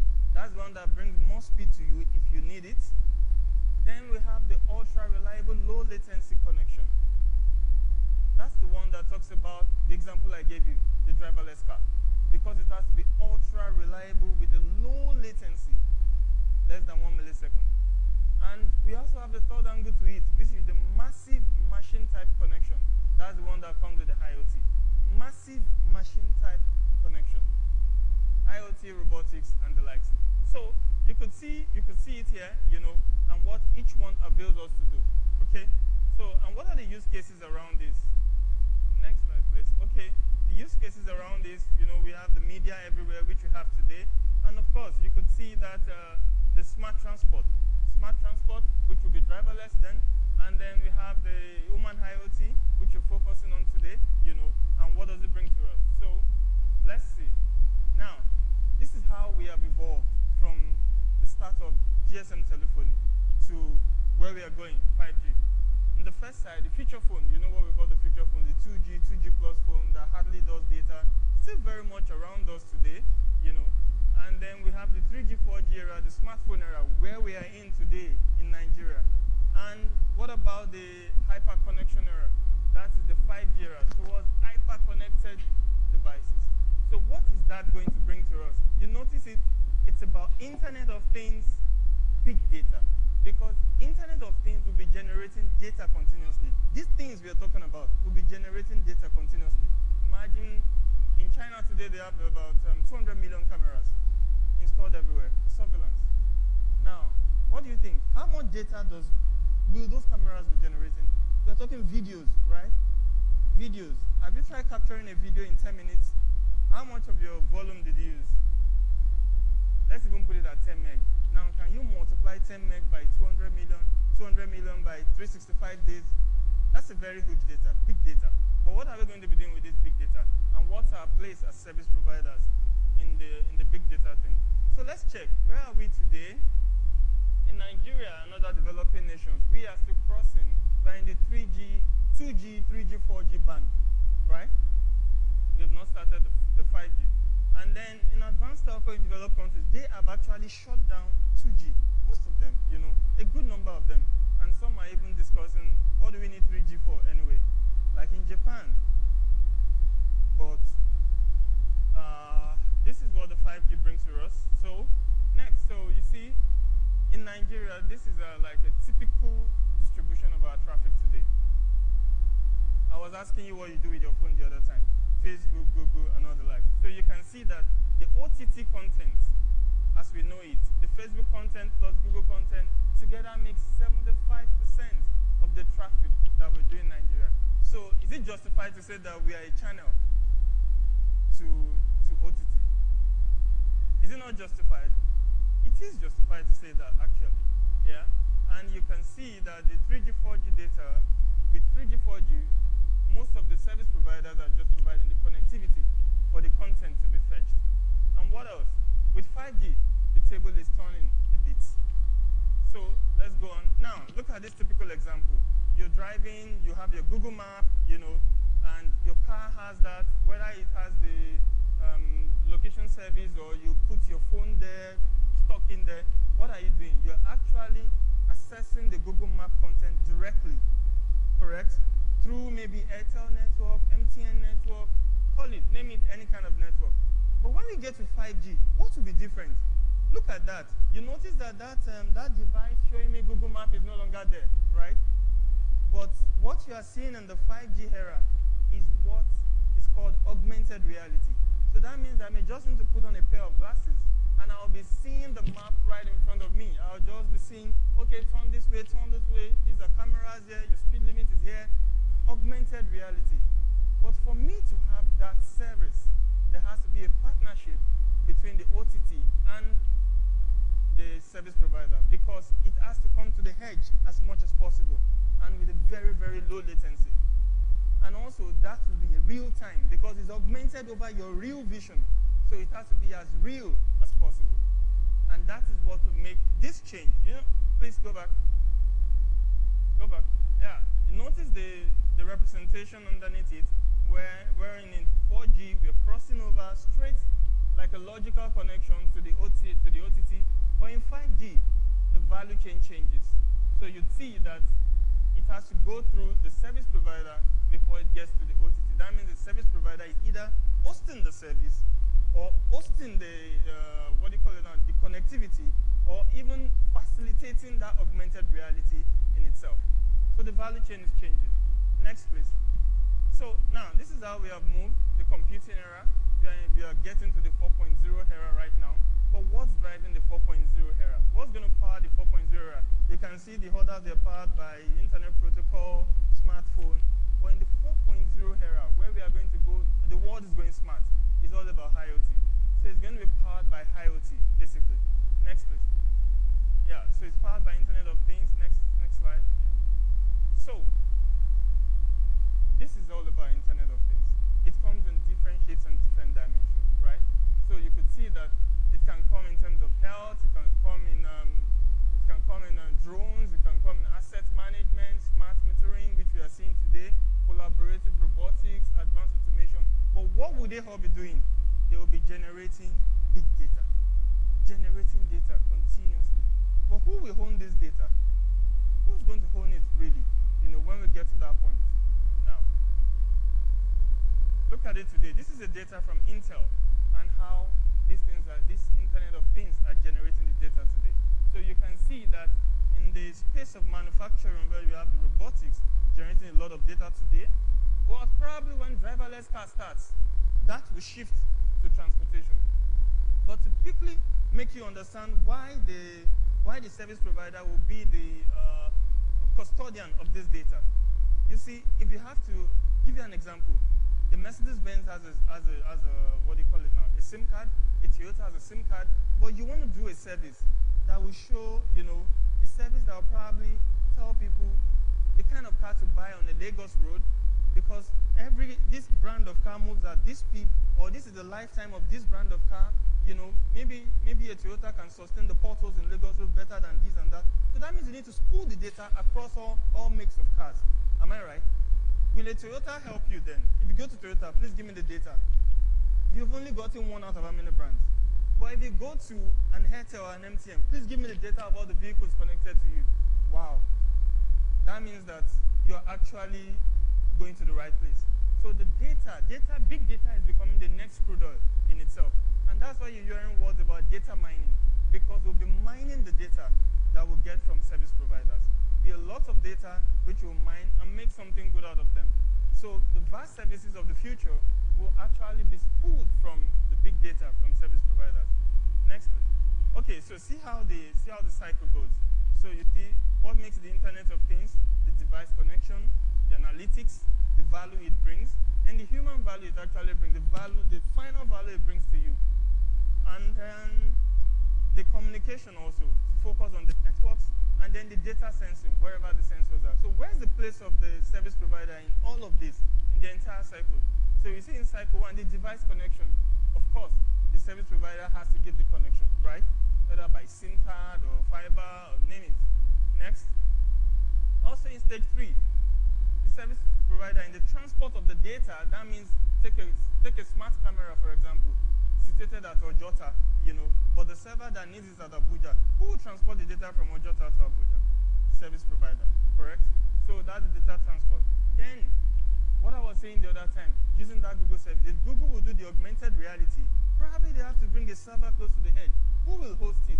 Probably the service provider will have to give them a platform to host that application. That's what I mean by anything as a service, whether it will be platform as a service, infrastructure as a service, service as a service, who knows? Next. Then the 3PP and MNO can now partner in mining that data. So, as a VAS partner, you could come down, hey, Mr. Airtel, Mr. MTN, I need this much data about this. I want to mine it to create this particular service. So we partner, we do all of that.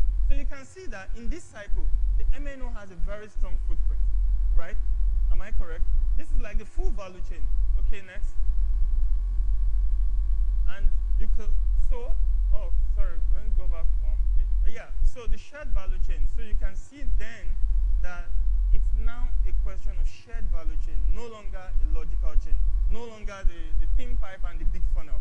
It's going to be a shared value chain. So, what then is it? So this is the projection now. This is where we are looking at. 47% of the value in big data or in IoT is expected or projected to go to service providers this time. Unlike the days of OTT, who knows, maybe we are getting up to 10%. I really can't tell. And if you read this last statement, in the next 5 years, the revenue will also come from service-enabled platforms, apps, and services, refining data from their IoT platforms and turning bulk data into smart data, and will be able to create incremental value. This is talking about the service provider now, creating incremental value from the huge data that they have by refining them all the time. So what am I saying? In summary, this is the summary. Today, we're a channel. Tomorrow, we'll be the source. Thank you. Thank you very much, Mr. Tun. Olatunji. Anyone has a question? Yes, I'm sure. My first question is that since the service providers will be making a lot of money, how do I become a shareholder with Airtel so I'll share from your money? I really don't know. All right. Buy our shares. It's on London share.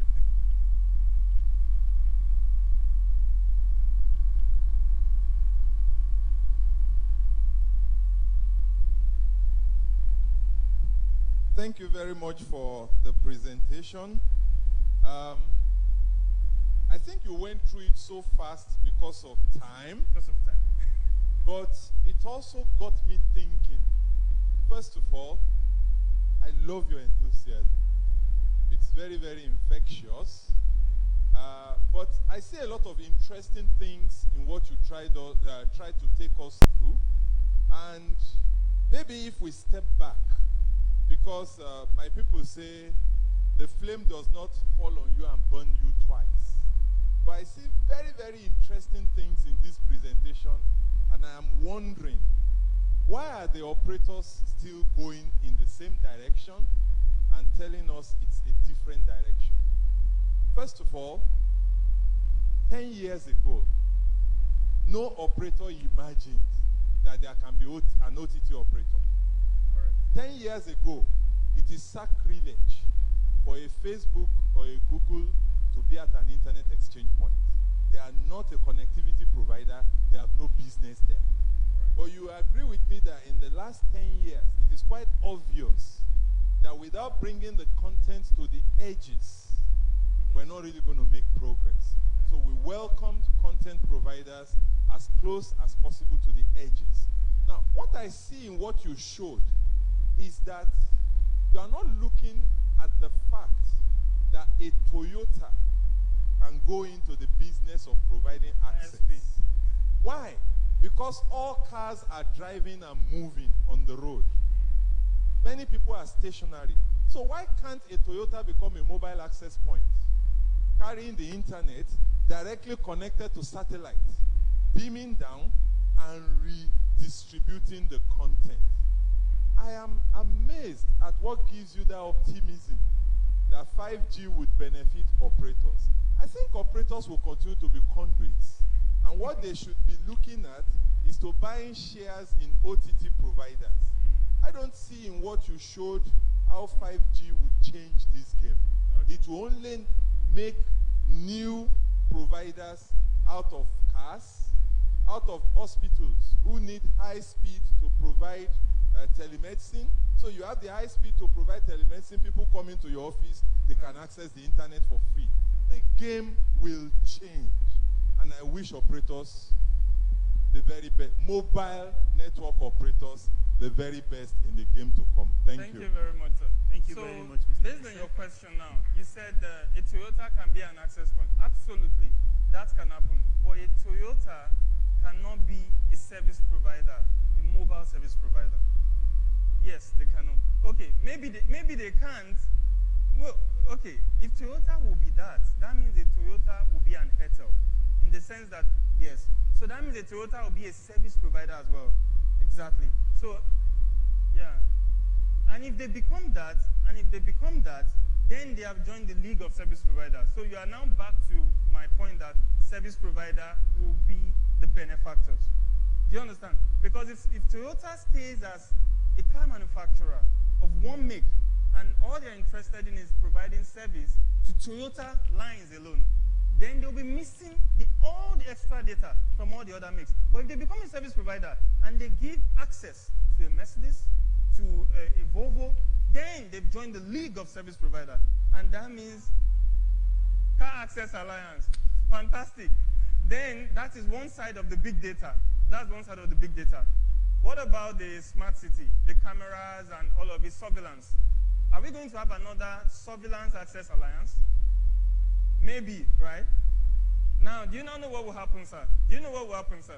We will not have an intelligence. So what will happen is that the only intelligence Car Service Alliance will offer us will be all about mobility, transport, put aside. The only intelligence surveillance will offer us will be all about surveillance, put aside. So if I want to do a solution that will take me from everything, I'll give you an example. Somebody told me one day, came to Nigeria and told me one day that, you know, in the US, when I wake up in the morning, his car was, I've forgotten the make of his car now, it was a 2019 brand.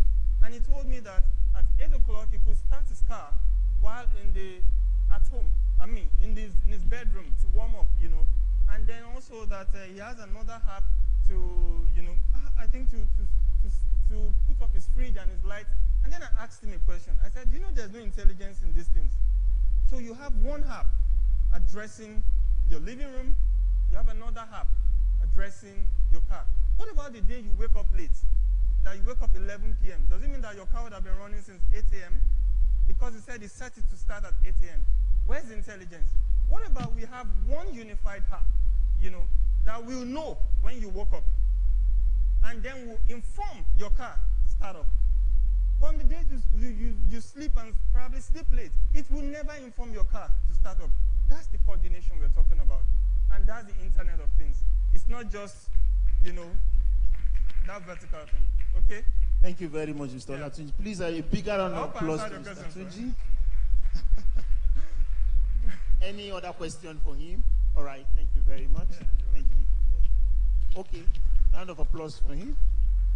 Okay, so we'll be taking our, let me not say final. This will be another session, panel session, to be moderated by Kami Adewara from OAU. Please, if you're there, come up the stage. Then we have Mr. Ayotunde Koka from Rack Center. Round of applause for him. Then Dr. Krishna Radnath from Medallion. And then Sylvia Laperere from Google. Please come up the stage. A round of applause to them, please. A round of applause, our guests.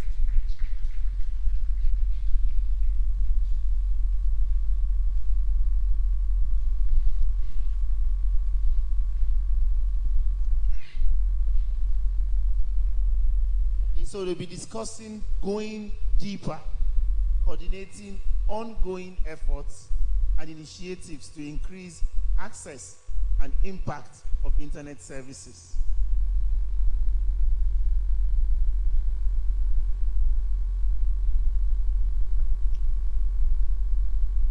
Sorry, the moderator. Okay.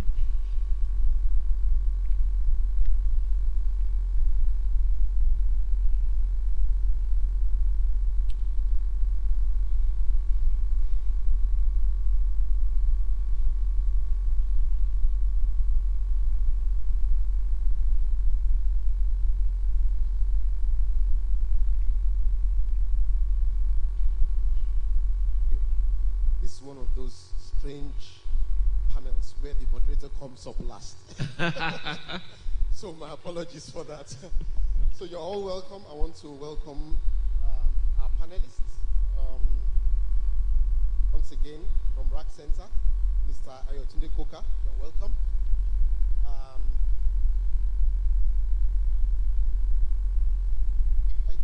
Sylvie Laperere, Google, you're welcome. And then Dr. Krish. Okay, all right. All right, so you're welcome.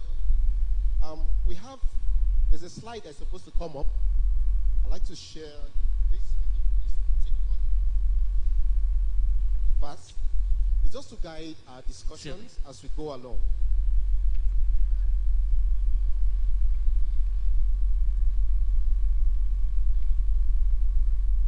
Yes, just take one. Presenter, technical point, are we okay?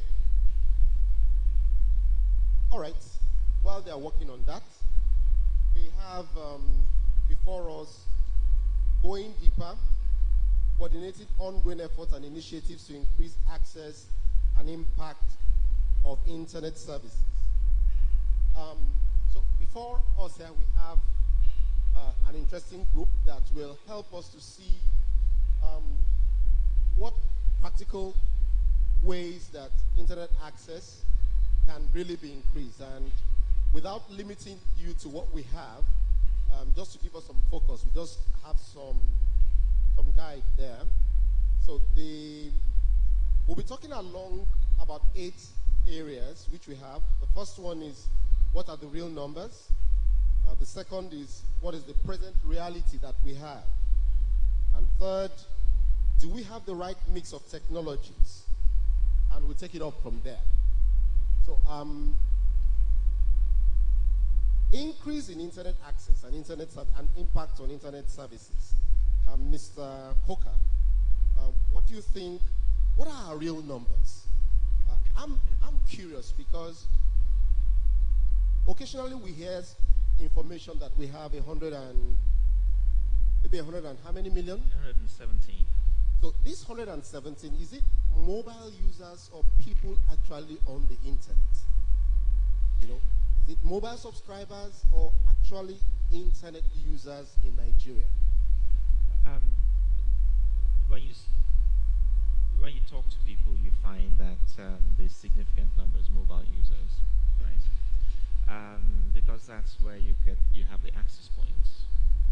And earlier on today we looked at the split between actually 2G, 3G, and 4G.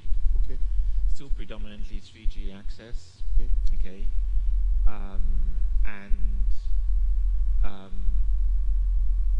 You will find that the 2G access is going to, will rapidly shift. I think we should just leapfrog over 3G and move straight to 4G. India has proved that that's possible. Okay. But predominantly it's mobile access.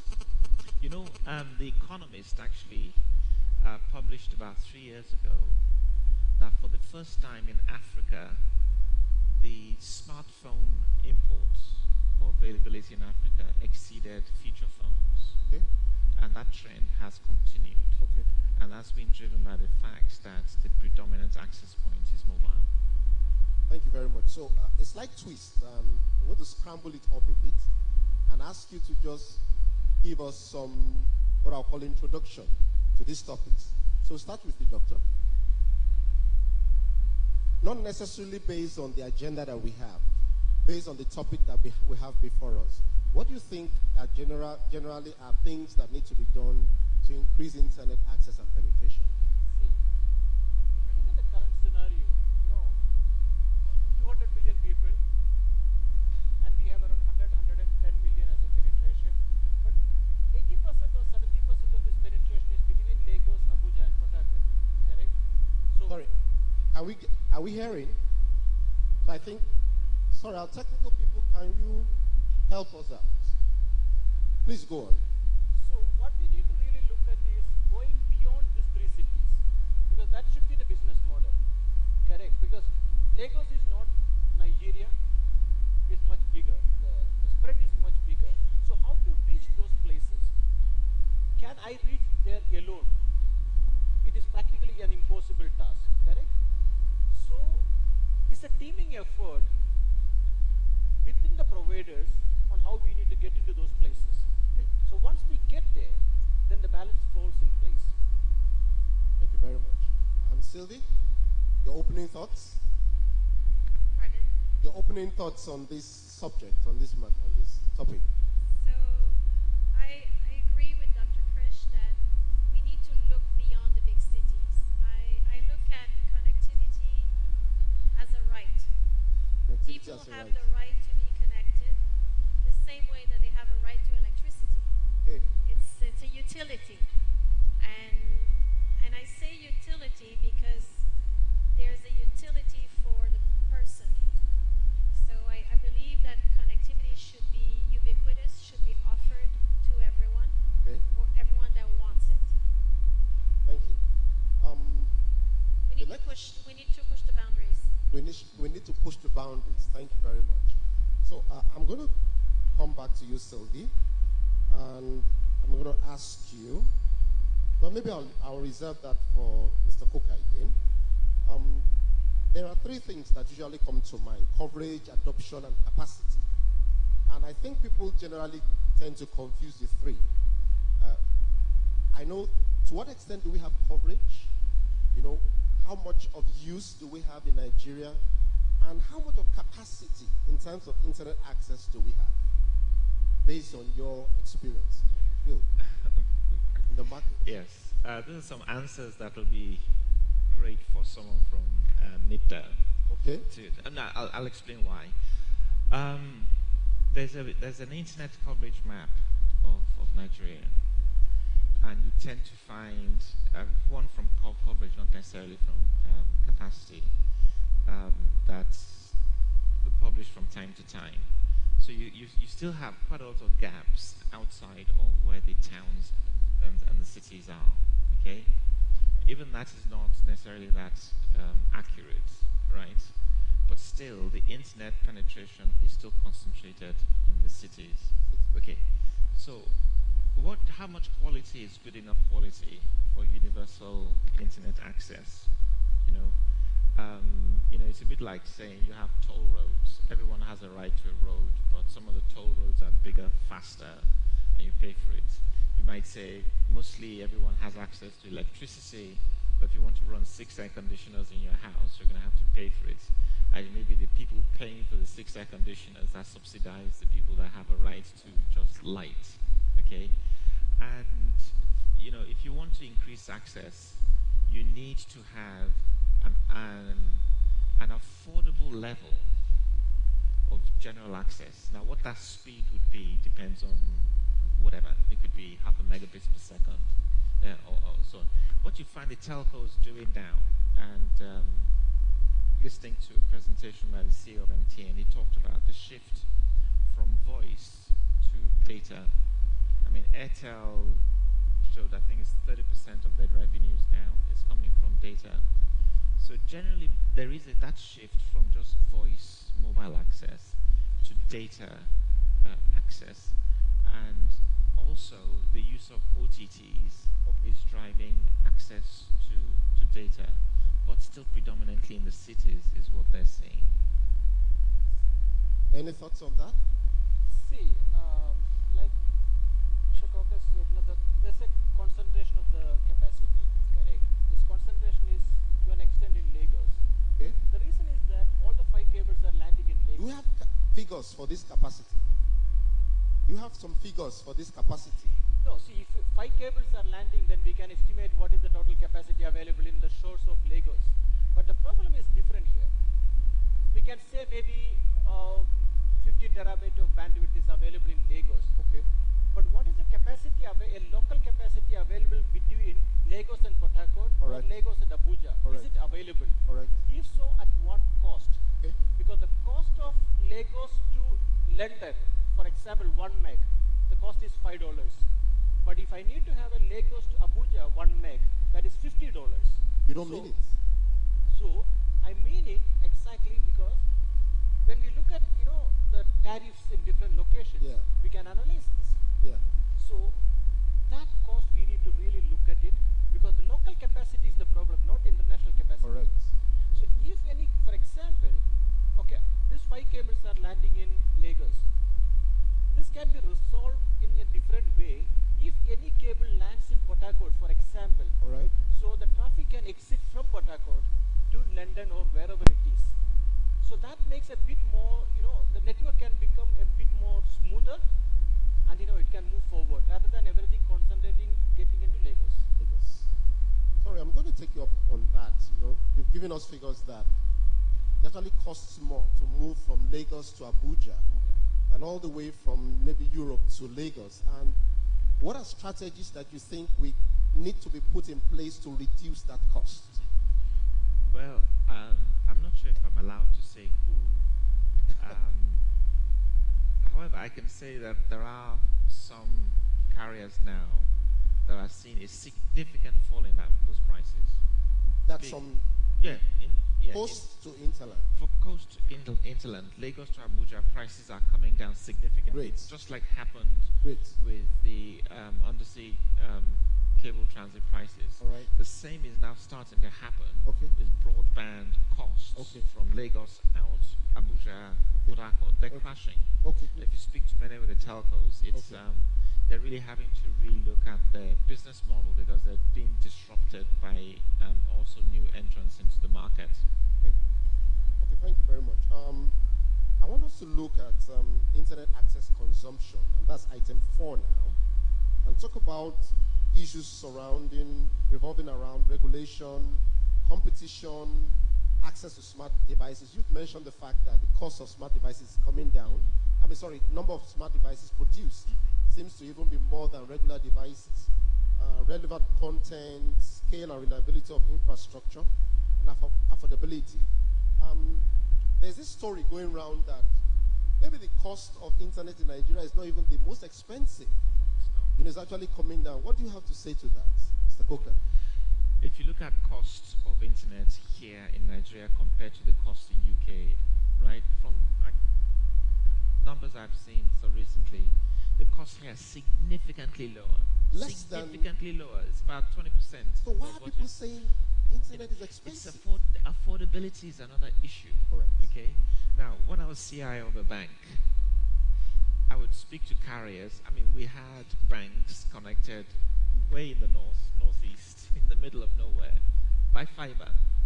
So how did I achieve that? I said to the fiber providers, look, if you give me access at the far end of the country, I'll give you the juicy business in the big cities, right? And you make sure that the SLAs are negotiated to drive the right behaviors.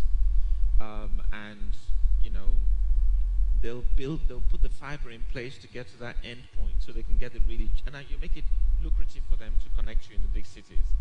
The same thing could be done, with internet access, for instance. If you're going to be able to get in a licensing framework, if you're going to be able to get the very lucrative, high volume deals over here, democratize internet access at an affordable level, because you're having to provide data, and there's a switch from data to voice to data anyway. I'm going to have to pause you there so that I can ask. So you're going to talk a little bit about that, then you're going to touch on regulation. What role do you think regulation can play in enhancing internet access? You were here in the morning when issues about the NCC government was brought up. From your own experience, working with rents and so on, what do you think would be a good model that Nigeria could adopt in moving internet adoption and use forward? So I cannot advise the Nigerian NCC on anything. I think they have the answers. What I've seen working in other geography is I compare it to, if you want to have a plant that grows. Plant? Right, a plant. Do you pull on the plant? No. You provided sun, you provided water, you provided good soil. And that's what, in my view, regulation does. Regulation should provide sun, water, and good soil for the plant to flourish on its own. Okay. Nobody should tug on the plant.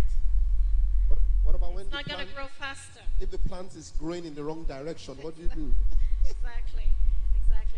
So there is definitely a role for a regulatory body to direct and guide those conditions and not make it difficult for the plant to grow. Okay.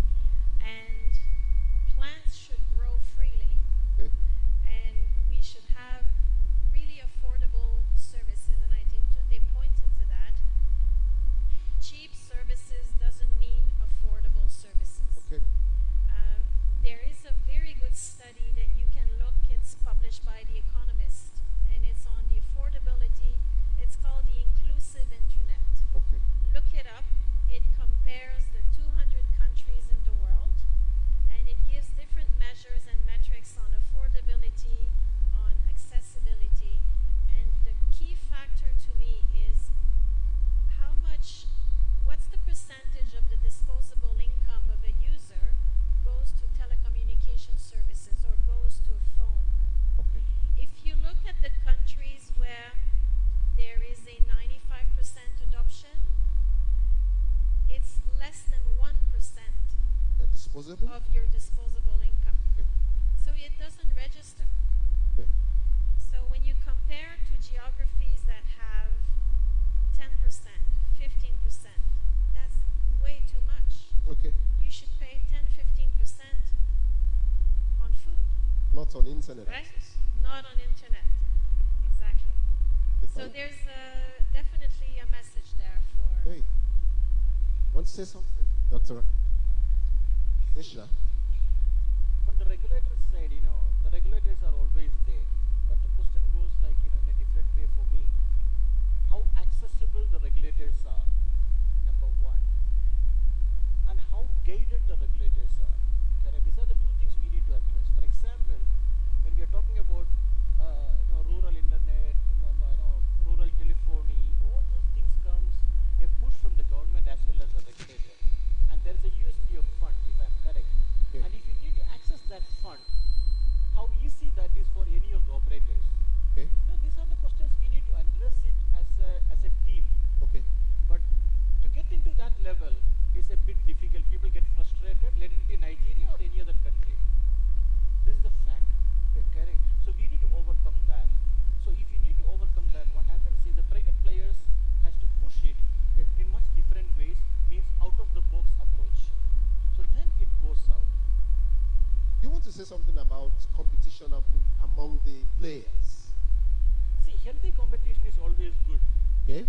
Okay. So there has to be a drive in the business. Sorry, correct? I don't know whether if you were here when the issue of lack of cooperation among the providers was raised. What do you think?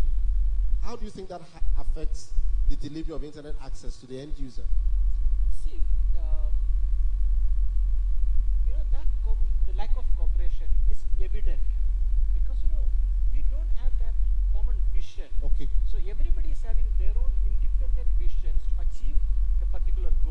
Okay. But instead of everybody going in separate directions, if you all sit together, the industry sits together. But we and can't drive sit it. we are not able to sit together at times. Well, no, please, I'll get back to you, but let it No, finish. we need to make that happen. If you don't make it happen, there's no growth. Okay. Because that shared infrastructure has to come in place. Okay. Because otherwise what happens is, for example, we can take two operators, get to each other's network, and practically they are going to cut it off. Correct? And then they put the blame onto some communal issues. But that is not the fact.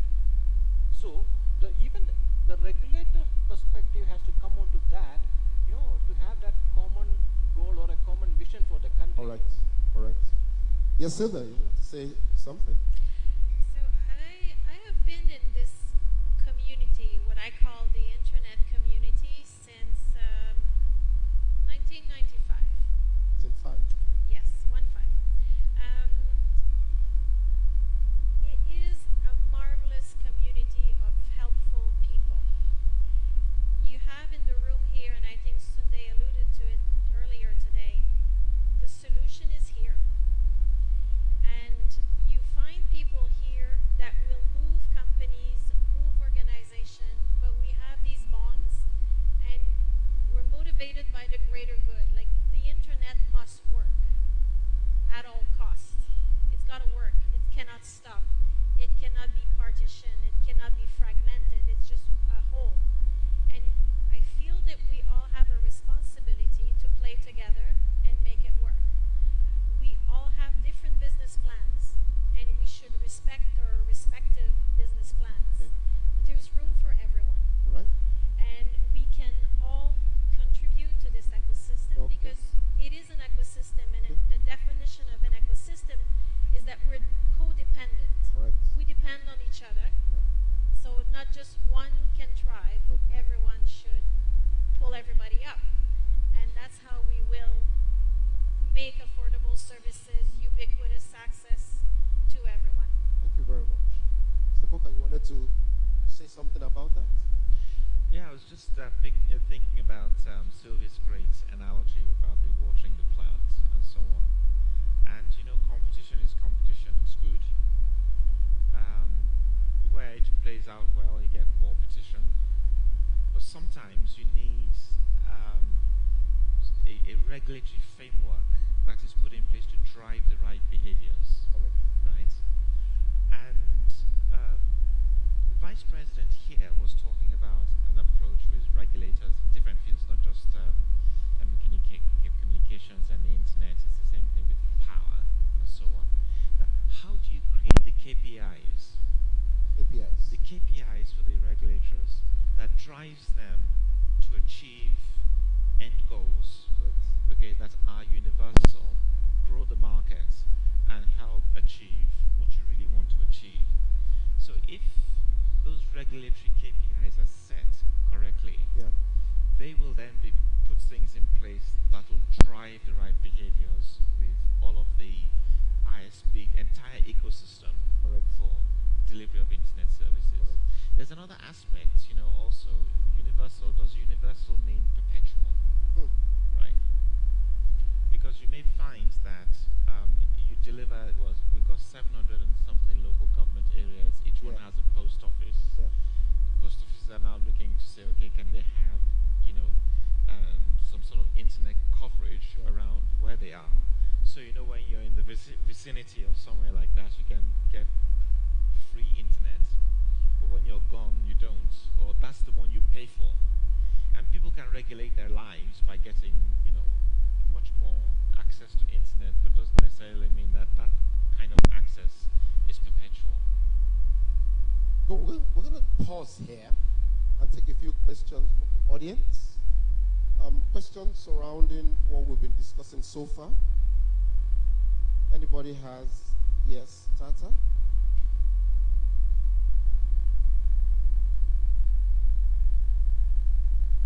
Well, good evening all.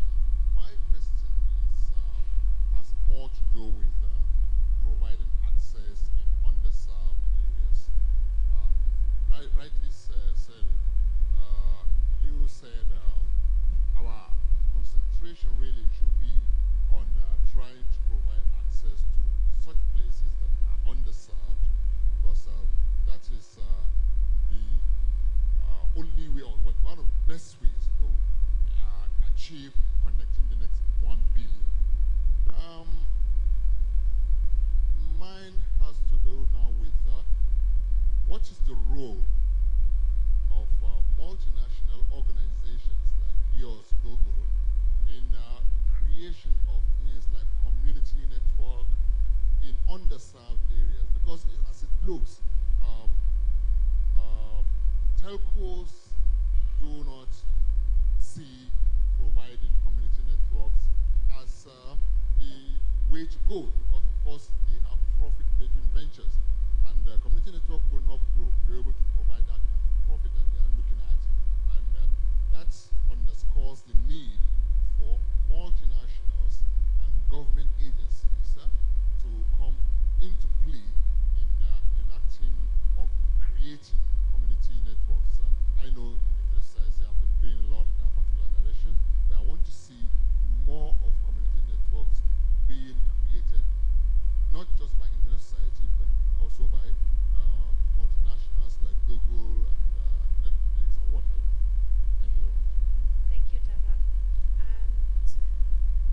I think the role of an enterprise like ours is to provide platforms, tools for these communities to emerge. Okay. I don't believe it's our role to substitute ourselves to local communities. What we should be doing is provide tool sets, digital skills, access to services so that these communities can flourish at a very affordable cost or no cost at all. But I believe that a community is successful when it starts from the community, not when it's imposed on itself. Yeah, because it should emerge from the community. It should emerge from the community, so that way it thrives. Ownership can be Yes. owned by the community. Does that answer your question? Okay. Has that answered your question? You wanted to know? Okay. You want to ask something in the new? Please, quickly.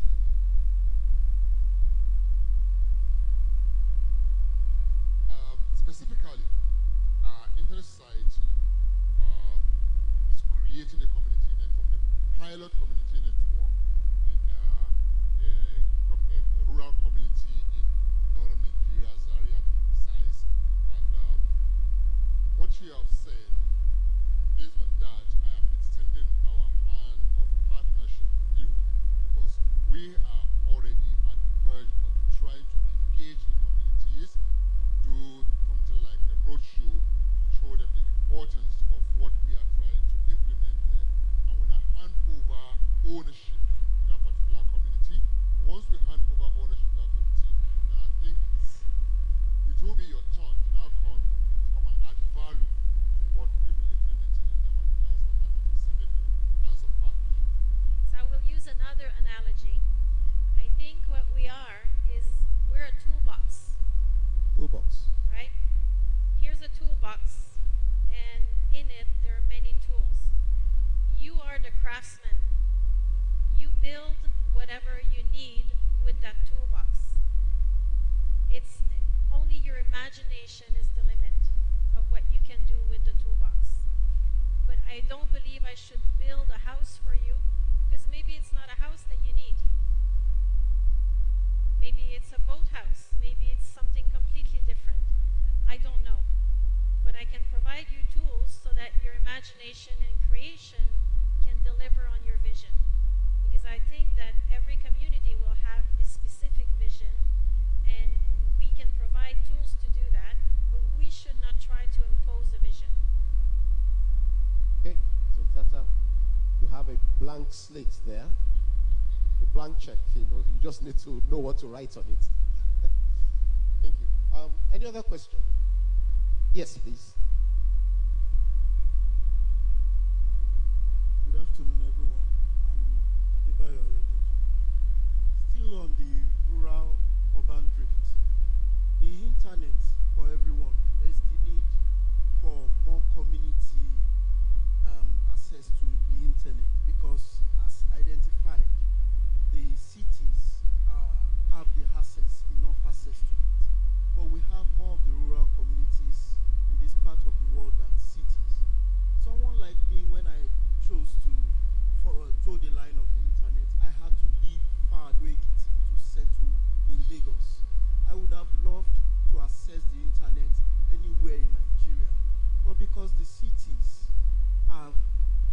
facilities, programs of this kind that would help to make you grow, you discover that those who knows their way would find themselves in the cities, and they will have to be tied in the cities, where you have the Ubers of this world, the Netflix, the Google, and what have you. But what can government do? I'm throwing this to Mr. Coker. What can government do to help build more community networks across the rural, because the rural-urban drift is a serious matter that government needs to look at. But when we have the internet in place, you will discover that even more people will stay in those rural areas, access the world, and also do agriculture. Yeah, go ahead. Yes. What can government do? The great thing about democracy is that if you have a governor that doesn't deliver stuff like that, don't vote for them to come back in.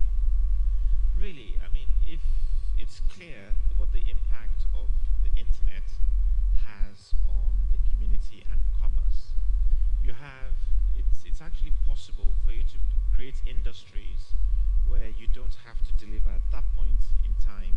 You know, you could be delivering, you know, maybe coding or whatever else, content and so on, to other parts of the world.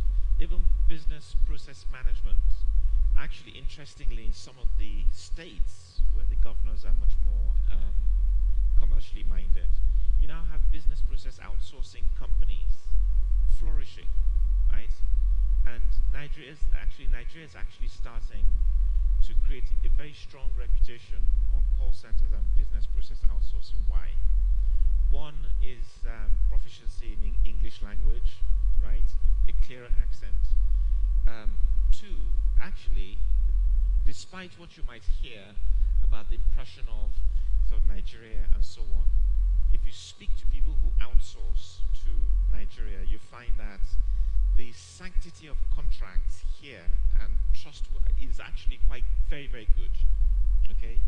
So if you have those possibilities with what the internet can bring into the communities, building the communities and so on, then it's down to the governors, not federal, it's down to the governors to really create the right environment to motivate telco companies, ISPs, to establish in their states. You know, if I was I'm not a politician, but you know, if you were a governor, wouldn't you pay, forget right of way, just give free right of way, will incentivize you to lay all of the fiber you need.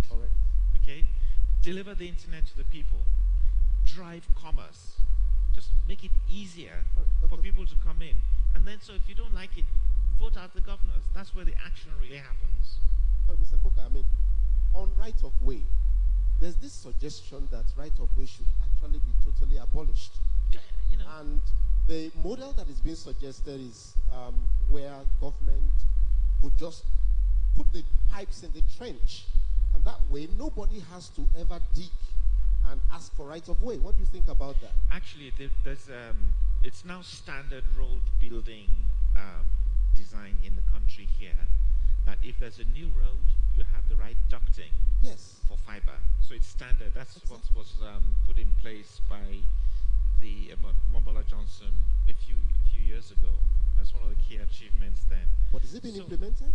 It is, yeah. If you build a road, a new proper road, then you have ducting. Look at Bodilon. Given that you've got the actual right ducting. Look at some of the new roads in Lekki, for instance. They do have the right ducting for broadband cable routing. So one of the question. And after that question, we'll just look briefly at, are we looking at the right technology mix? Because one question that has come is, how are we serving those at the rural areas that don't have internet access? And just before you ask your question, I know that Google had this pilot program for Google Loon, which was targeted towards the underserved locations. And perhaps Medallion and Rack Center can throw in their thoughts on that, on what kind of technologies should Nigeria be using to bring those underserved into the mix. Your question? Yeah. Good evening. I'm Michael. With you can't talk about rural-urban drift without actually looking key at the transport sector. We're pioneering a project which is actually targeted through urbanizing the transport sector. That is making them go online. And one of the problems we've been encountering, it's not basically the internet, but as an RF person, I know the coverage of MTN all over Nigeria. It's 3G, 3G, then a little bit of 4G. They have a very good coverage. I think from what that lady said, it's dispensable income. Affordability of the device itself. We had to call a local manufacturer to come in with phones, partner mobile. And after giving all the tricycles, about 400 phones, 500 phones, that's tricycles operators. Some of them ran away with the phone. Some of them ran away with the phone. So it's a big problem. It's that income. Apart from, because we now started changing the features, because I had to now disguise myself as an operator, tricycle operator, started looking at what is the problem. Until I started knowing that they want a tool that will help them make money. We now introduced e-hailing into the app. We introduced Circle of 5 so that they can communicate properly in Hausa. I'm talking about the Abuja launch, because we launched already in Abuja. But I feel the hardware itself for accessing, if it's mobile, itself has to be very affordable, because we had to bring in a local partner and they couldn't pay once. The ones who paid over 3 months, they ran away with it. So if they have to use the internet for everyday rural urban drive, the device in which they used to access it should be as cheap as possible for them to be able to pay for it. So that's my own contribution. Sorry, how much were some of these devices you distributed? Because we heard that Partner Mobile was selling theirs for, I think, 17,000, and they had to pay over 3 months. Okay. And these people make in Abuja, it's not as lucrative as Lagos. I think they make about 20-something thousand weekly, but most of them are on higher purchase. They barely don't have 4,000 to themselves at the end of the week. All right. I think we need to start rounding up. Finally, from each of our panelists, let's look at what are the real challenges that we're looking at in your final thoughts. What are, maybe talk about one thing that you think, if removed, will help us to leapfrog and make serious impact in internet access in the country. Let's start with you, Dr. Krishna. The biggest thing we need to look at is the intercity connectivity part. Sorry? The intercity connectivity part. Okay. And the other, we have more than enough capacity in Lagos. So how we are going to transport this maybe to Kanu or other remote states? Okay. Okay. In the current scenario when we travel, the state capital has a decent 3G coverage to an extent, but if you move out from there, you can't even browse anything, you can't even open anything. So these are the fundamental things we need to address actually. So that infrastructure has to grow.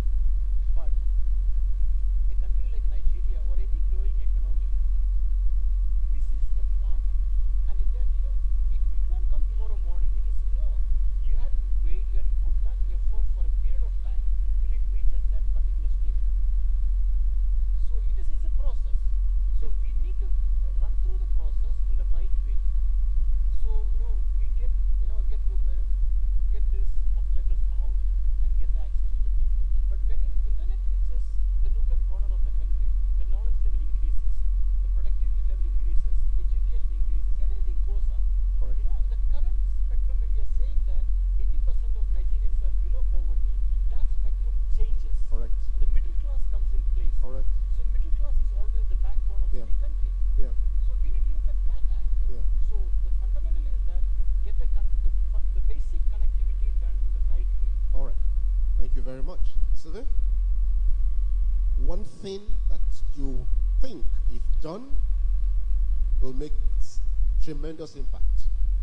So if you have this aspirational goal that every citizen of the country should have access to the internet, you also need good conditions for this to happen. And I will give you one example. I come from Canada, a country of 35 million, 1/3 of the population here. No, actually 1/6. we are probably 15 times bigger in coverage, in landmass. It's only when our government decided that every user should have access that things started to move in the right direction. And people started thinking, do we build different roads? Or do we share the same road? Do we build multiple sewage system or do we use the same one? And then this notion of sharing infrastructure came into play. Okay. Because infrastructure is costly. So you can build a part of it and then you should offer the rest equally to other players so that they don't need to spend money to build the same road. Correct. And then you can build a model this way, and this is how you wire faster big geographies. So room for thought. Thank you very much. Mr. Coca? So more collaboration.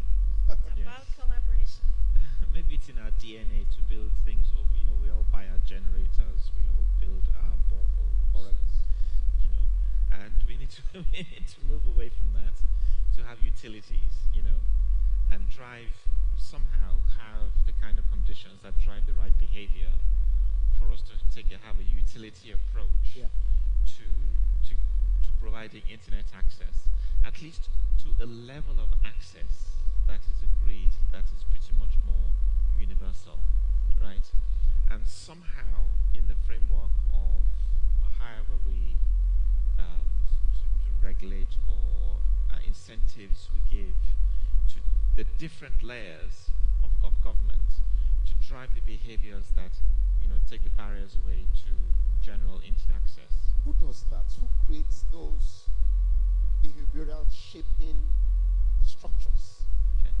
Well, I mean, it partly could be, I mean, one regulatory framework you find in the payment systems, for instance, they try to drive some behaviors by putting some key things in place. Might sound painful at first, cashless, for instance, but then it drives different behaviors.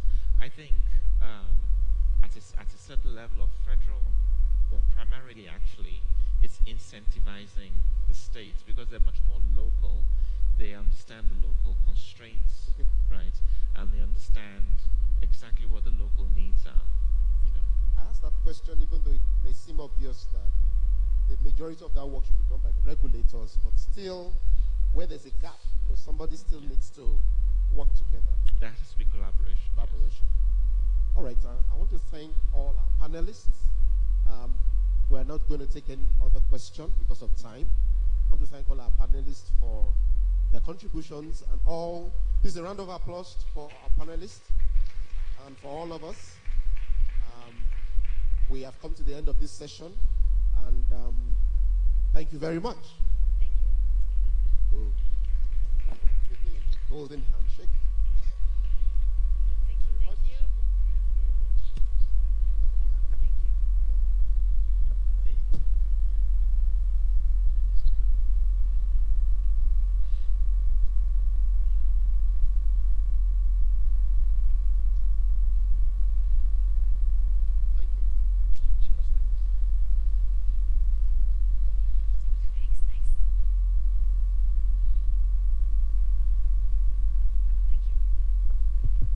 Okay, another round of applause to them, please. Okay, so just a bit of information. There will be a social event at the end of this, just to say thank you to those who have remained here. I'm sure you're also looking at me for the Oculus. It's only those that are here that will participate in that. So even if you win and you're not here, you can collect. So it's only those that are here. So you're sure that at least for staying this far, then you have to get something. Okay, finally, somebody brought us here. So it's time for us to appreciate our sponsors, to say thank you to them, to say Dalu, to say Nagode, to say, what's the word in Yoruba? To say Adupe. Without them, I mean, keeping us here for 2 days, giving you all the food, keeping you in a very conducive environment. And then, so we need to say thank you to them. And to do that, we will be inviting our co-convener, Mr. or Reverend SF, to be presenting that. Rashida, please come up the stage. And then Mr. Dewole Ajao, say thank you to them and present some gifts to them.